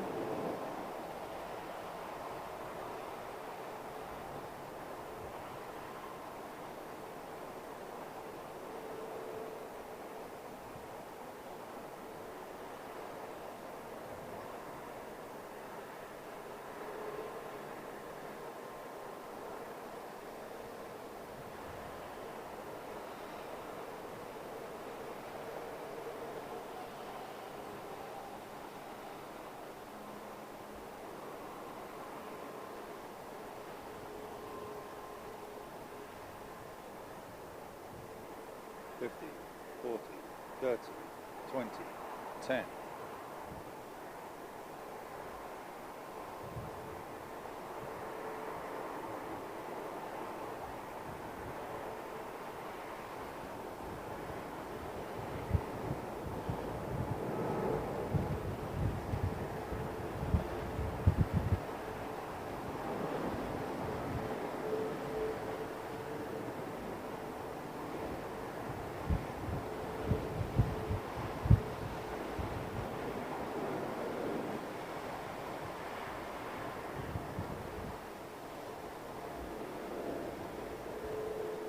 Tell that's an ER, extended range. Firstly, because she's sporting the GE.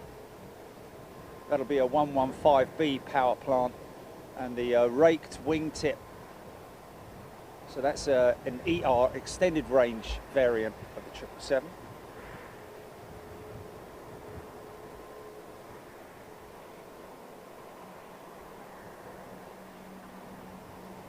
They do have maintenance facilities down at Gatwick, but I think very basic maintenance facilities. This looks like a 7810.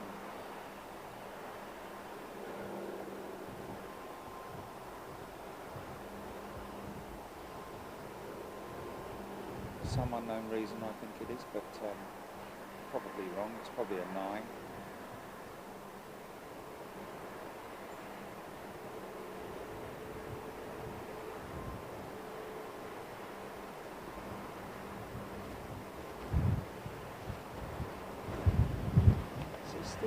Still quite blustery out there.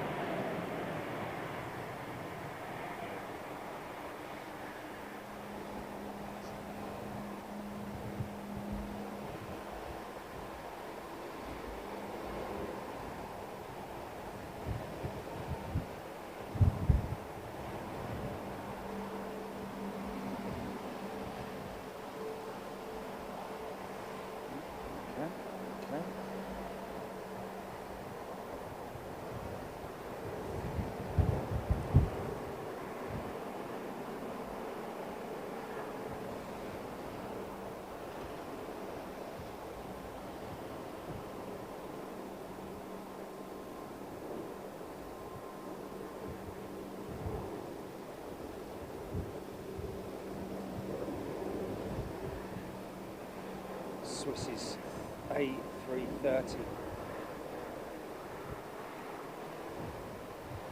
That's quite a heavy rate of descent there.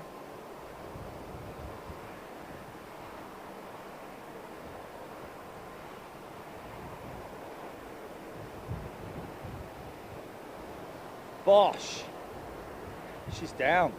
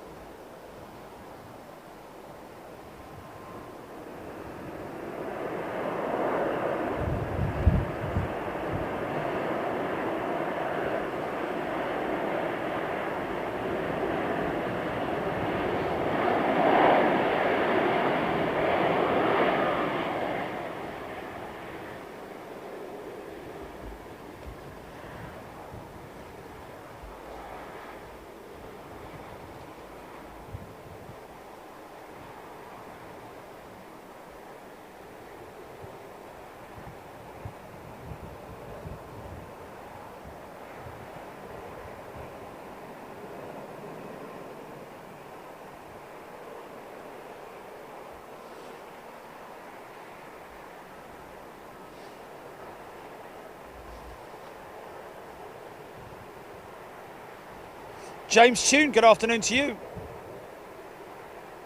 Stevie Luscombe. Crews love the 321. And Andy offered, welcome back, Andy. And Derek Ollie, or Oli, is a new member. Welcome, Derek. Welcome to all our new members today. And of course, hello to all our existing members. You wonderful people.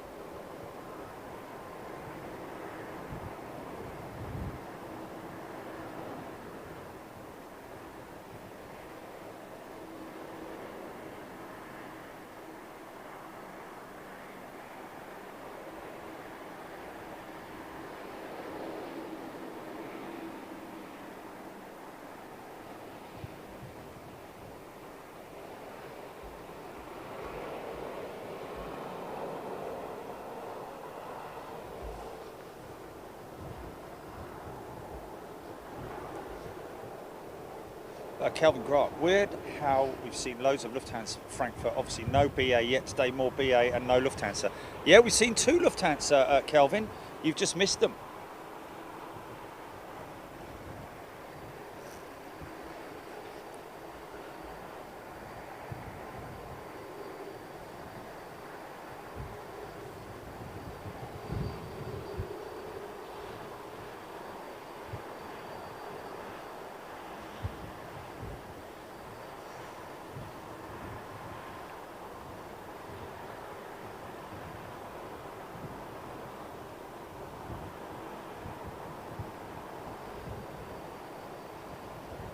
BA 787, that one in from Amsterdam, Russ telling us, thank you for that. Aer Lingus 320 next in from Dublin. And then a 787-9 with BA from Stuttgart.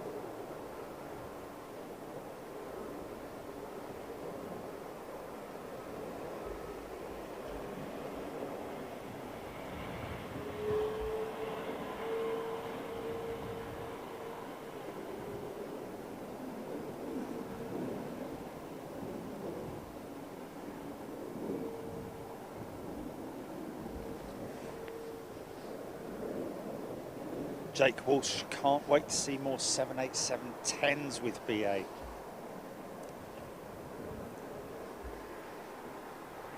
Great looking jetliner. Big, long, extended 787-10. Just looks like a more sort of like, you know, pronounced aircraft, much like the 350 1000 versus the 900. Really can see that super stretched.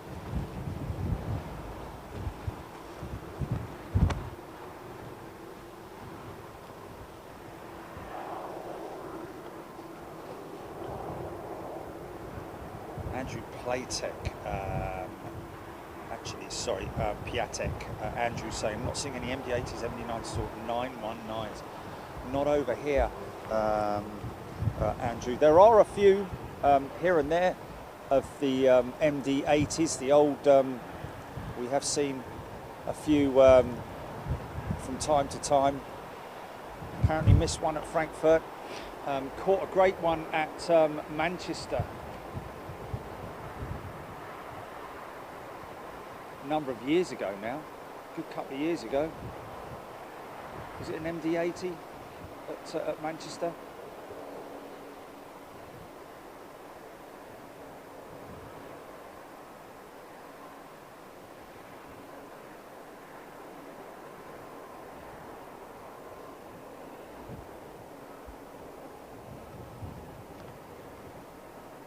Or is it, was it the 717 or whatever it was they called it?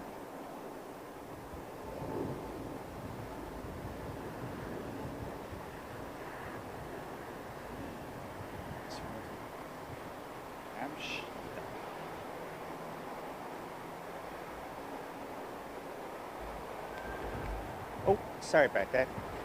That was just, sorry folks.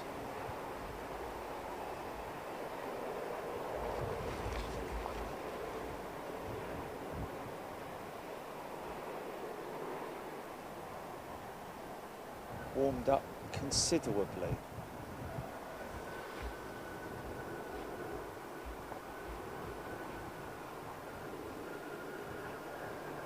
Amir, can you catch the 350, Cathay 350 about to take off?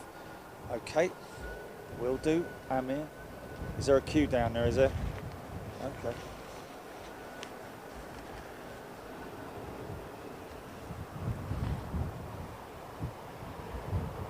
Blimey.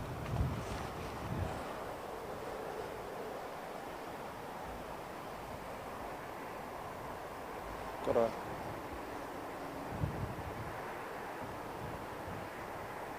Kelvin Grant. Well, Kelvin, are you talking about the Singapore freighter Queen? She has gone eventually, and this Cargologic 747 that we're seeing at gate at the moment looks like she's just in for fuel.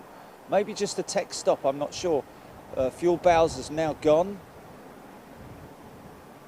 No doors are open. She's not being... looks like there's not any engine inspections or anything going on there either. No cowls are up or anything like that. So maybe... Or she may just be sitting there waiting for freight to actually arrive to be loaded onto her.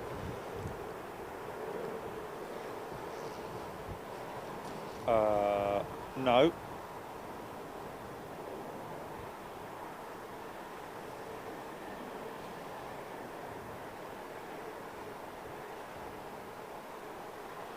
Oh, wow. Stephen Luscombe, QF are definitely bringing back their 380s, as are BA. Well, we read last week that Lufthansa Technik have renewed, well, British Airways have renewed their contract, their maintenance contract with Lufthansa Technik to look after their 380 fleet. So most definitely something happening with BA in terms of more certainty around the return of their 380s at some point.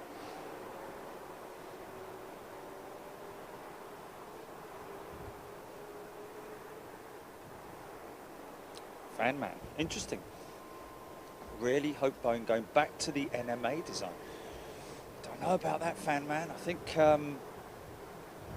depends on what their next step is in terms of their 737 MAX 10, because I think that's the 10 is as long as they can go as far as stretching that aircraft out.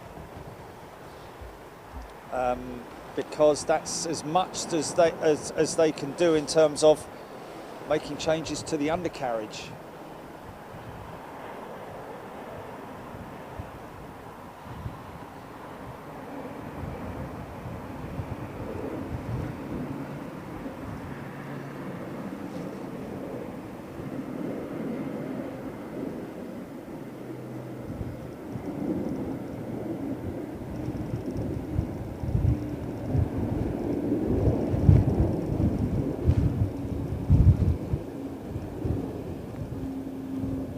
Is that an A400 over the top of me, Gilly?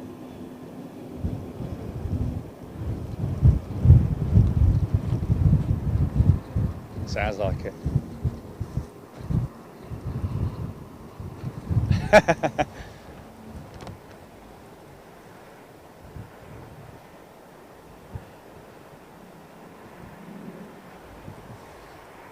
So yeah, I mean, 747 MPD, hi Jerry, both my daughters work as crew for Virgin and both are crewing that A350 about to take off. Godspeed, Holly and Verity. Which A350 that's just about to take off? Here comes your Cathay 350 now. That is cool. Which Virgin 350, Gilly? Is there one lined up? No? Is there one? Okay. Wow, sisters on the on crew. That's really cool, isn't it?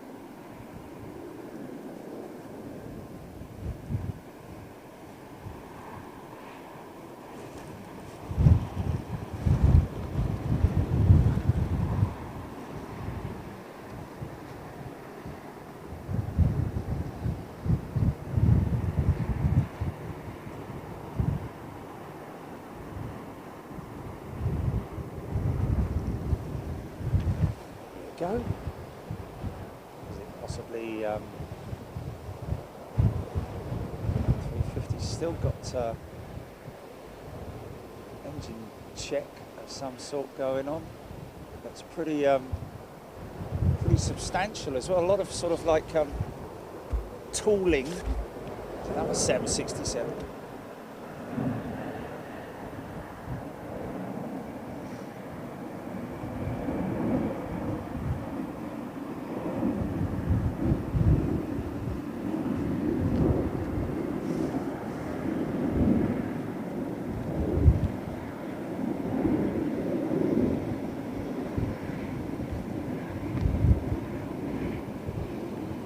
Yeah, maybe he is. Okay, 747 MPD, it's a 787, not a 350. Here we go, sir. Your daughters, Holly and Verity. Fantastic. Oh, I got goosebumps then. Which is not good in these conditions. Oh, I think we've got a tug linked up to Jumbo Jet. Like another tug. Here she goes.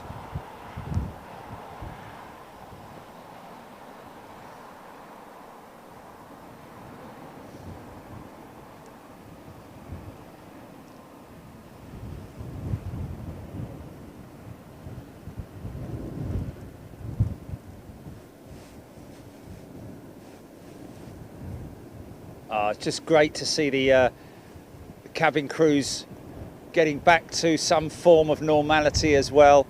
Obviously not as busy as they would like to be, but at least getting on the roster and heading to new destinations as well.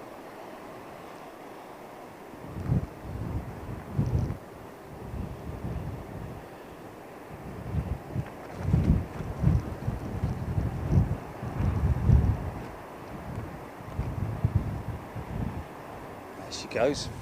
Have a great flight, guys. Mind that.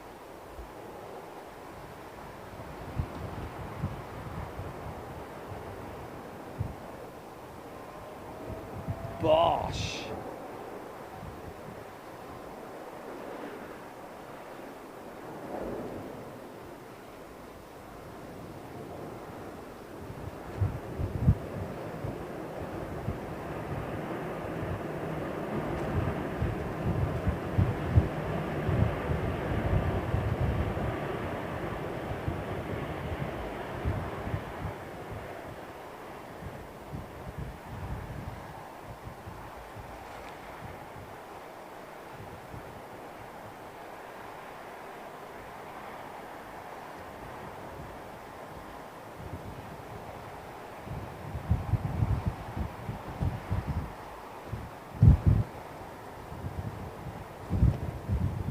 Mark Bruce.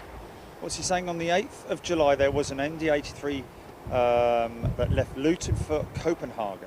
I think it had the football team on board. It might have been that MD-83 that we had at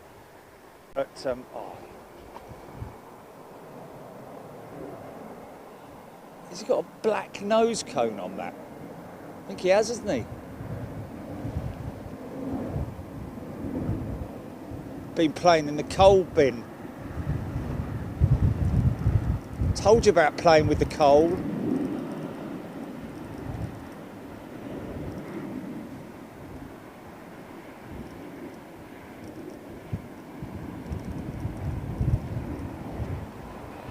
Sisters, sisters. So there we go, 747 MPD. Hope you got that, my friend. Make a time stamp and show it back to your daughters. There we go.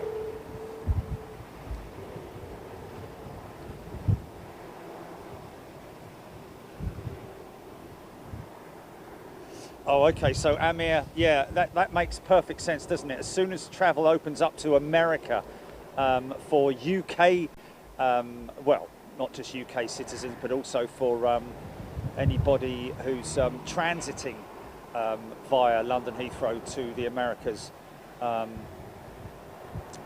make perfect sense that the 380s, it's obviously all down to demand, isn't it? It's passenger demand. And of course, when that happens and when that all opens up, the 380s will be brought back into service.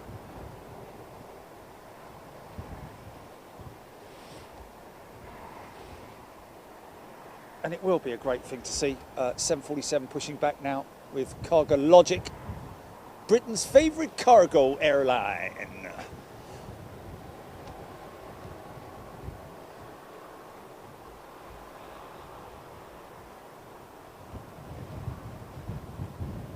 Andrew Piatek, 300.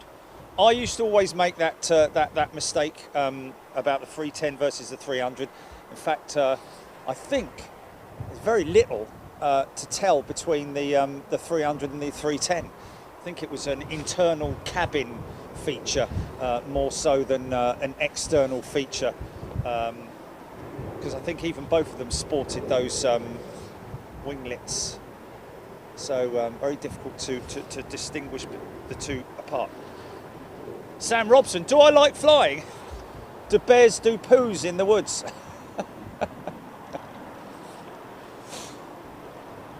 I like flying so much, I even dream of flying. I actually dreamt that my van had wings. I think it was last night, one of my dreams. It was a fantastic dream as well, because I was actually flying upwind of the down of, oh, it was yesterday, it was the other day then. I was actually flying upwind of the downwind approaching conga line, the glide slope, all to my right. Yes, fantastic. All very excited, trying to figure out how I'm going to film it without taking my hands off the steering wheel, thinking I have to go back, stop the van, but it was just like, well, the van's flying. I'm going to stop it. Nice Thai Airways 777, look at that. Yeah, I love flying, folks.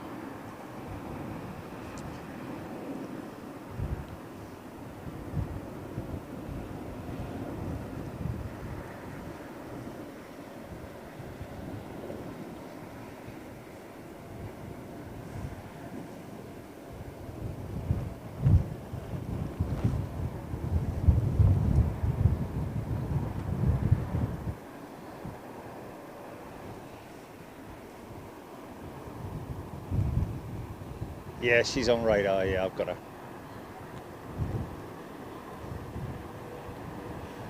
What is?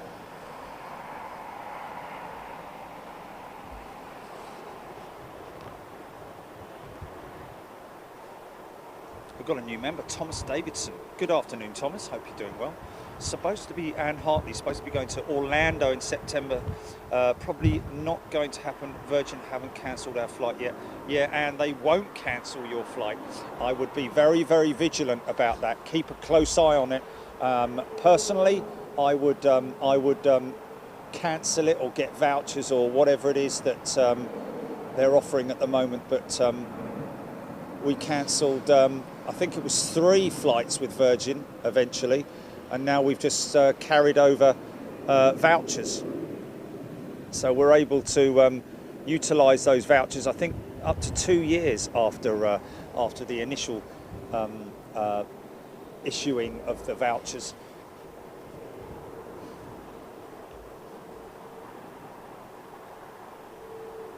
EGPX, good day to you.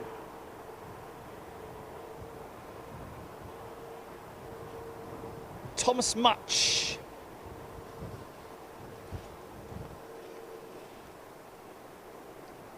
Talking about the freighter companies, yeah. However, a lot of these freighter companies, like the one that you're looking at right there, was literally brought back from the dead. That company was out of business before COVID. Literally days before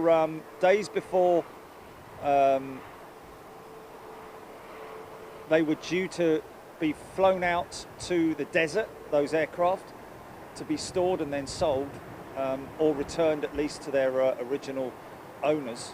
I'm not sure quite how the deal is on those 747s, but Cargo Logic were literally on their knees.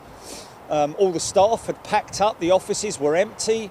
All the staff had literally been laid off, and the airline was no more. And then all of a sudden, COVID happened, and they got numerous requests for flying PPE here into the UK, and it just carried on from then. And if you look on our Big Jet TV channel, you'll see back in the archives, you'll see Cargo Logic PPE at Stansted, an operation that we did with them at Stansted, turning around a big PPE shipment. And of course now they are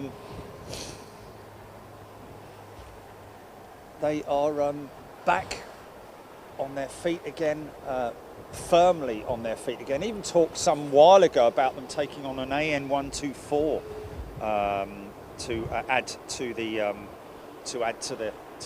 fleet, but not sure how much that has taken up.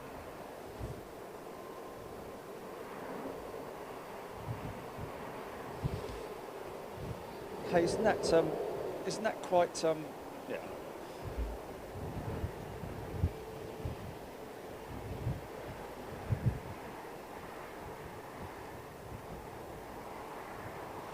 Rory and Roland. I think that's their 400, isn't it? That Cargo Logic 747 Rory, without wanting to sound pedantic, but yeah, it's their 747 400, 744, and she will head to 27 left, indeed. Oh, hold on a minute. Unless we have do we have a 747 800 inbound? No? Rory and Roland saying. Do we have a freighter inbound? Or did he just, was it just a typo that he meant to put 747 400? I don't know. Rory. Fan man, does anyone else check what aircraft they're flying on before they book a holiday? Absolutely. Something I'm always interested in. It was great to fly with Lufthansa last week on one of their Neos, and it was a Pratt & Whitney powered Neo as well, one of the later ones.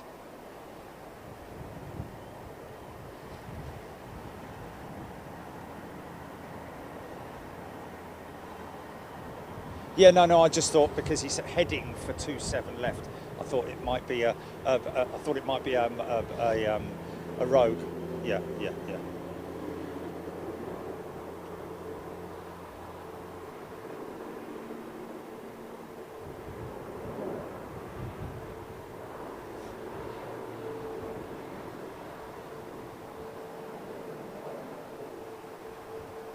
Simon Hill, Qatar 777 from Doha in about 10 minutes. Thank you, Simon.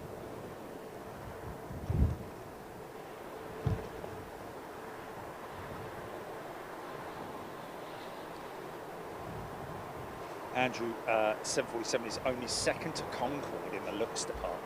There you go. The most extreme, massively ahead, advanced aircraft for its time, Concorde. Look how dirty, you dirty old man. Look how dirty that 777 is, man. That's gotta be up for retirement soon, isn't it? Look at it. It's like an old tabby that's like 70 years old and bless it. It's got fur balls all over the place. Look at the state of him. Looks like he's going out as well. He's got his, wow, that's an old workhorse, that is, man. Mind you, look at that 787 there. It's quite grubby and all. Start up.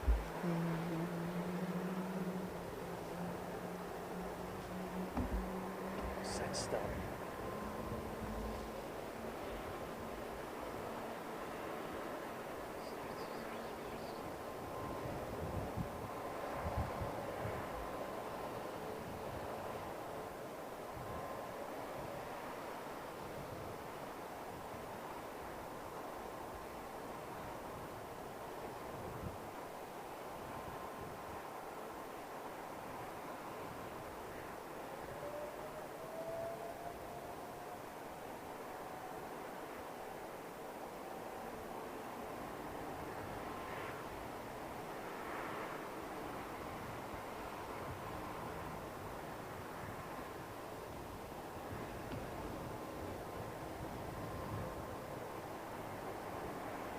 Yeah, don't say shame on me for not flying with a national carrier. That's a bit unfair, isn't it?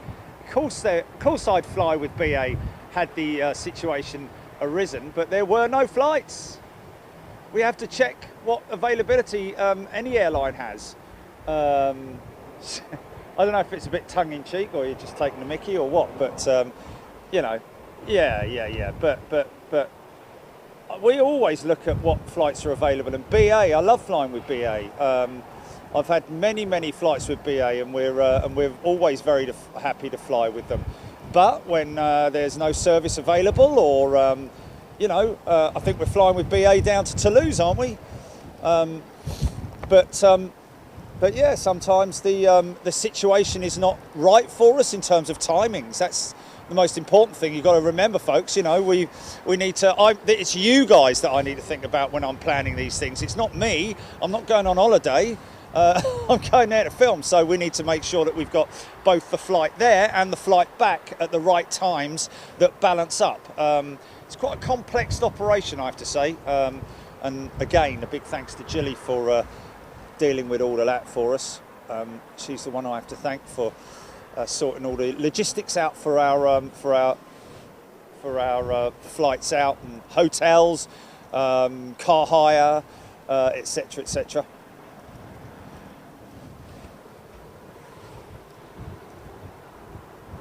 Yeah, of course. Yeah, he was joking. Yeah, fair enough. He was joking. Yeah.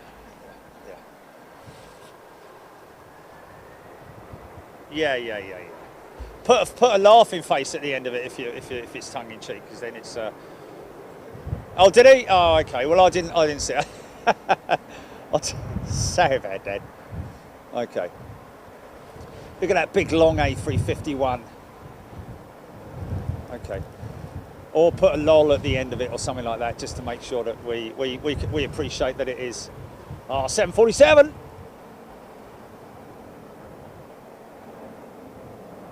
And liftoff. Now that's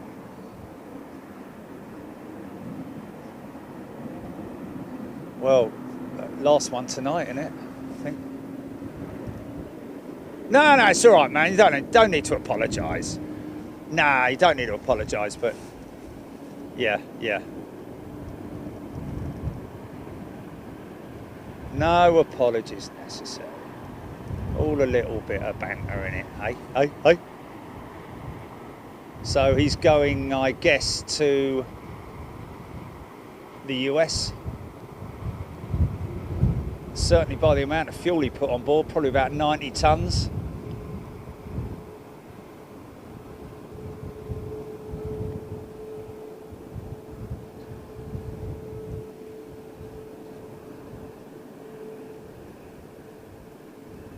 Drag that cloud.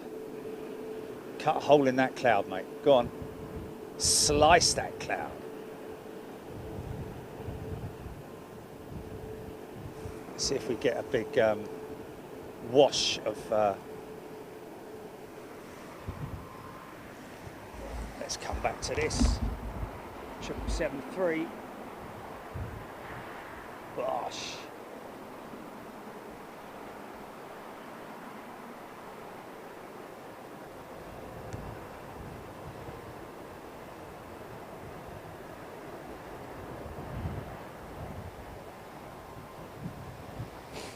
Right.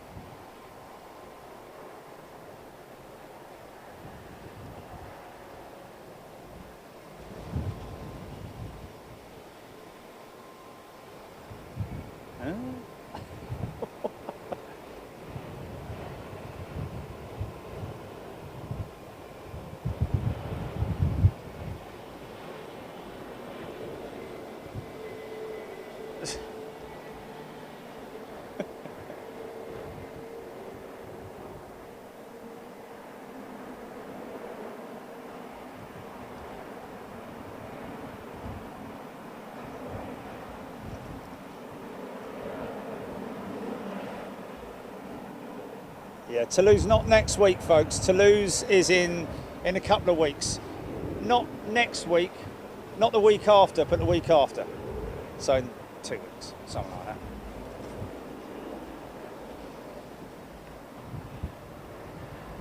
busy month this month.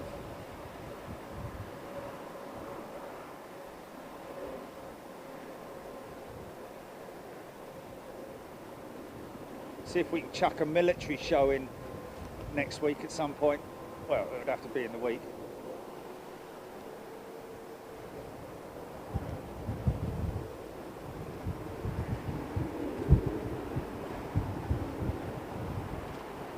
Sorry about that.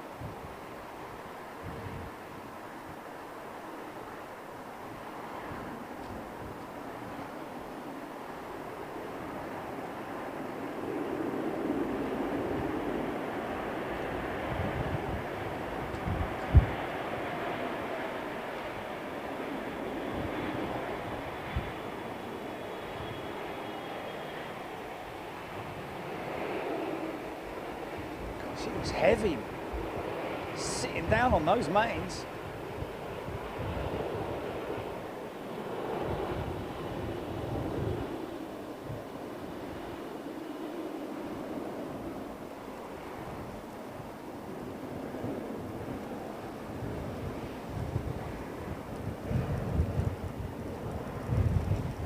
There we go, look. Here's an example of new and old.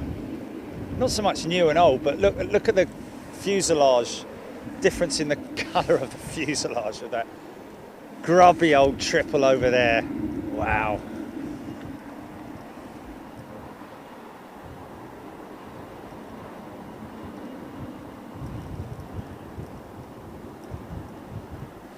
Yeah, we can't do a trip to Dubai, folks. We can't film in Dubai. It's as simple as that. Unless you want to watch Big Jet TV from a prison cell for the next 3 years. Big Jail TV. Jerry's sporting his new Big Jet TV stripy tops.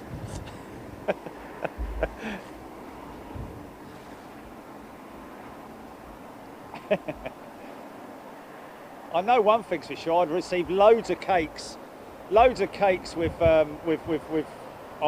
files in them.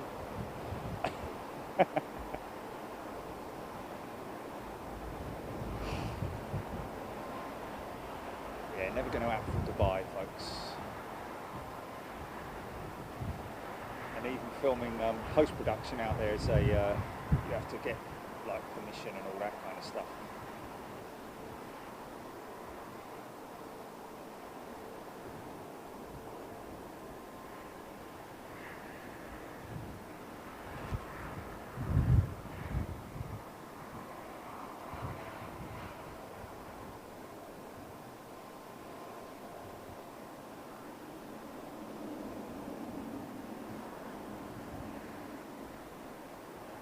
Banged up abroad, yeah. Thank you very much.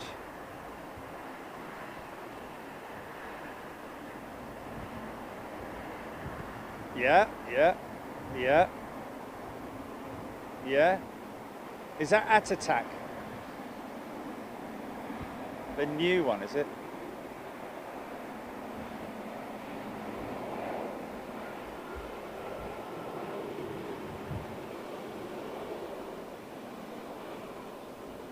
Yeah, we can't do St. Martin, folks. Just down to connectivity. Yes. Yeah, yeah. Exactly. Yeah.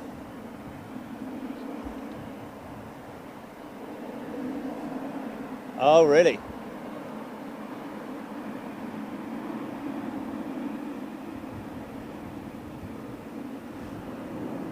Oh, there you go then.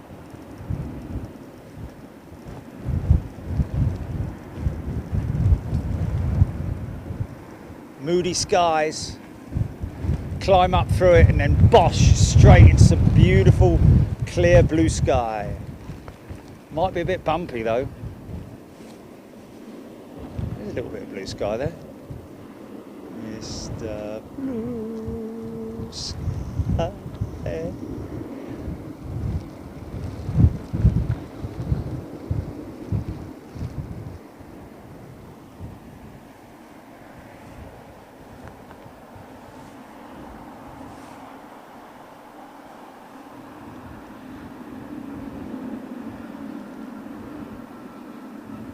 Yeah.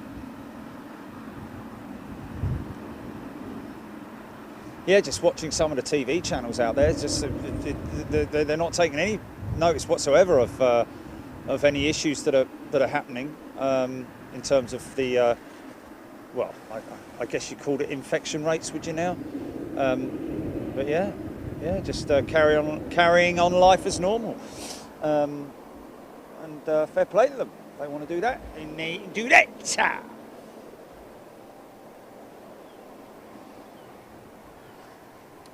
Yeah, Matthew Rumsey, Skiathos. Issue with Skiathos is frequency. I don't think there's a great deal that goes into Skiathos. But also, you really want to pick Skiathos on a dodgy day, don't you? You don't want it nice and hot and sunny. You want it like windy.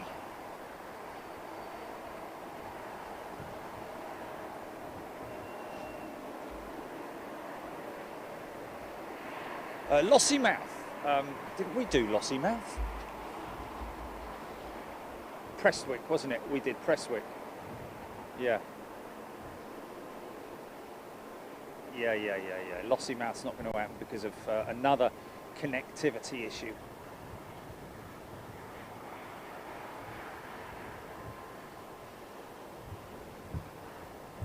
Yeah, well, we've discussed that before, haven't we? Helsinki and Finland and all that sort of stuff, just so long as I know how to get there.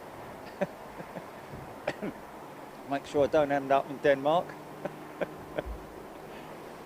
No!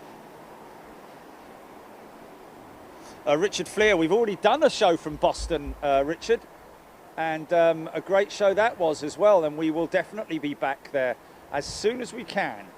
Trust us, as soon as the skies open up for international travel, we'll probably be one of the most frequent flyers out there. Low battery? How can it be? But how can it be? That doesn't work very...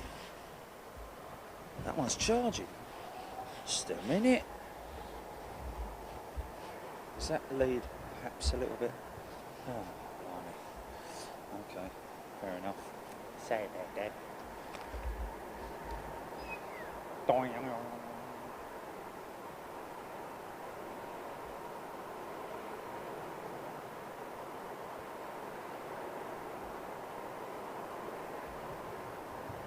What's that? Oh, look, it's Sky. No, I don't want to do that. I don't want to go and film it, and it's a live. We're a live channel. I don't want to. Otherwise, I might as well just be.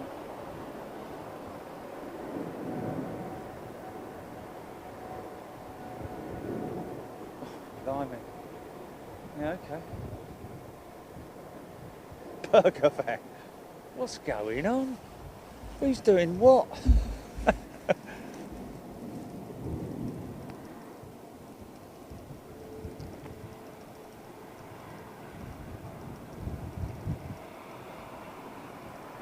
Yeah.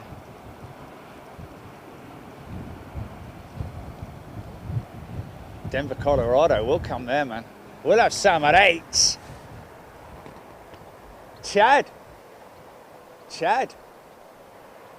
Contact at bigjet.tv, Chad. Get your details over to us so that we can be ready.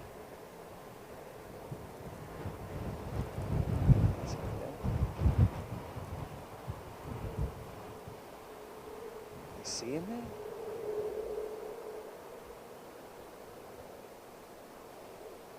Yeah, always worries me about places like Moscow.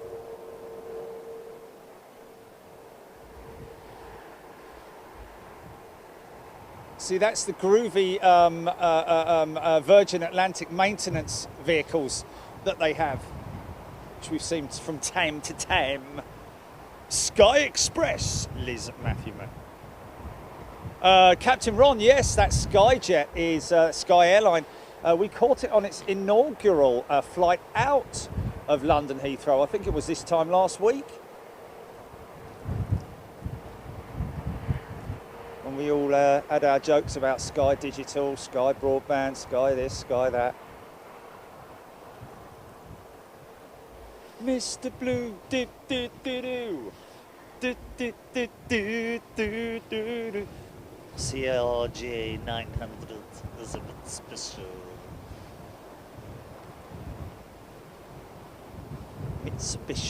Mitsubishi regional jet, isn't it? Yeah. MG. Is it? Wow, that's long, man. That must be for that must be as an emergency landing ground for the shuttle, possibly, or designated as. Easy. Nice. Sort of double flared it there.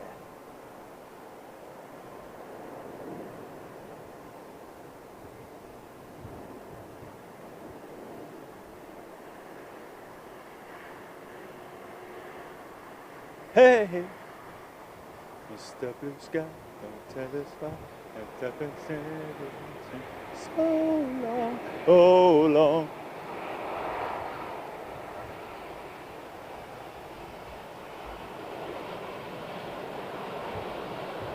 One of our members on the feed last week had a very funny, probably one of the best little snippets the other day, the other day when we were watching UPS and or watching, looking out for the FedEx arrow, wasn't it?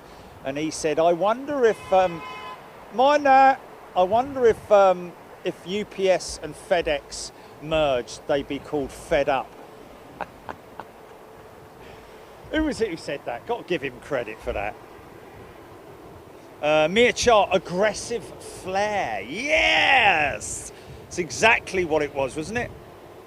Ben Brown, was that almost another slam down? Ben, I always look for that. That's funny because you always sort of like get that sort of like moment, just that very brief moment where you kind of expect it. And of course, something that we featured here. Phil Davies, I hear that the Falkland Islands are nice this time of year if you want to go and watch seals, yeah. Autopilot tuning in from Atlanta. Good day to you. Was it George? Jeff Anderson, no Jerry, Denver is that long because they are over a mile above sea level. When it gets out there in summer, they need longer runways. There we go. Especially for, well, more so for departures, of course, because ingesting the air is a lot thinner, therefore they need a lot longer runways. There we go. So Jeff, thank you for that. Makes perfect sense. Paul H, good afternoon to you. Oh, he's sitting in his Optub. That's got to be the best, most unique member watching right now, sitting in his Optub with all the bubbles going. Well, I hope there are bubbles anyway. Russ CT incoming 320, 251 Neo in from Dublin. I think that might be it there.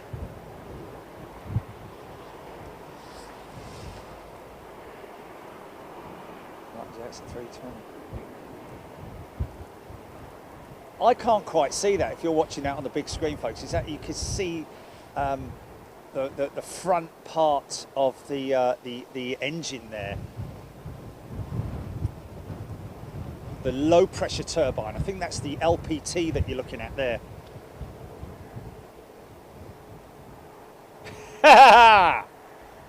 Fed up.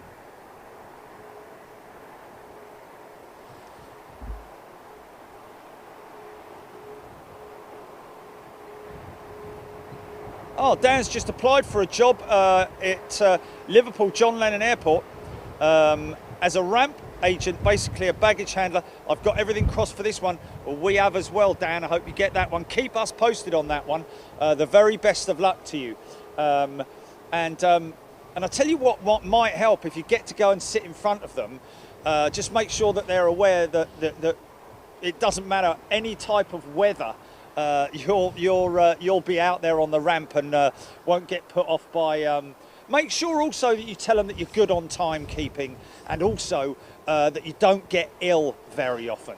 That might be a good one to put in there because You know, the last thing employers want is someone who's every Monday morning, oh, I can't come in because I don't feel well. Or every Friday morning, it's like, oh, me mum's leg's fallen off, or the dog's tail's got knots in it, or something like that. You know, just make sure that you tell them that you're very punctual, that you love aircraft, and that's why you've applied for the job. Because really, if somebody came to me and I was offering a job, they're the kind of things that I'd like to hear: is punctuality, reliability, commitment, and passion for your job.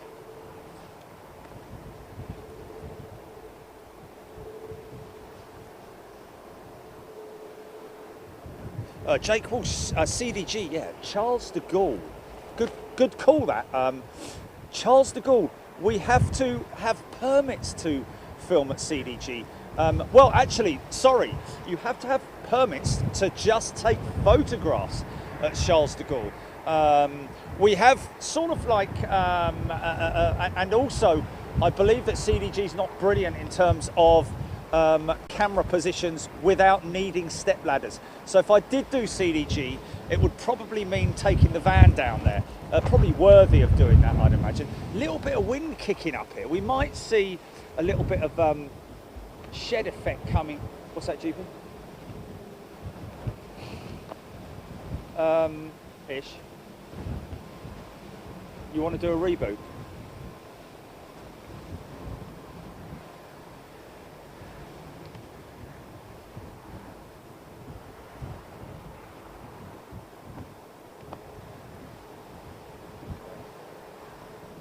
Well, O2's, yeah, O2's just started yesterday, didn't it?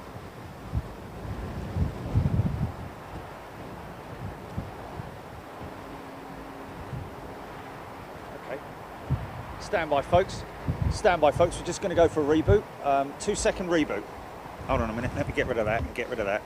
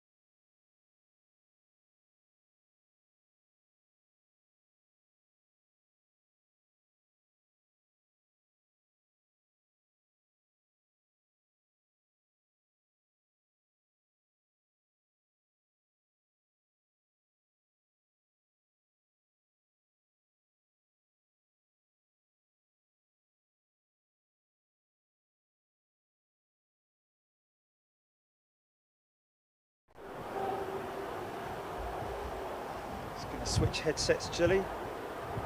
Just going to switch headsets.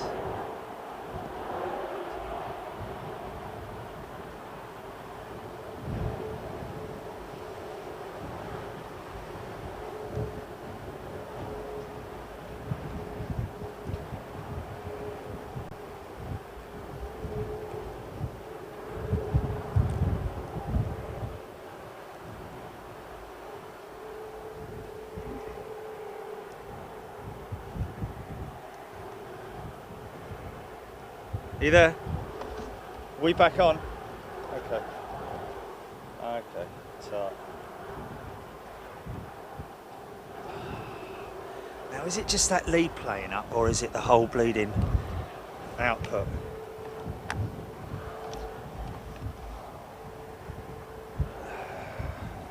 Right, bear with me 2 minutes.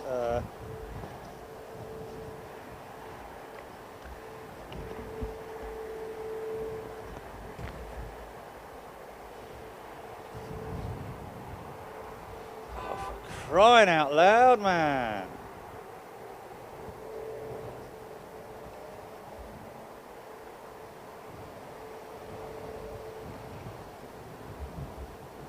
Say it, Dad.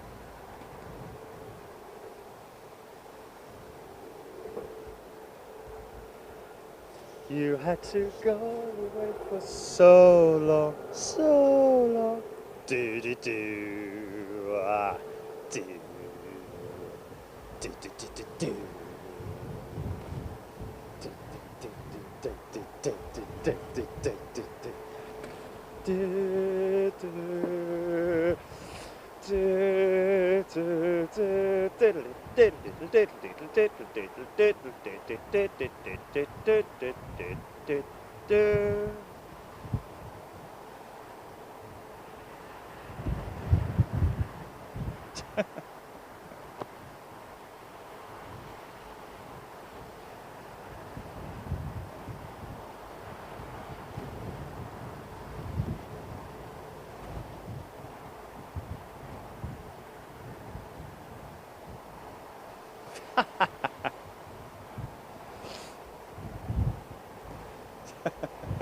Is that bloke down a pub offering it, yeah? That's all right, mate. I'll give you 6G if you like. Oi, I've got HG over here. Roll up, roll up. Get your 9G here. Give us a tenner, I'll give you a gig. Right, bear with me 2 seconds, Jilly. I'll be back in 2 minutes. Just go for a wee.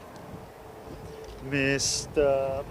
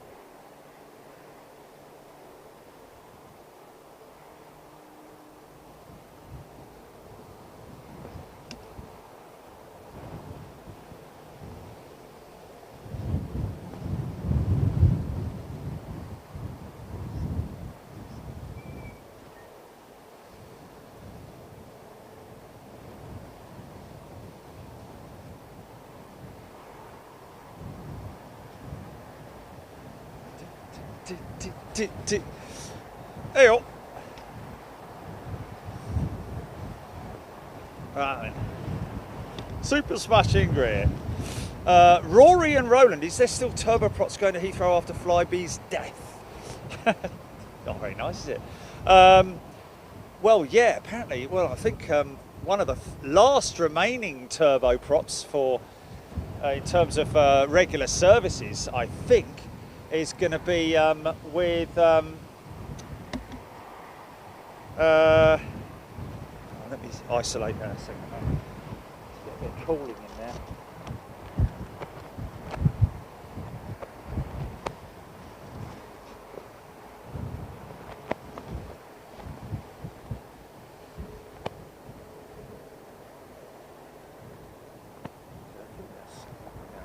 Doesn't it?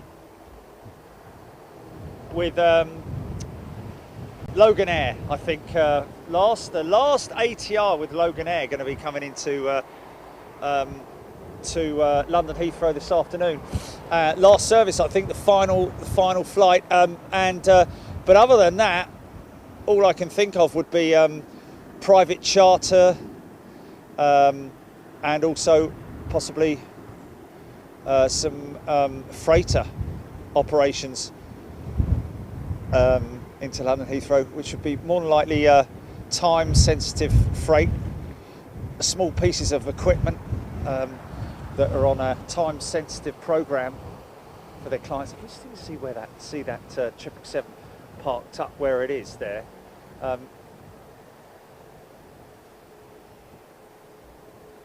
When I was at Heathrow, I was really quite impressed by just how far these passenger jetways can extend. Really quite impressive.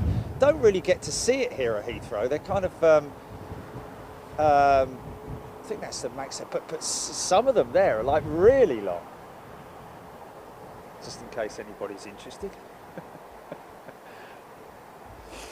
No, you're all right, mate. Joe Thompson, Tarom due in. Is there a little 318? See on Virgin Planes, what was either numbers or letters on top of tail wing? Yes, most operators will put the last 2 digits of the aircraft's registration, much like they do on the undercarriage doors as well.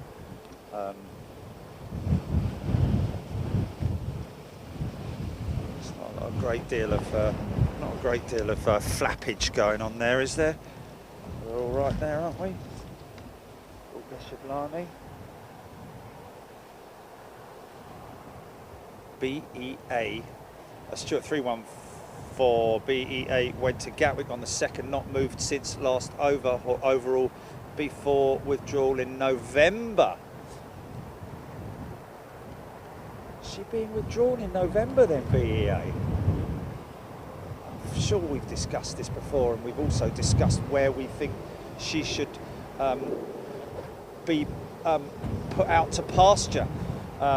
Be great to see her up at Manchester at the RVP, or perhaps Duxford. I think that's what a lot of people have said. Maybe she could go to Duxford, because they can, of course, you know, land her there. Getting something into the RVP would be very, very difficult, because it's kind of like all enclosed now. So as you know, they'd have to lift her over the fence, literally. Whereas Duxford, just taxi her in, shut the engines down. Maybe she might end up, I don't know where she's going to end up, but I'm sure we'll find out. American 777 on the push.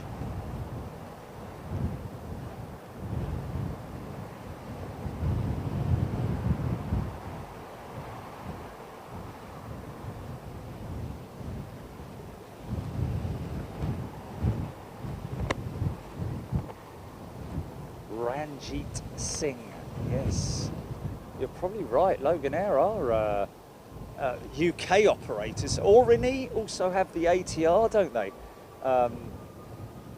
Operating into London Gatwick. Sure, there are a number of other operators, island hoppers as they're called sometimes.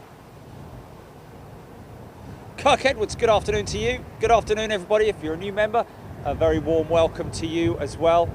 Wow, Aeroflot 330 climbing out, 27 left.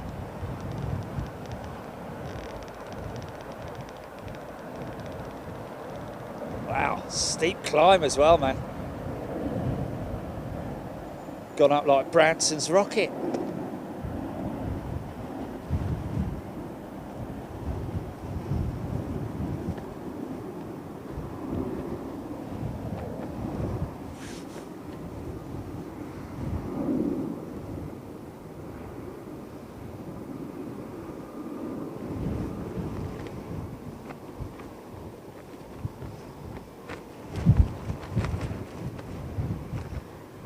Very, very blustery conditions now.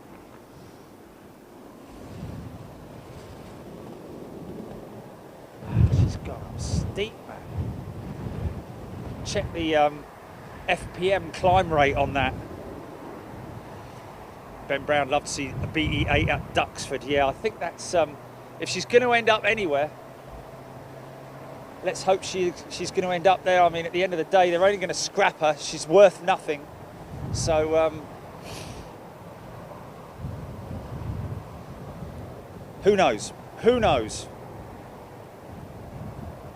Jeff Anderson, is the A330 still one of your favourites? Well, to be honest with you, I think I love all jets. I love all flying machines. Yeah, I guess that's the easiest way to say it. I love all flying machines, but the one with the biggest, place in my heart will obviously always be the DC-8, because my old dad flew the DC-8. The Constellation, he flew them as well. You're talking way back, the old Connies. He flew the Super Constellation as well, and he flew the 747 100 with Saudi Arabian Airlines. Can you, Adam and Eve? The old man, God bless him. Robert D. 787 Dreamliner, Israel Airlines.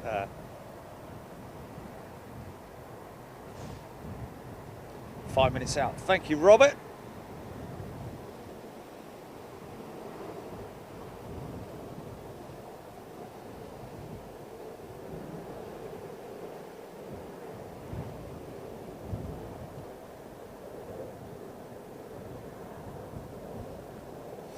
Imran, what's the switchover location? It's literally from this runway to the southern runway, Imran. They will switch operations to departures on 27 right and arrivals on 27 left.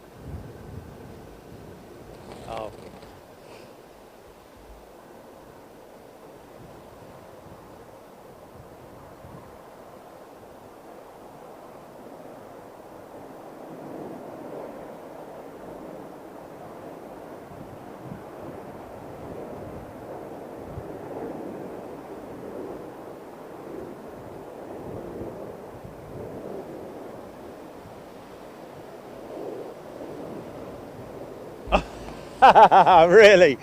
Oh, that's all right. They should leave that on. You left that one on. No! Sorry. Trying to get that MEA.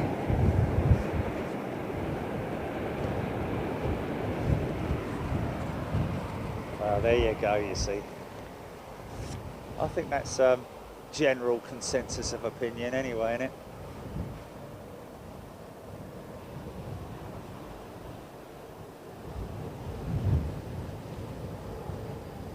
Won't be in the country next week, folks.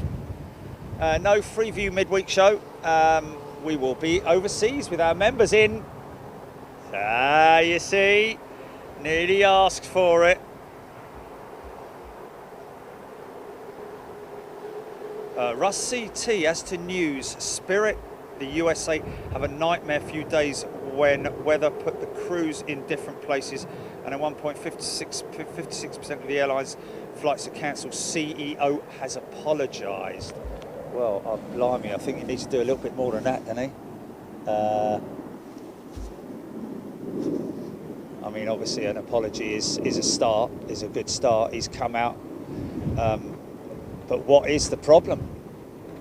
Is it a financial problem? I mean, Spirit put a massive order in for Airbus aircraft a year or so ago, or pre-COVID anyway.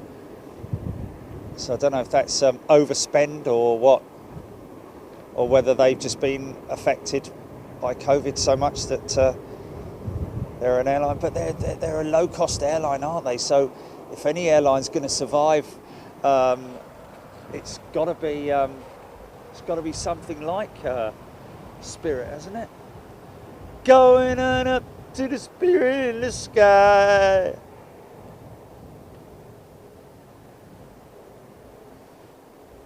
Yeah.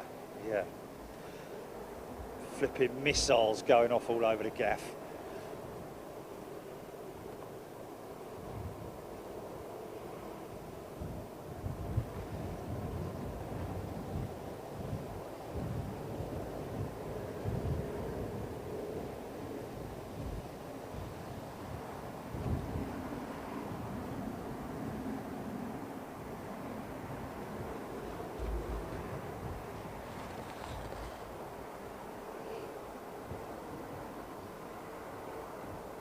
Still quite blustery.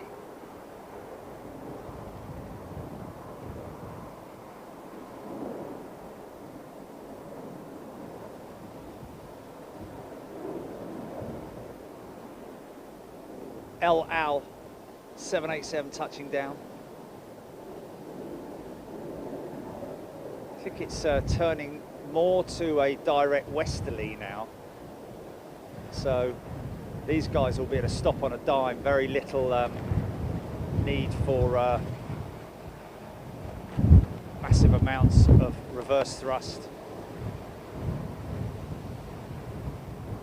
Sits on the brakes. Just pin it up, GP, just pin it up. Yeah, because then I just can't read the comments. People are going to talk about it, then I can't read the comments, can I? So ruining it for everybody else. Please don't discuss the MotoGP or any sports, folks. People may have just woken up, going to be looking for results in whatever results they're looking at. And of course, as you can appreciate, I've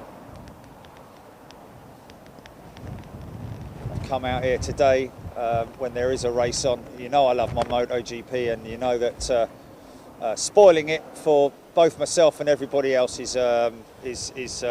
I know you don't mean it purposefully, and I know you're just chatting about it. But we generally like to try and keep everything on track in terms of aviation-related stuff, which you guys do, I have to say, in a fantastic way.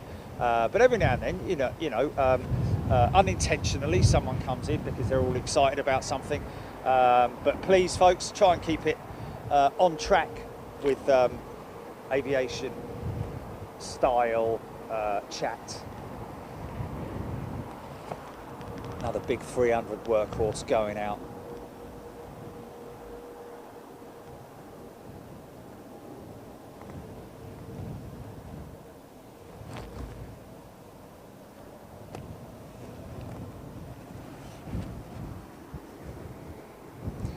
State of that old thing.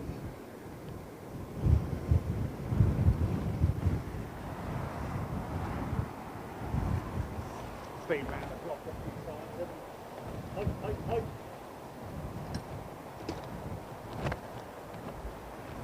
Spirit in the sky. Got some new members. Ross Walker, back to first class. Welcome back, Russ. Rich D upgraded to first class. Thank you, Rich. And Claire Taylor, welcome as a new member to Big Jet TV. Welcome everybody. That's the second Air India Dreamliner we've had going out today. That's the one we caught coming in earlier on, I think.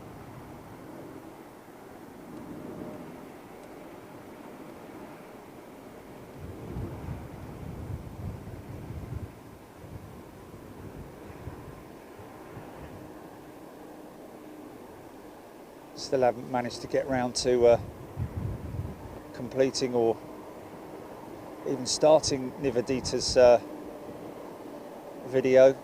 You know how long it took me to do the Virgin one as well. So it takes time when you've got so much other stuff in your program. If you're just a video editor, it's easy because that's all your job is.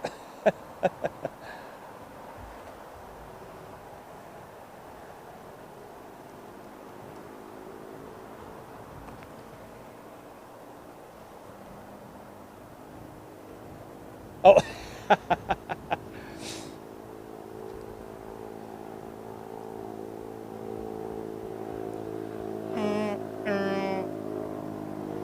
Jeffrey Dingle, there we go. There we go. And that's why we had to, you know, not so much make changes, but sort of like, you know, increase the awareness a little bit more about, you know, being a little bit more respectful to everybody around you, really, in terms of because there's a lot of people, a lot of folks who like to come on here, talk jets, talk planes, talk aviation, talk news, and that kind of stuff. You know, when you start getting mixed up with a conversation starts getting mixed up between two people on their own, you know, start talking amongst themselves, just themselves, it kind of like muddies the waters a little bit, and we try and avoid that as best we can. I appreciate it, and I'm guilty myself of sometimes throwing something in there which is massively off topic, you know, and I apologise for that, you know, and it can be done and it has been done, but we try all we can to keep the chat flowing nicely, especially with information that we get from you guys, because not only are you a knowledgeable bunch, but also it's great to get information from you folks as well.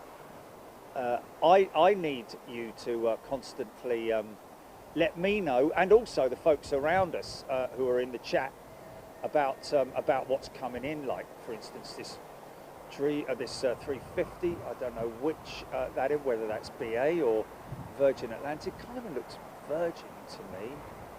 No blue underside to her. I don't know, but I might be completely wrong.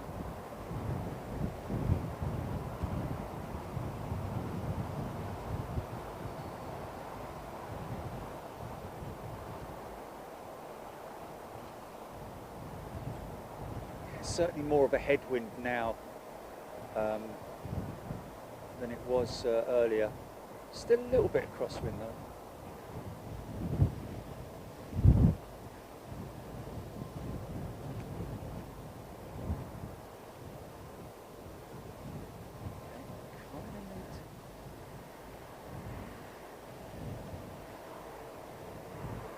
Yeah, if we're sort of like in a very quiet period and nothing's happening, yeah, fair enough. It can be.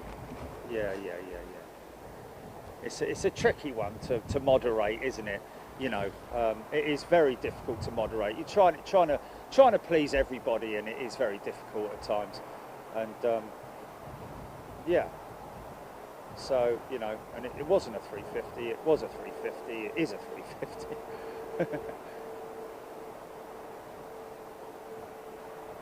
Now I can see she's a Virgin ship.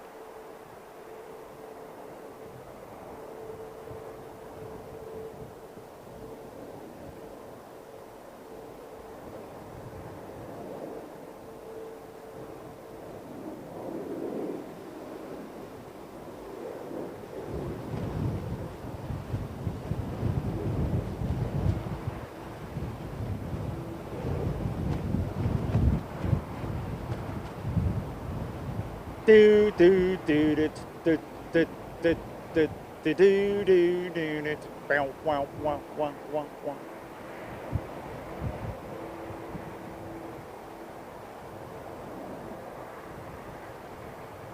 No, not yet. No. Because I might want to make an adjustment on a couple of bits and bobs. Bits and bobs, bits and bobs.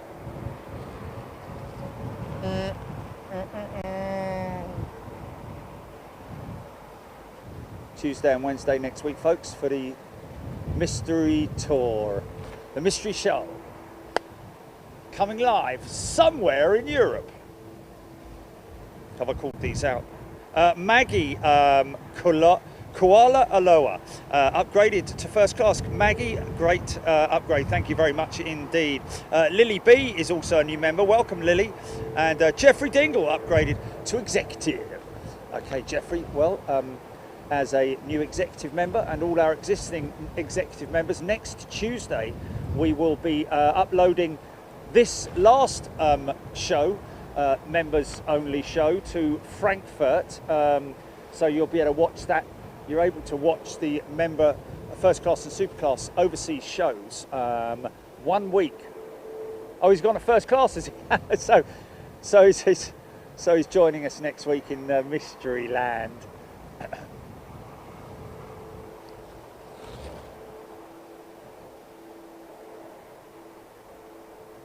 Here's the little Taron 318.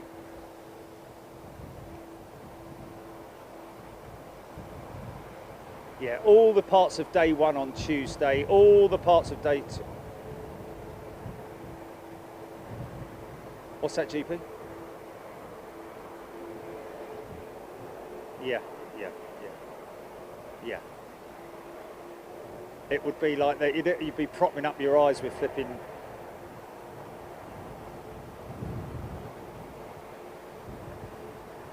The diddle plane.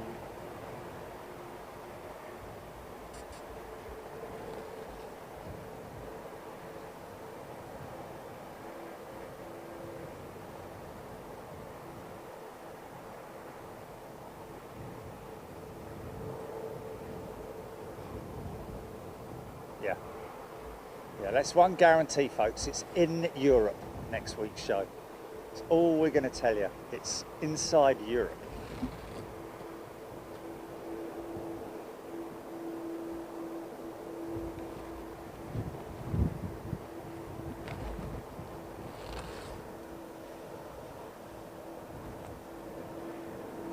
Yeah, first class, yeah?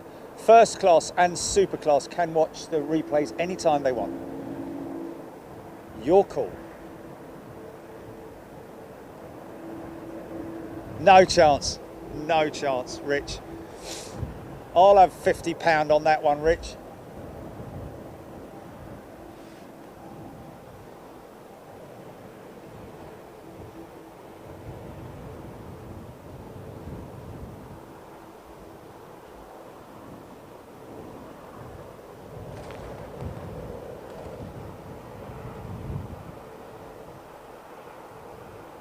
Watch the marker board, folks.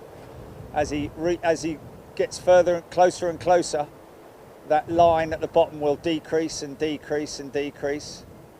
There's little markers on the left and the right to indicate turn left or right. We're not going to see it because he's going to be covering it, but that will eventually go red. Stop the vehicle. Hold it right there, Shemshin.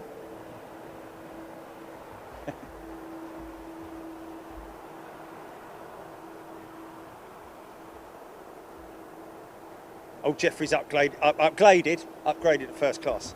Jeffrey, good upgrade. And Robert Hillier has as well. Philip Edwards also has upgraded to first class. A lot of you folks are going to be watching with me next weekend.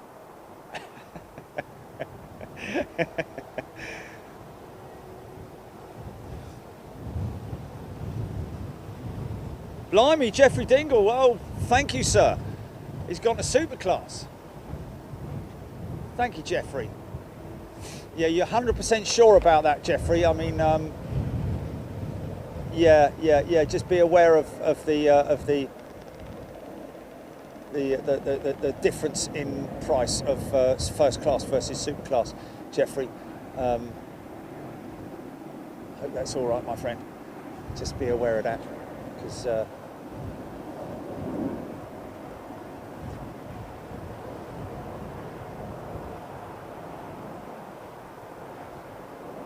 Yeah, yeah.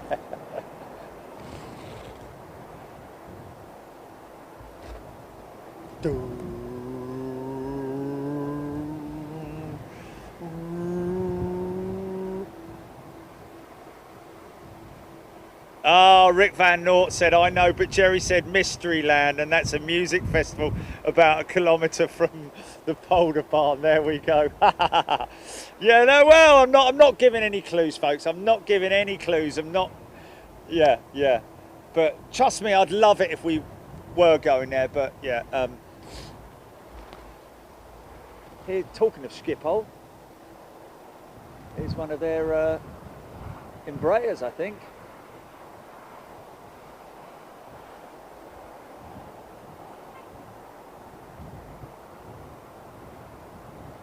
Synchrony.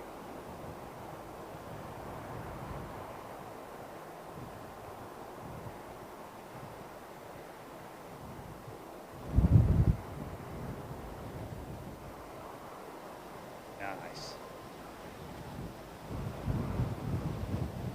Fully qualified, you passed the test.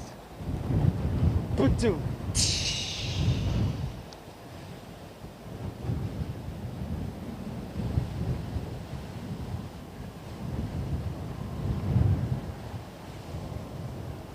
When does the runway changeover happen? Rach. Do I always get rage? Sorry, rage. Rage. 3 o'clock, rage. And that's when we are out of here.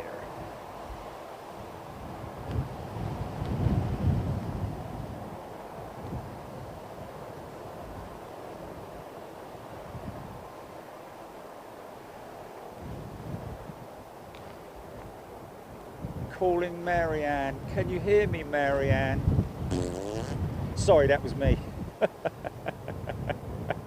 It's a very famous thing on that when they were ghost hunting, and you had to be there, but all the mics were down and silence. They were hoping for a ghost to make a little knock or something like that. But the ghost's name was Marianne, so I'm sorry about that, Marianne.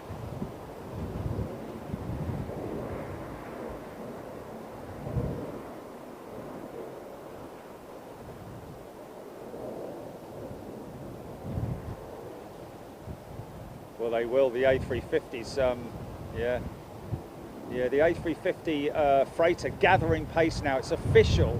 It's not rumoured anymore. It is now official that Airbus are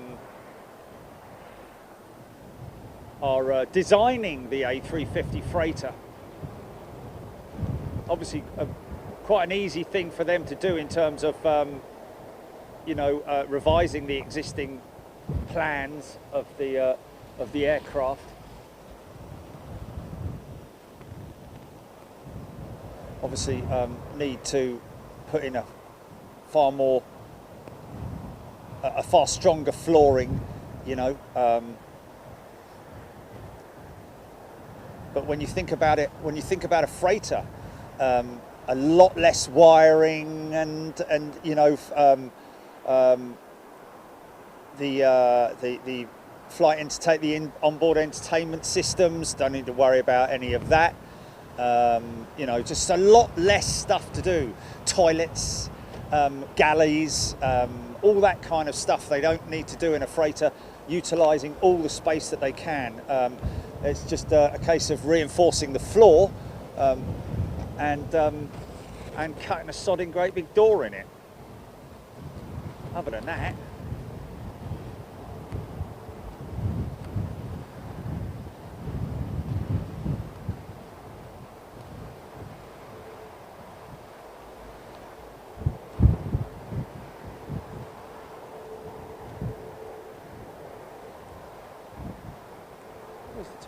what is the physical? Okay, 1:49. That has gone quick, man. Live since 8 o'clock. That is insane. See how much fun you can have when you're watching planes, eh? And talking to all these wonderful people.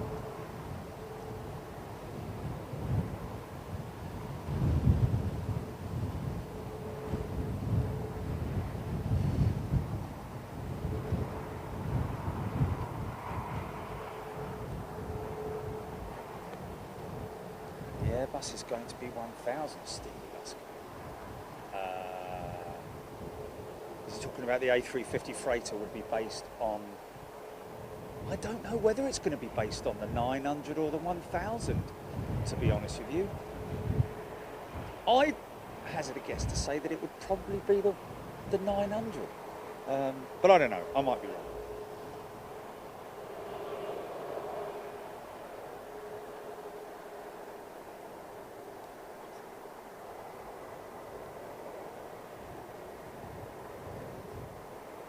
Calvin Grant, it is the best way to spend a day.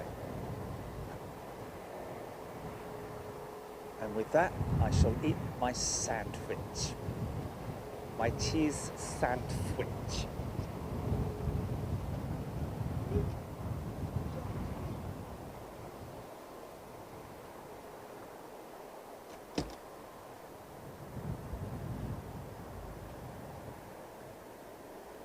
Qatar's second 330 of the day in 6 minutes, Ben Brown, thank you. Again, folks, this would normally be their 350.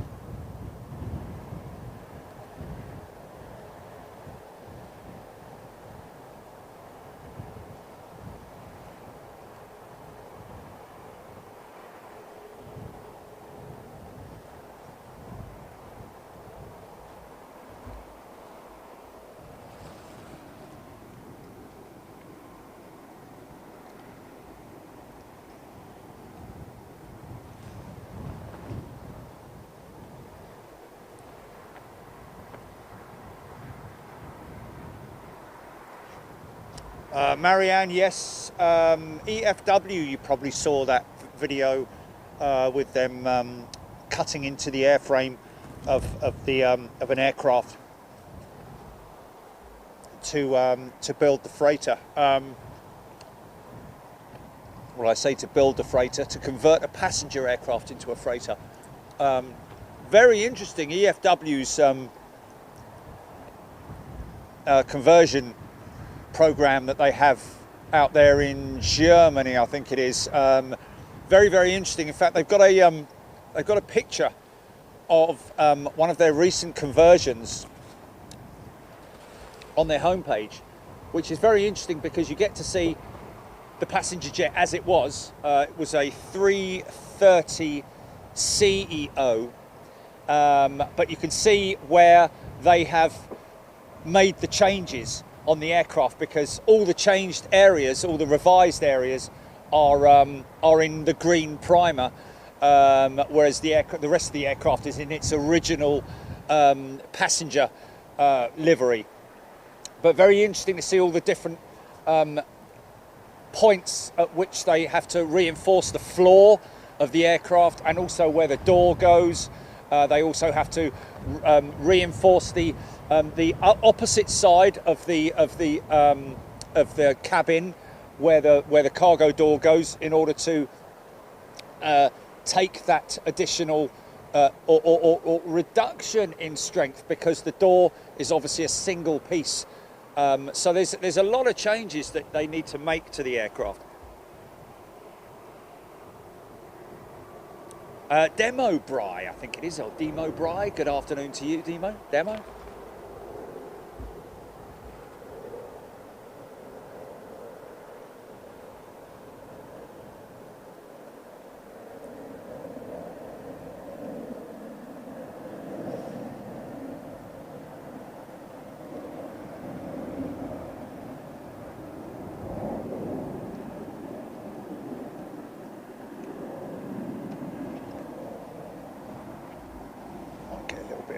Wing fluff off of this one. He's going to make a left turn, Clyde.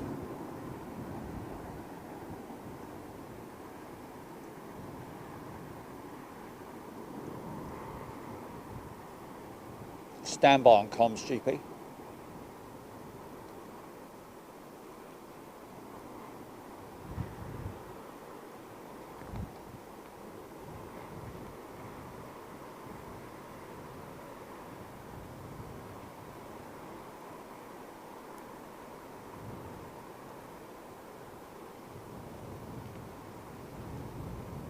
Come on, girl.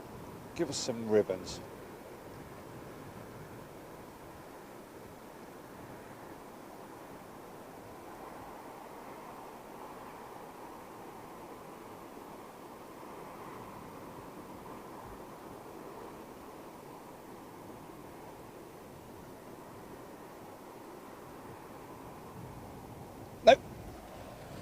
Okay, go comms, go comms.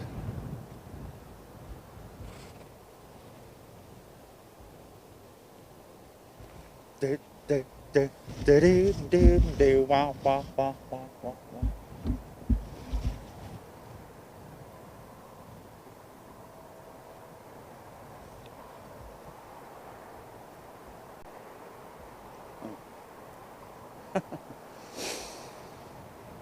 Alrighty then.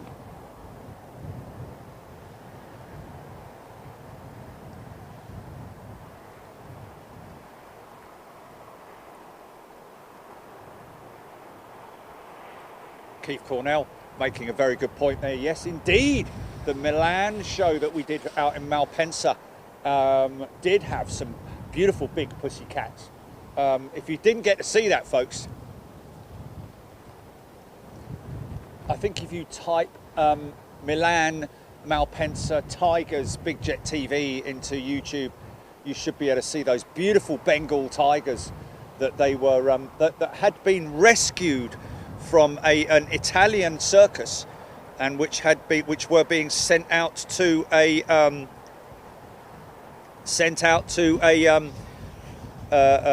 new home in I think it was it Abu Dhabi or Dubai or somewhere like that? The tigers, where were they going, Jilly? Hang on. Saudi Arabia, yeah.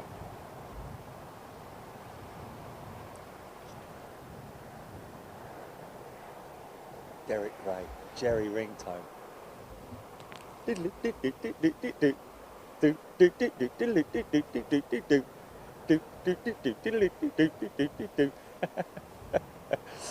Phone's ringing.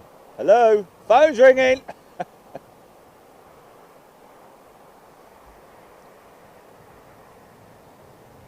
There's quite a lot of work going on at that engine. Maybe an ancillary pump or something like that being overhauled, or well, it won't be overhauled on wing. It will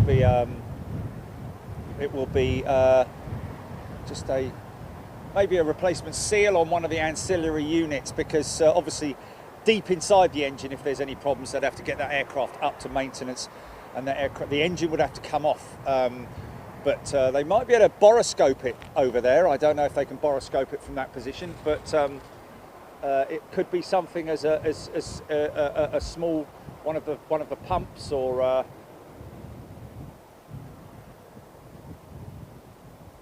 sensors or something like that, one of the engine sensors.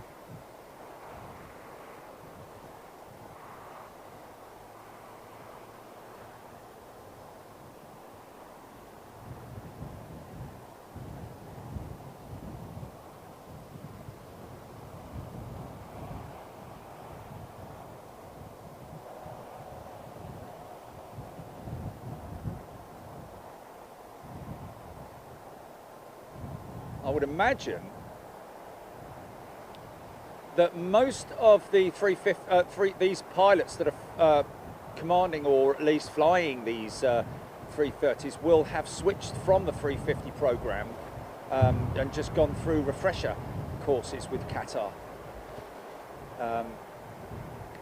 Unless they're bringing on existing 330 pilots, or whether I don't quite know exactly what they're doing, but obviously to switch over from the 350 to the 330 is a very simple procedure, because most of the 350 pilots would have come from 330, or maybe even 320, 319s.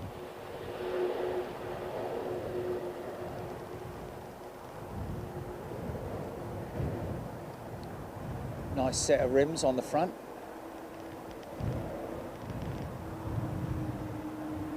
I think it was AirAsia, the picture of the A330 CEO on the front page of EFW's front page, showing their the conversion of their freighters. Very interesting. They literally to start with, once they've done all the alignments and checked everything, they will literally use an angle grinder to cut through, obviously very precision cutting and not just sort of like, right, John, right, Steve, yeah, right, sling a load of bricks up. Well, it's not like that. It's very precision cutting that they have to do into the fuselage. Not to say that builders use precision cutting as well. Obviously they do because they have to. But in fact, builders have to cut into roofs when they're building or into brick walls. Have to be very precise with their cutting techniques.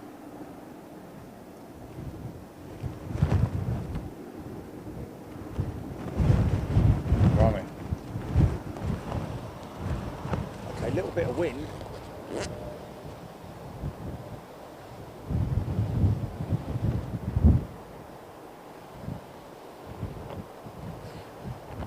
Definitely turning more towards a headwind, as you can see there.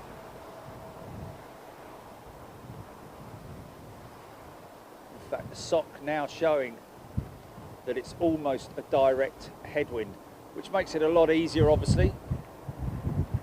Might get a little bit of ground effect, turbulent air being kicked up.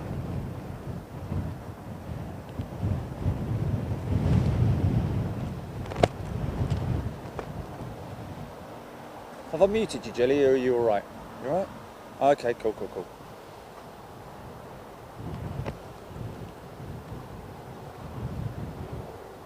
Anthony Long, yes, very interesting. The 747 Combi flew on a South African Combi 747 freighter, 747 Combi once, down to Cape Town. Actually, Joburg, sorry. Yeah. Half passenger, half freight. Obviously, the back of that aircraft built in the factory as a combi jet, and obviously when they're built in the factory, the rear portion of the aircraft floor would be reinforced to take heavier weight. But bear in mind that cut the 100 people or so weighs quite a lot. So and all the seats as well. So I'd imagine that the floor, not just the floor needing to be reinforced, but also the floor needing to have the specialist flooring for freight systems. That's quite a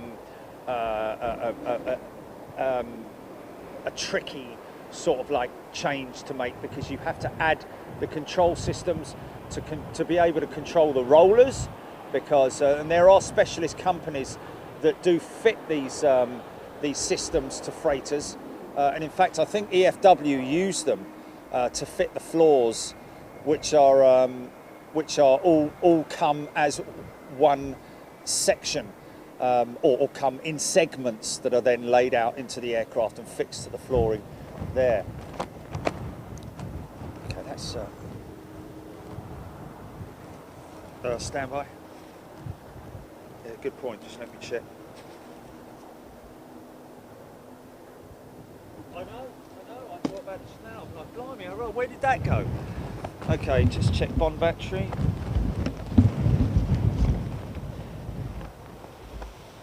Bond battery is, oh my good God, on 0.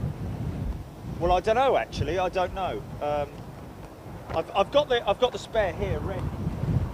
This particular one actually doesn't give me a reading.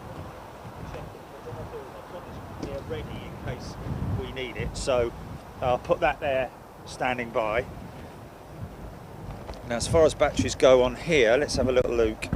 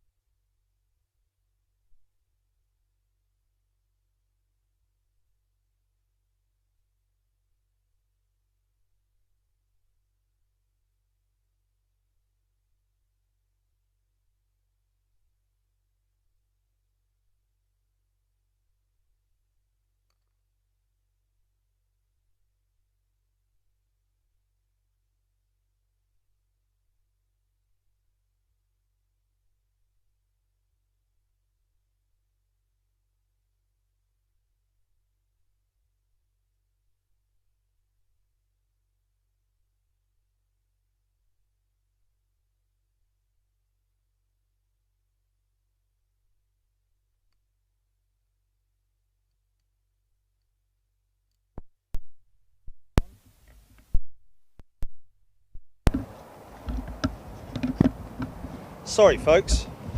We were just literally checking the batteries. Let me just change the mic one out. Might as well change the mic one out as well, because if you're going to do one set, you might as well do it. Okay. No, it wasn't. It was the receiver. Stand by, folks. Audio going off again for 20 seconds.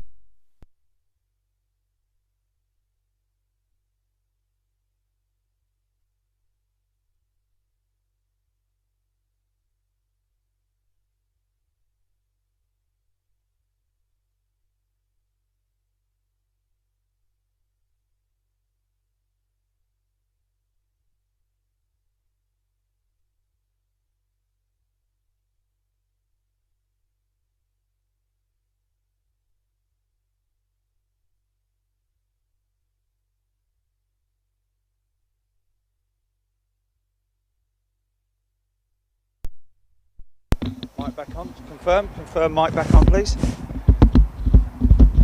Okay, Tom. Diddly diddly diddly diddly. Okay, so shall I just switch the Bond battery out, just for the sake of it? Okay, this is a proper quick one. Should lose nothing.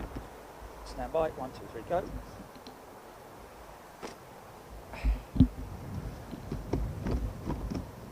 Bond in and changed.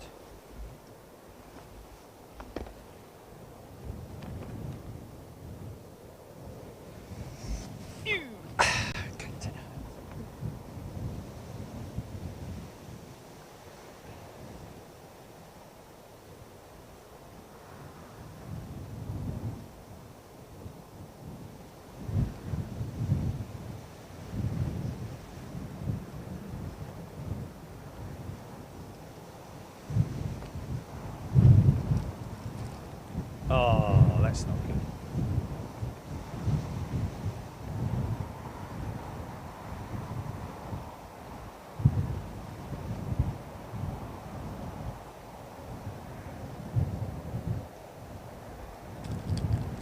Okay.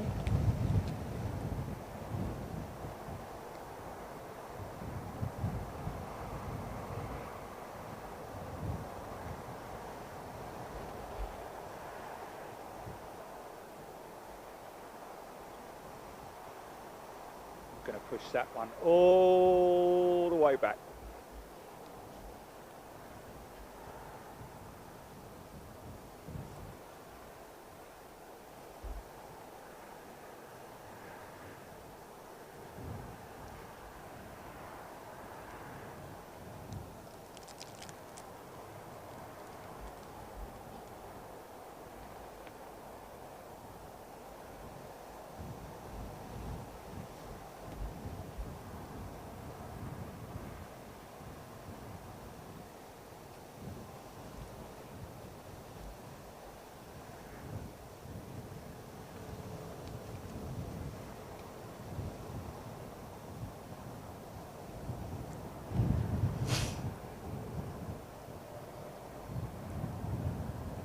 Yeah, Bond batteries are V-lock, folks.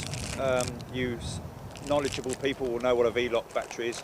Generally, if you watch a sports broadcast, you'll see them hooked onto the back of the big broadcast cameras, but this is a V-lock battery which is incorporated within the backpack system, which the Bond unit is linked into as well. No, you can't.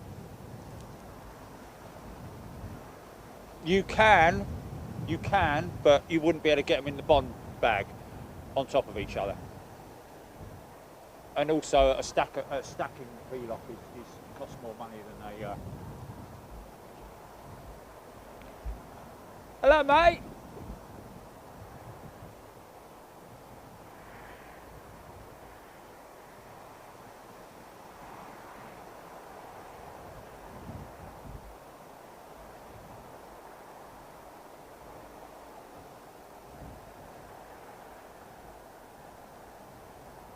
Come for din-dins, isn't he? Hello! Can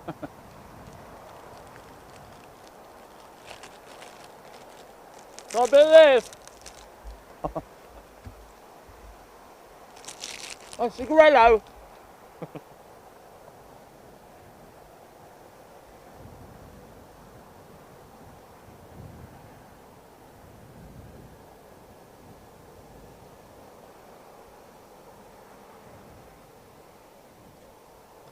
I don't think he'd be interested in a bit of cheese.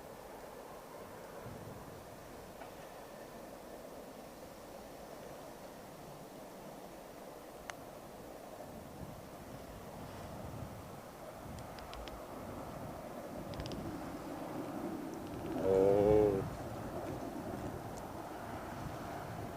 Crows ain't liking it. Oh. Bit lower. Bit lower.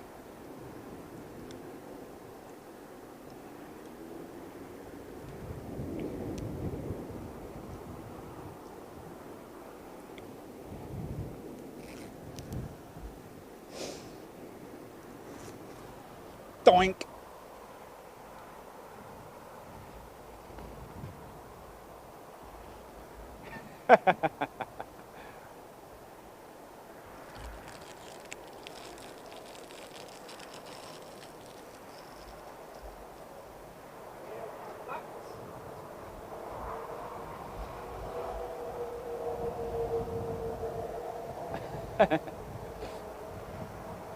That's when I said, do you want a cigarello?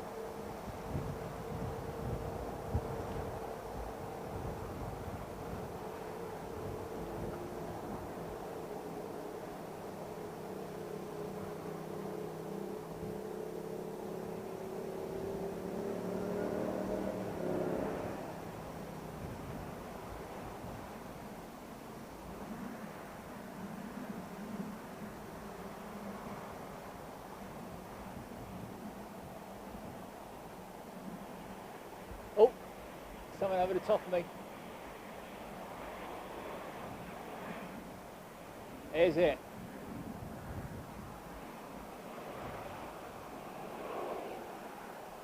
Not going to see it. Not going to see it.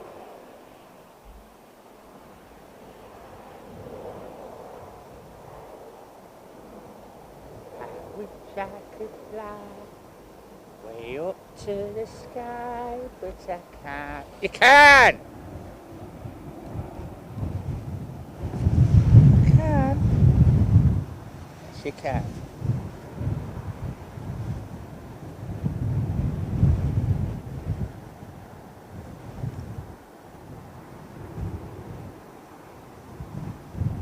Most impressive thing is when these things fold their wings and dive. You've never seen anything go down so quick in all your bleeding life. Oh, he's definitely after something there, isn't he? Or she.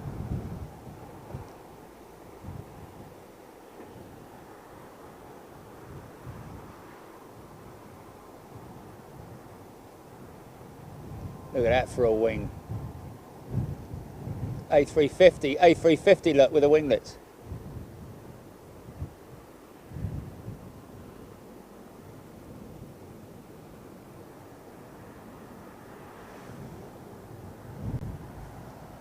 Oh, he's definitely hunting something out, isn't he? He's having a scope.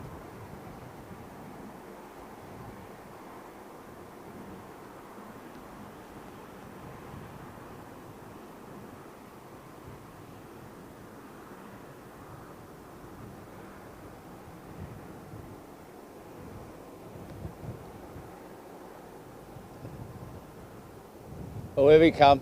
Here come the crows. Good, do one, son. Usually, a couple of brave crows. Mind you, they don't get spooked by the crows at all. They just get. It's just more like, you know, annoying. Blimey. At least once a show we get that moment, that time when there's just absolutely nothing. Oh, raw Brunei, look at this. Haven't seen her for a while, have we?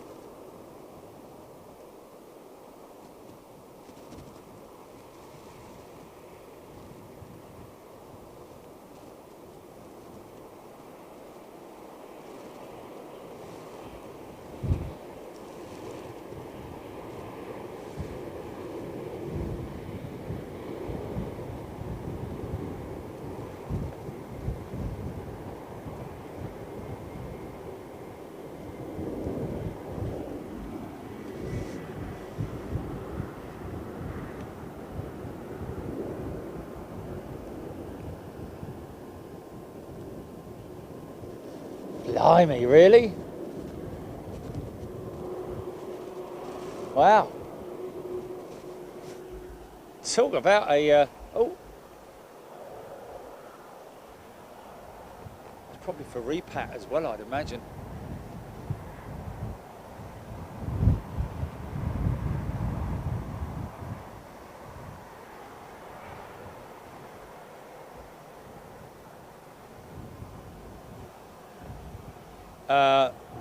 Reed Taraune, I hope I pronounced your name right.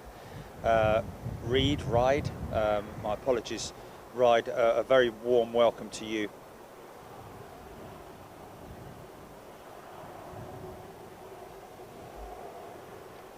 Paul Grew.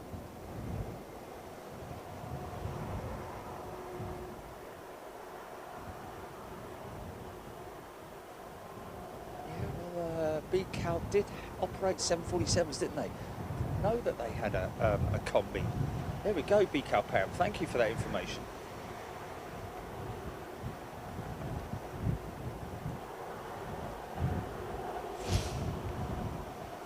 Crazy looking aeroplane, the SP.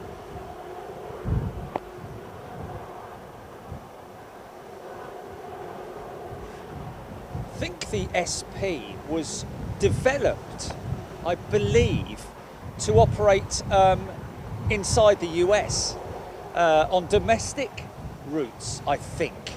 Even though it was a special performance was its designation, but it did fly long-haul routes, I believe.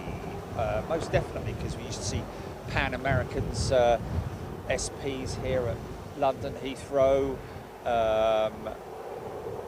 I think Braniff possibly had one or two that operated into Gatwick, maybe, I don't know. But I think that they were developed for short haul, not short haul, but domestic, internal domestic routes. Russ CT Virgin 350 on approach, thank you Russ.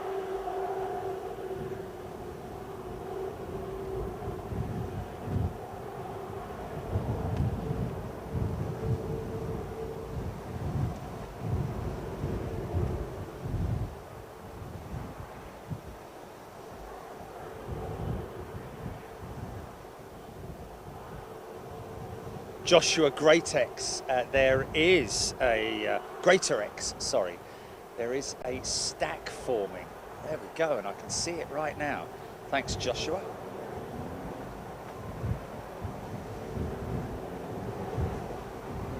Autopilot, I was Osaka, Shanghai, Incheon, Memphis during last week's shows from Frankfurt. Wow. Skeeter McTavish. What a fantastic name.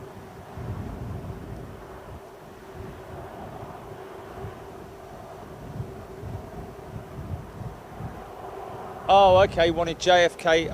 Okay. Oh, maybe it was the other way around. No, it was maybe for a long haul. Yes, so that it could fly longer routes. That's it. Yeah, sorry, it's the other way around. My apologies. Thank you for correcting me on that. Yeah, there, fast as funk. Other way round. It was for longer range, which is why they shrunk her down so significantly. Same wing, same engines, same everything, just a shorter fuselage so that she could fly longer range. There we go. Wow, Michael Powell, I flew Air China 747 SP from Gatwick to Beijing via Sharjah, November 1992. Wow, there you go.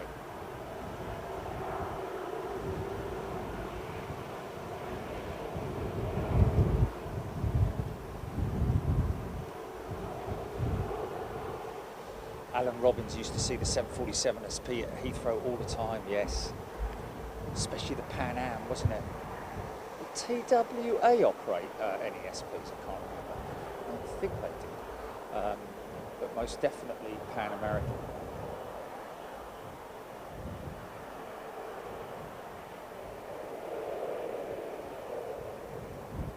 Oh, they did? Okay.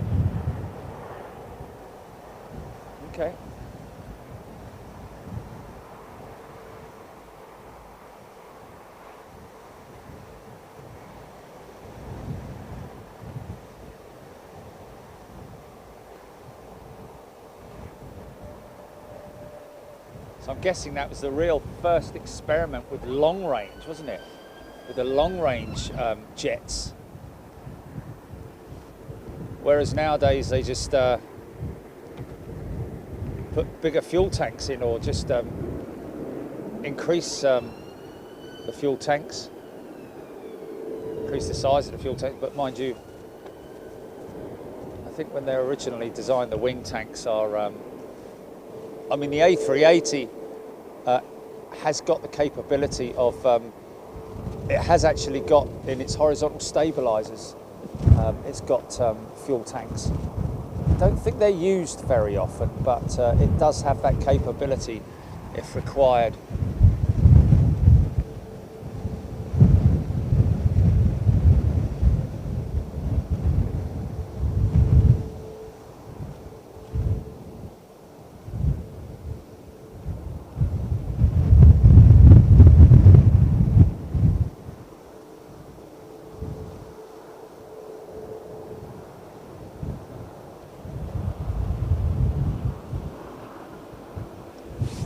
Oh, sorry, ladies and gents.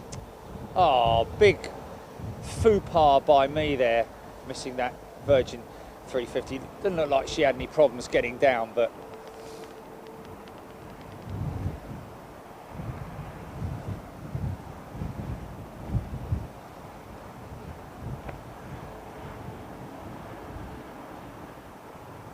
yeah, but I need to know when it's like, you know, 100 feet.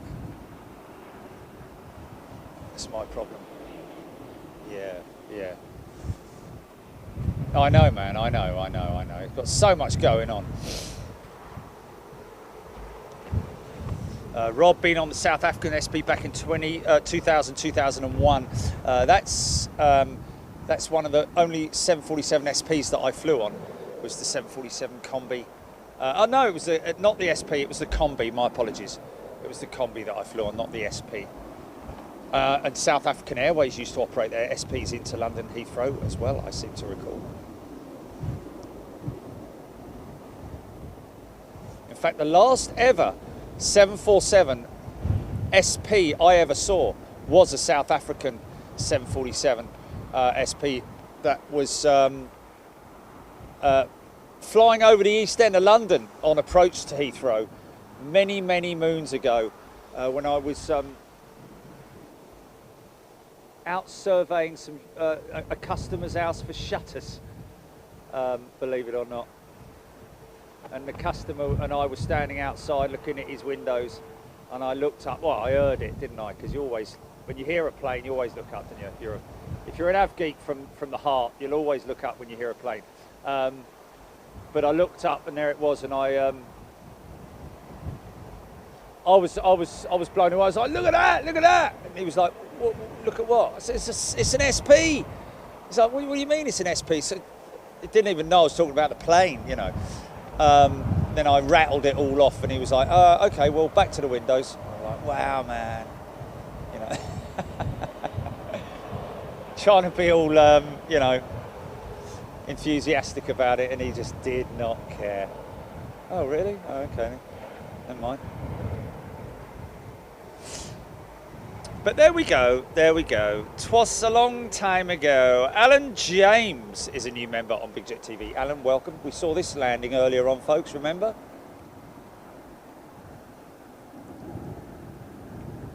Good old Canadian hospitality. That's somewhere we're hoping to go in September, ladies and gents, to Canada. I've never been, but I'm hoping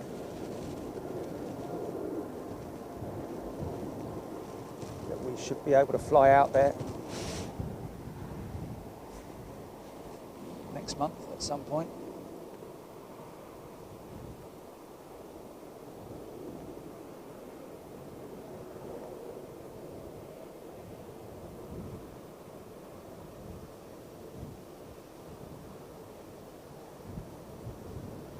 Yeah, oh yeah, definitely. Yeah, I've got to go and meet him, and or do something, or imagine plane spotting with him in character, But what about getting all three of them Well, getting all three of them. It would, wouldn't it? It would have to be over 18. Jesus, Murphy!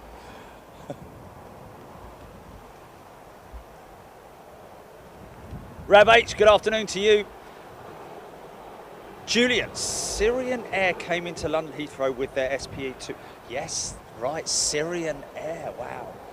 And I think, who else? Gulf Air maybe, or Iran Air. I think Iran Air had SPs, didn't they, as well?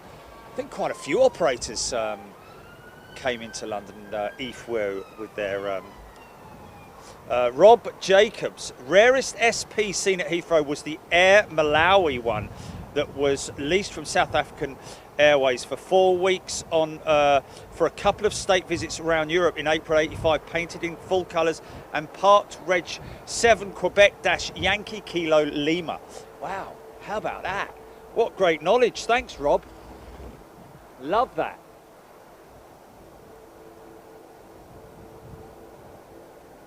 That would have been spotted from on top of the Queen's building, no doubt.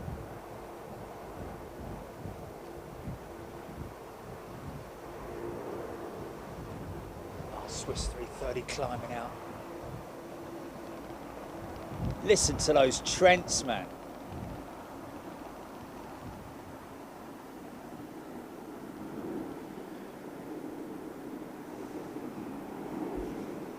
On its way to the Sterney Mans.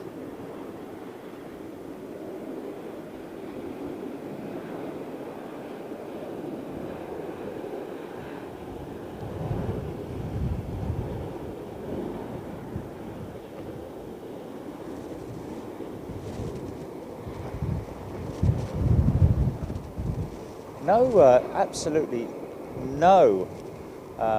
Must be quite warm up there. Not getting any ribbons or any wing floofed.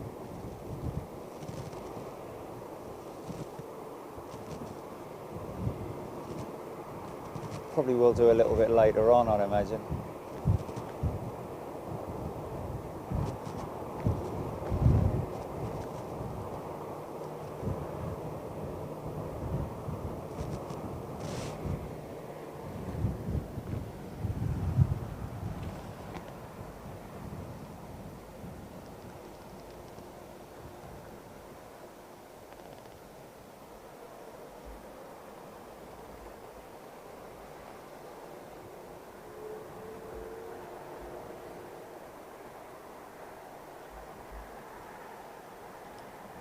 Kelvin Grant, it has gone quick, hasn't it?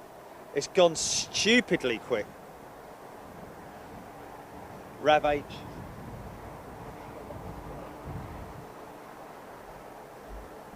Yeah, certainly conditions much more favourable right now than they were at the beginning of the show, of course.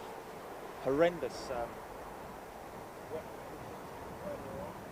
But good fun.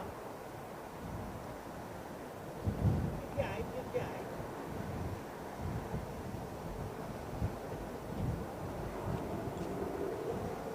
It's Iran Air.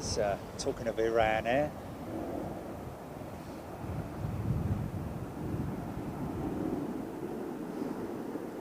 Seriously. Hey, hey!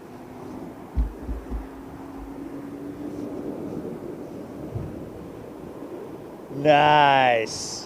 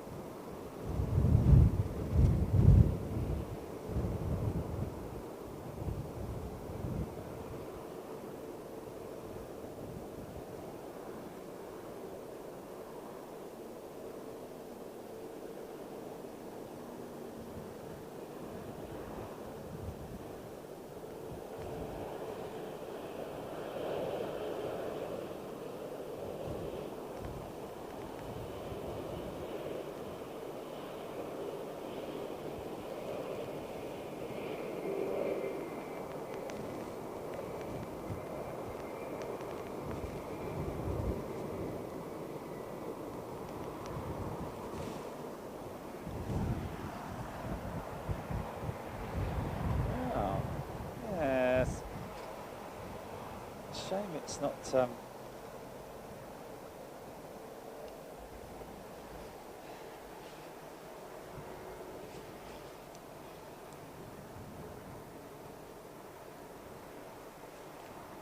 Ooh, Buffalo. Yeah, out there in Buffalo in. No, not Buffalo, New York. Buffalo, the airline in Anchorage, isn't it? Flying the Lockheed Electras.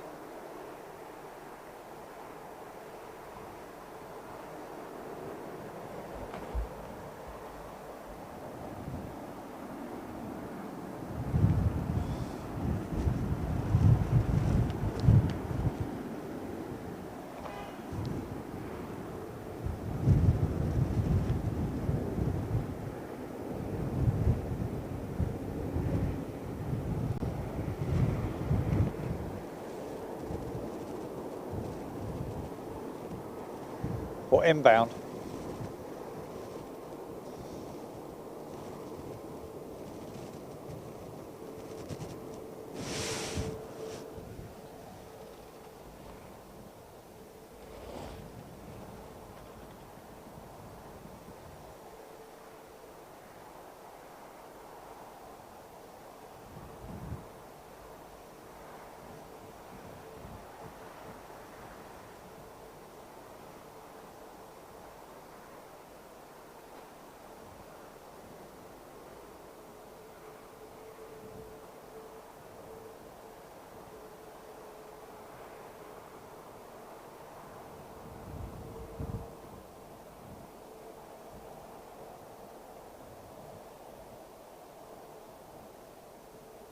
No, Buffalo Airways.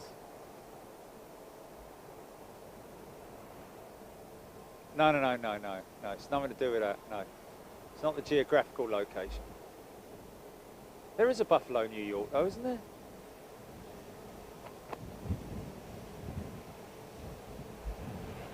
But I'm not talking about a geographical location. I'm talking about a physical aeroplane, airline. Sorry.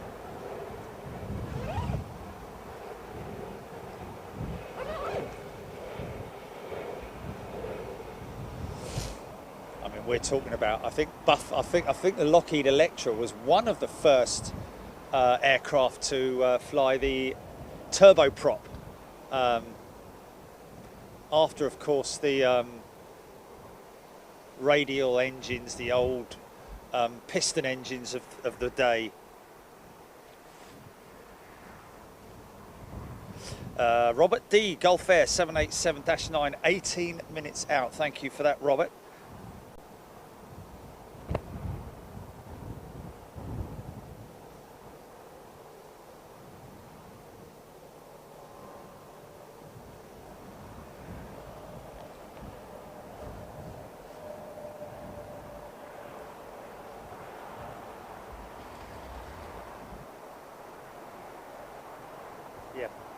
Yeah. What passenger locator form you mean?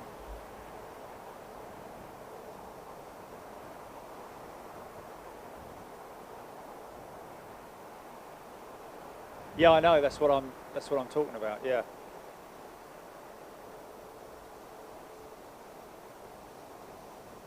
Although, to be honest with you, I didn't show it when I got to Frankfurt. No.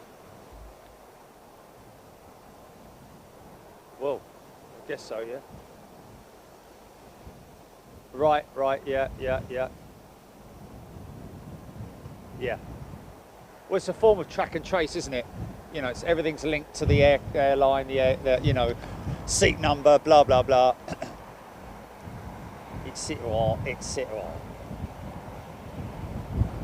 Still working away on that engine. Got a poorly engine. Slinging a load of cowpole inside it.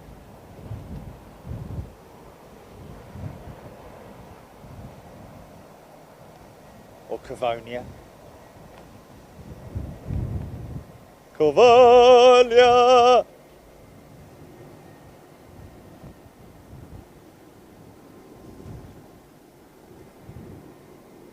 God, I've got a big band of rain to my southwest, which I think I am probably going to get. I don't know. That's debatable whether or not it's. Yeah, it'll be all right. It'll be all right. I'm ready for it. It's not like I've stripped down to my speedos, is it? Oh, misses.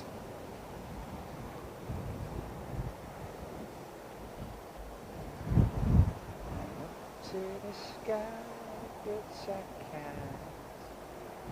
Yes, you can. I can. Yes, you can. I've only got little green wings. Bloody rubbish!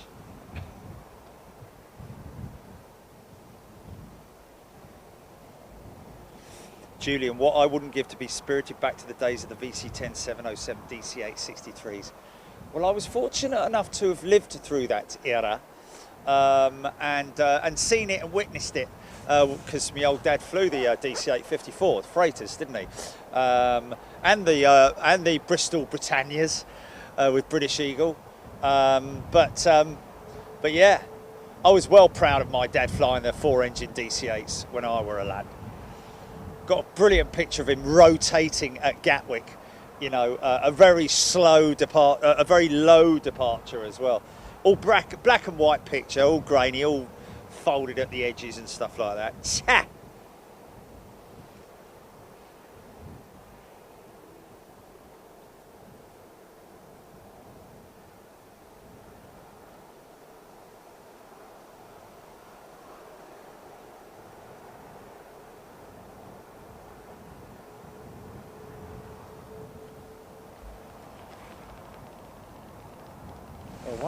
One of the flying SPs at the moment is the NASA telescope observatory, isn't it?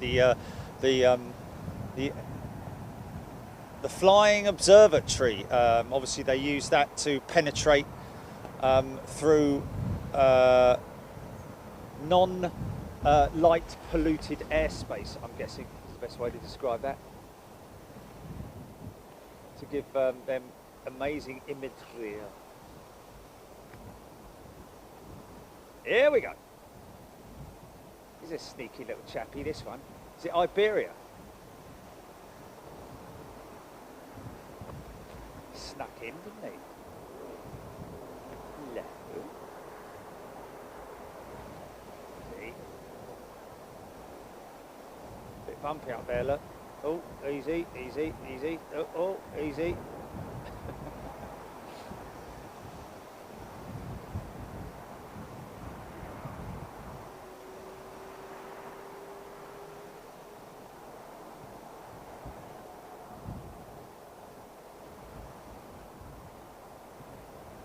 Wow.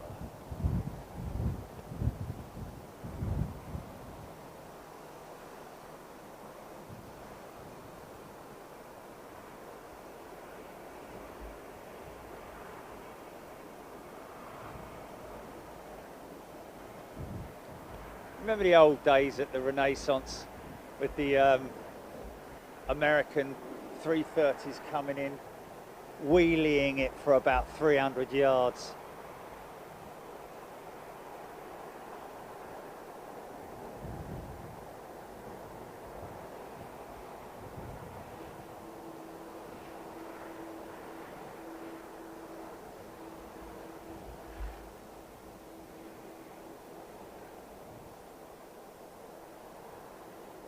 And our man Rich Torp, being one of those pilots who used to fly the 330s,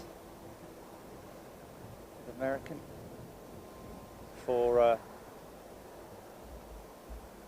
downgrading to the flying baguette, as he calls it. It's brilliant, isn't it? Flying baguette, load of cheese and salad sticking out of it. It's interesting. Surely he's going to go down to T4, T5.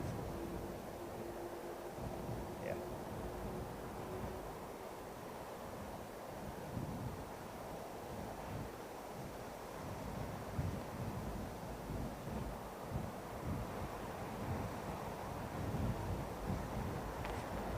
seriously see the rake on that plane.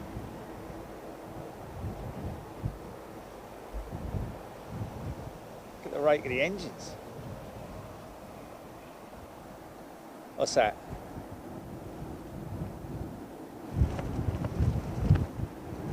Oh yeah, most definitely.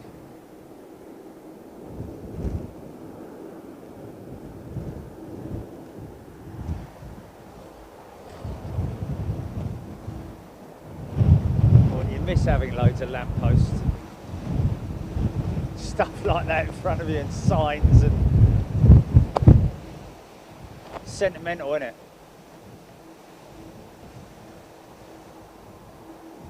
I have no doubt that when they reopen, we will probably nip down there for some. You get some good opposite airfield stuff, don't you? But you just don't get the kind of panoramic views that you do here. Yeah, yeah.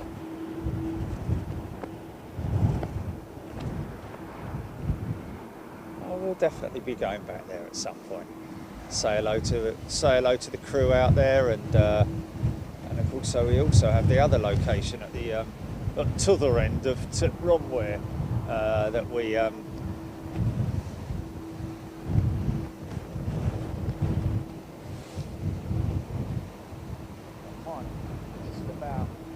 Look at that rain over there. Look at the rain over there. Look. That's all the rain over there. That hopefully going to. It's trying to blow it this way. I know that. I wish I could fly.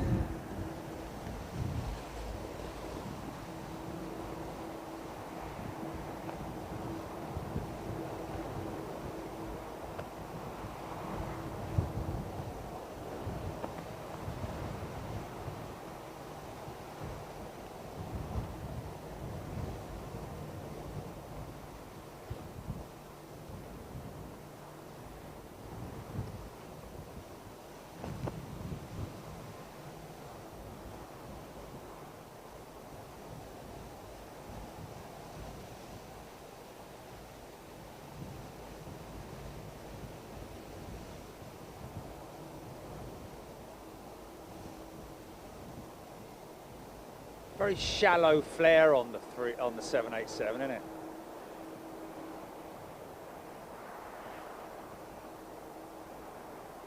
Sort of like comes in almost horizontal. Slight little flare right at the end, and then that's it. 350 is a different kettle of fish.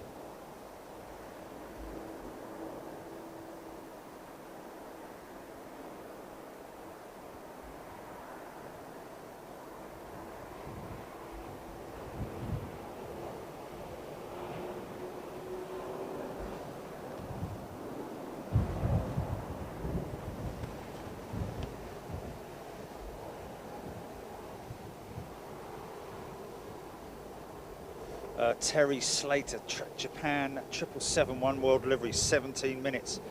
That's probably going to vector for the southern runway landings, I'd imagine.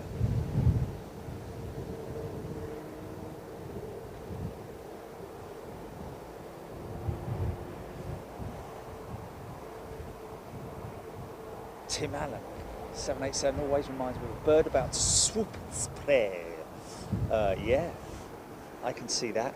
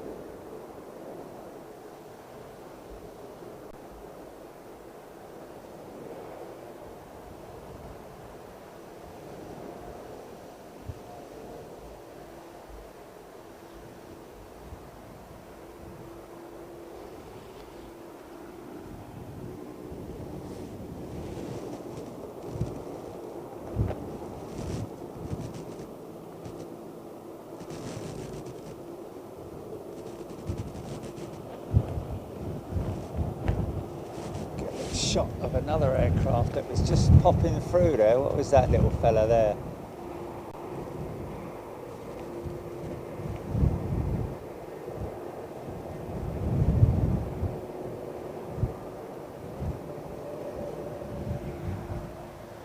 Don't miss a thing, you do you? Hey, hey, hey.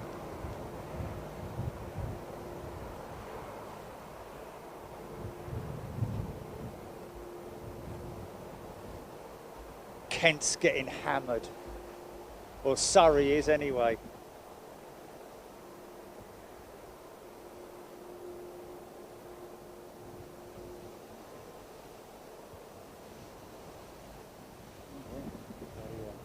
Is that my last two, or have we got more behind it? I'll just get my bearings here. Up to there, and then a bit up there like that.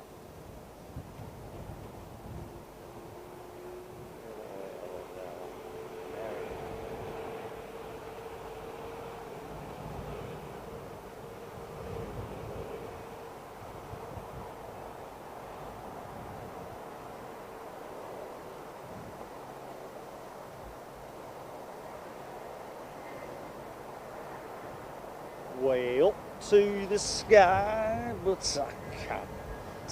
It can. No, I can't.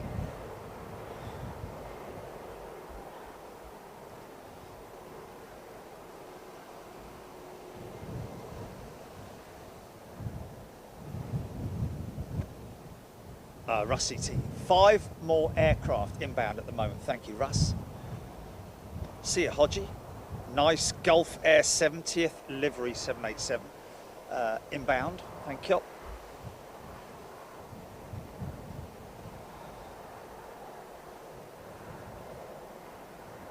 Leslie Donaldson. DC-8s took over from 727s. They operated around about the same time, didn't they? Or is that an airline that operated 727s? I don't know.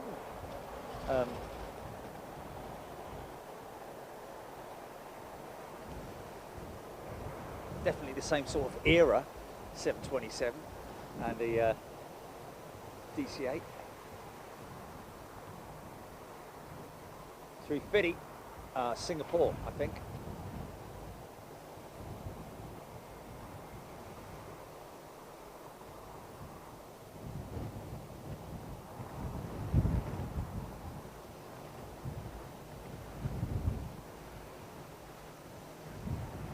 Sorry about that.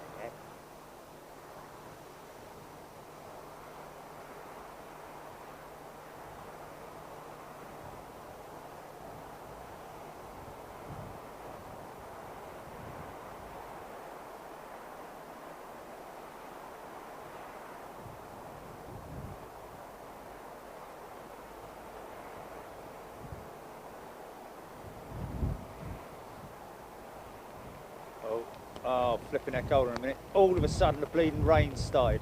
Wow. Wow, wow, wow, wow, wow. Hurry up, hurry up, hurry up. It's just a sudden bosh, bosh. Very smooth. Looking quite heavy. Was it just a freak? Like someone poured a bucket of water over me.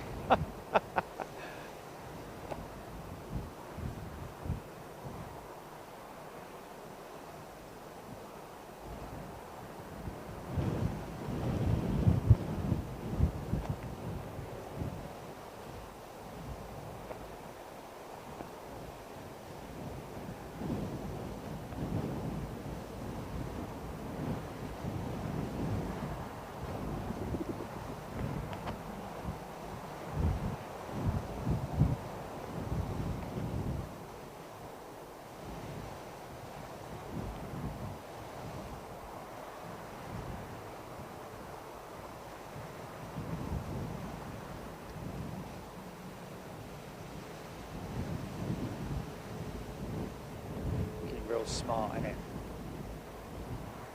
Love that livery. Gotta say it.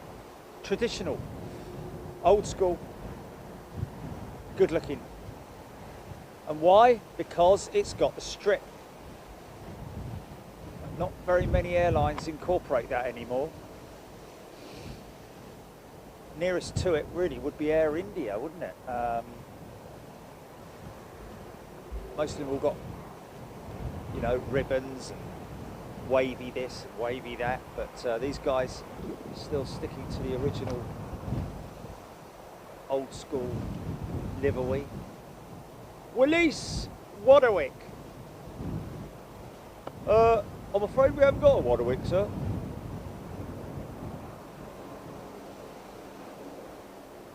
We've got a Bwyan.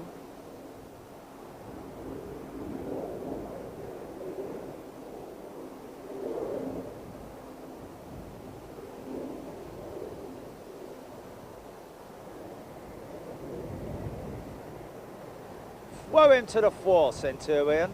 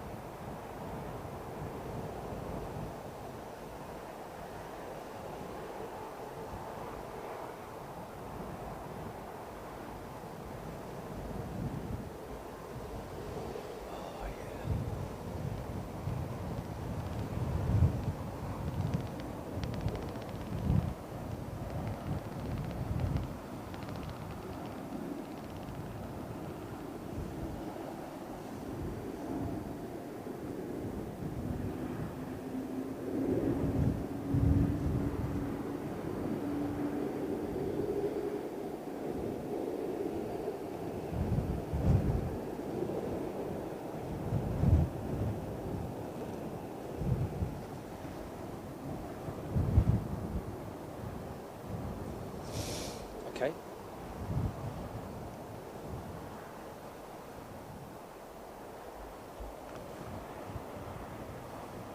Okay, just going to keep it locked on there, folks, because we are expecting any moment now. In fact, so flipping large, I can see where it is. Looks like he's about to turn on right now.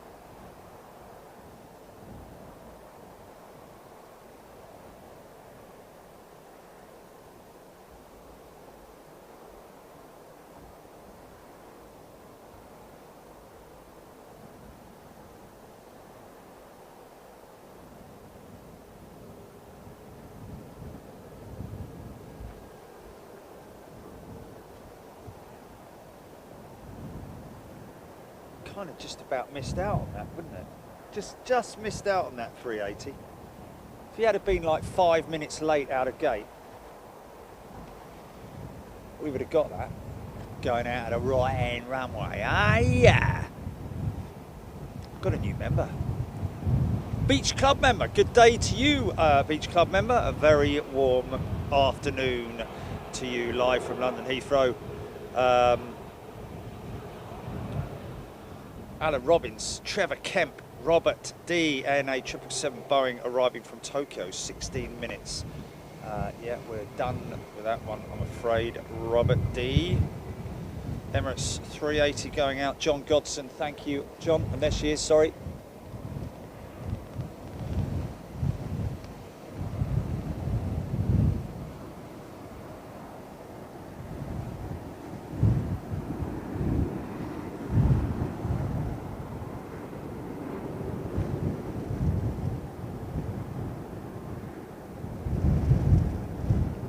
Main undercarriage weighing around about 35 tonnes.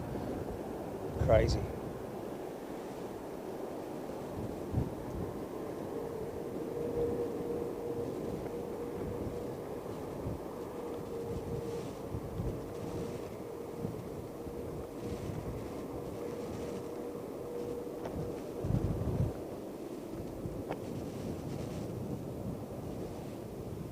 I'll make a left turn, Clyde.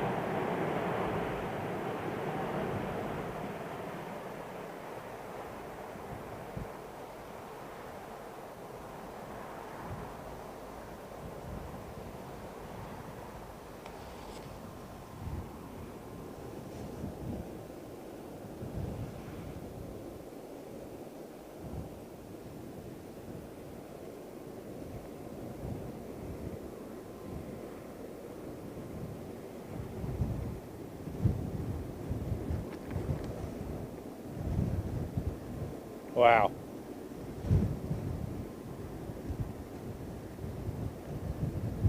Whether it was that or not, I don't know, but a big waft of Jet A1, just warm Jet A1 was just blown right across me here.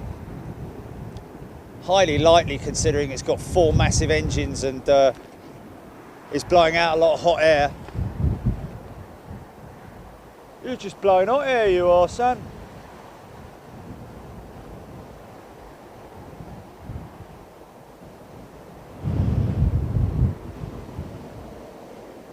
Lovely, absolutely lovely.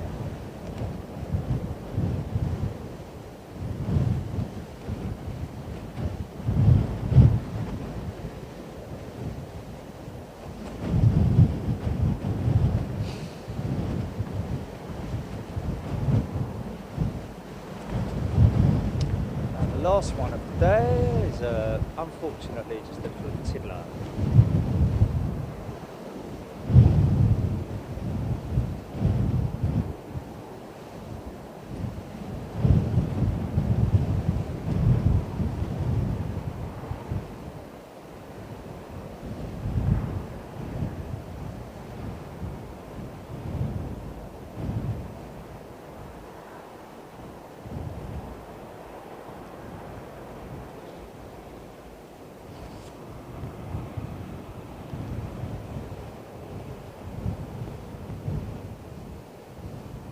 Anthony Long has upgraded to Superclass. Anthony, thank you very much indeed. Great upgrade. Thank you, sir. Much appreciated to everybody who have obviously upgraded, but also all you wonderful new members from all your different classes. Really appreciate your support here on Big Jet TV. You are the fuel, folks. Look forward to catching up with you guys on Tuesday and Wednesday of next week for the mystery show. It's a European destination and we'll be there from Tuesday morning, probably around about 10 a.m. UK time, I think that is. I think I'm right in saying that. Yes, I know. Maybe what? Well, because we're going to be there all day. Right. Yeah. Well, we'll see. We'll see what time. We'll see what time.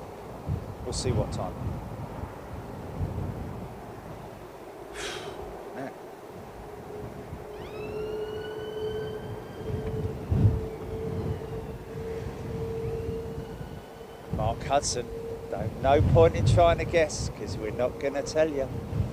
You're just going to have to roll up for the mystery show. Wow, look at that big bank of rain that those guys are coming through right now. That's insane.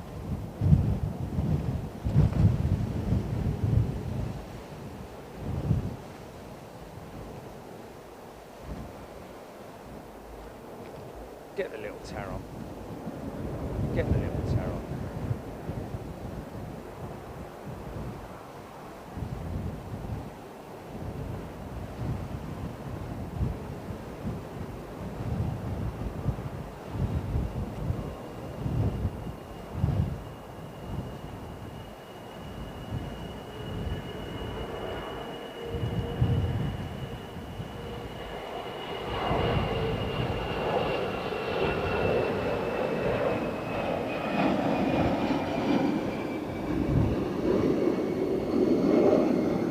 Yeah. We've got a big, nasty black cloud about to hit me, GP.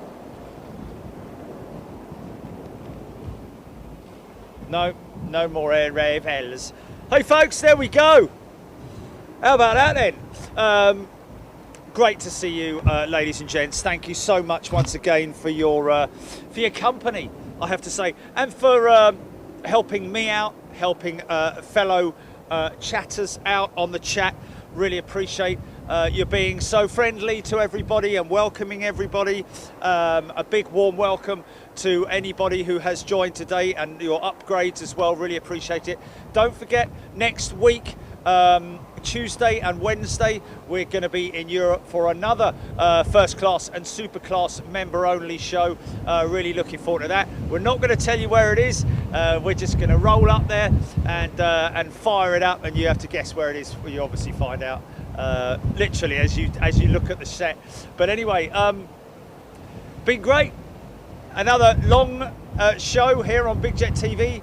And obviously we'll be bringing you more London Heathrow stuff, but as things evolve, we're going to keep trying to bring you more European stuff. Of course, at the end of the month, the back end of the month, we've got Toulouse, and a lot of people like the Toulouse shows because it is a little bit of throwing out a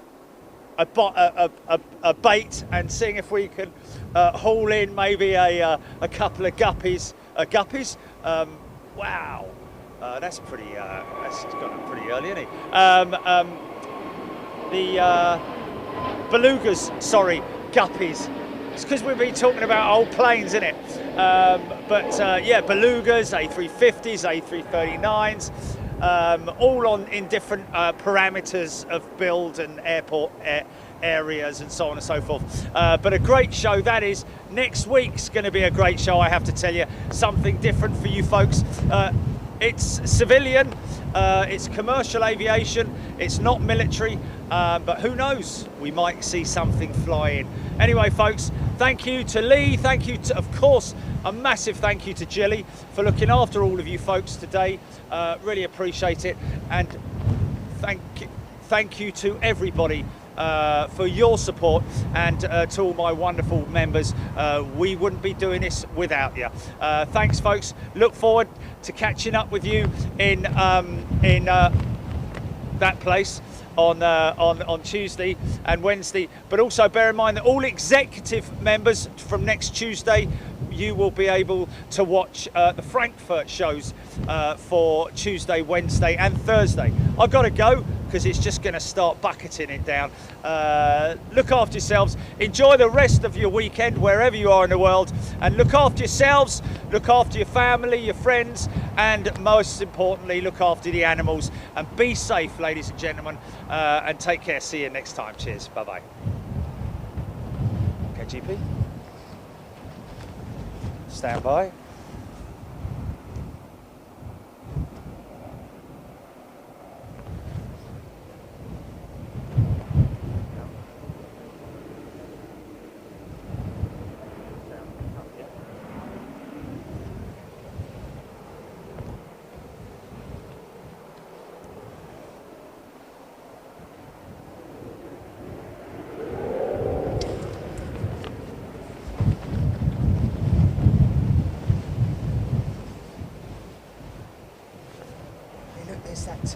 There's that weird phenomenon again, Jilly, look. You see it? You see it? The stripes.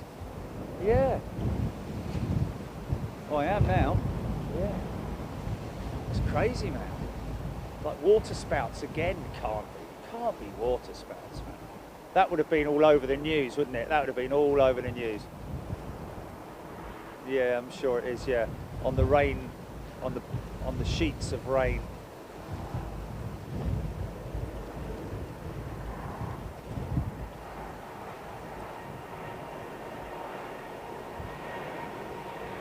Just said next Tuesday and Wednesday.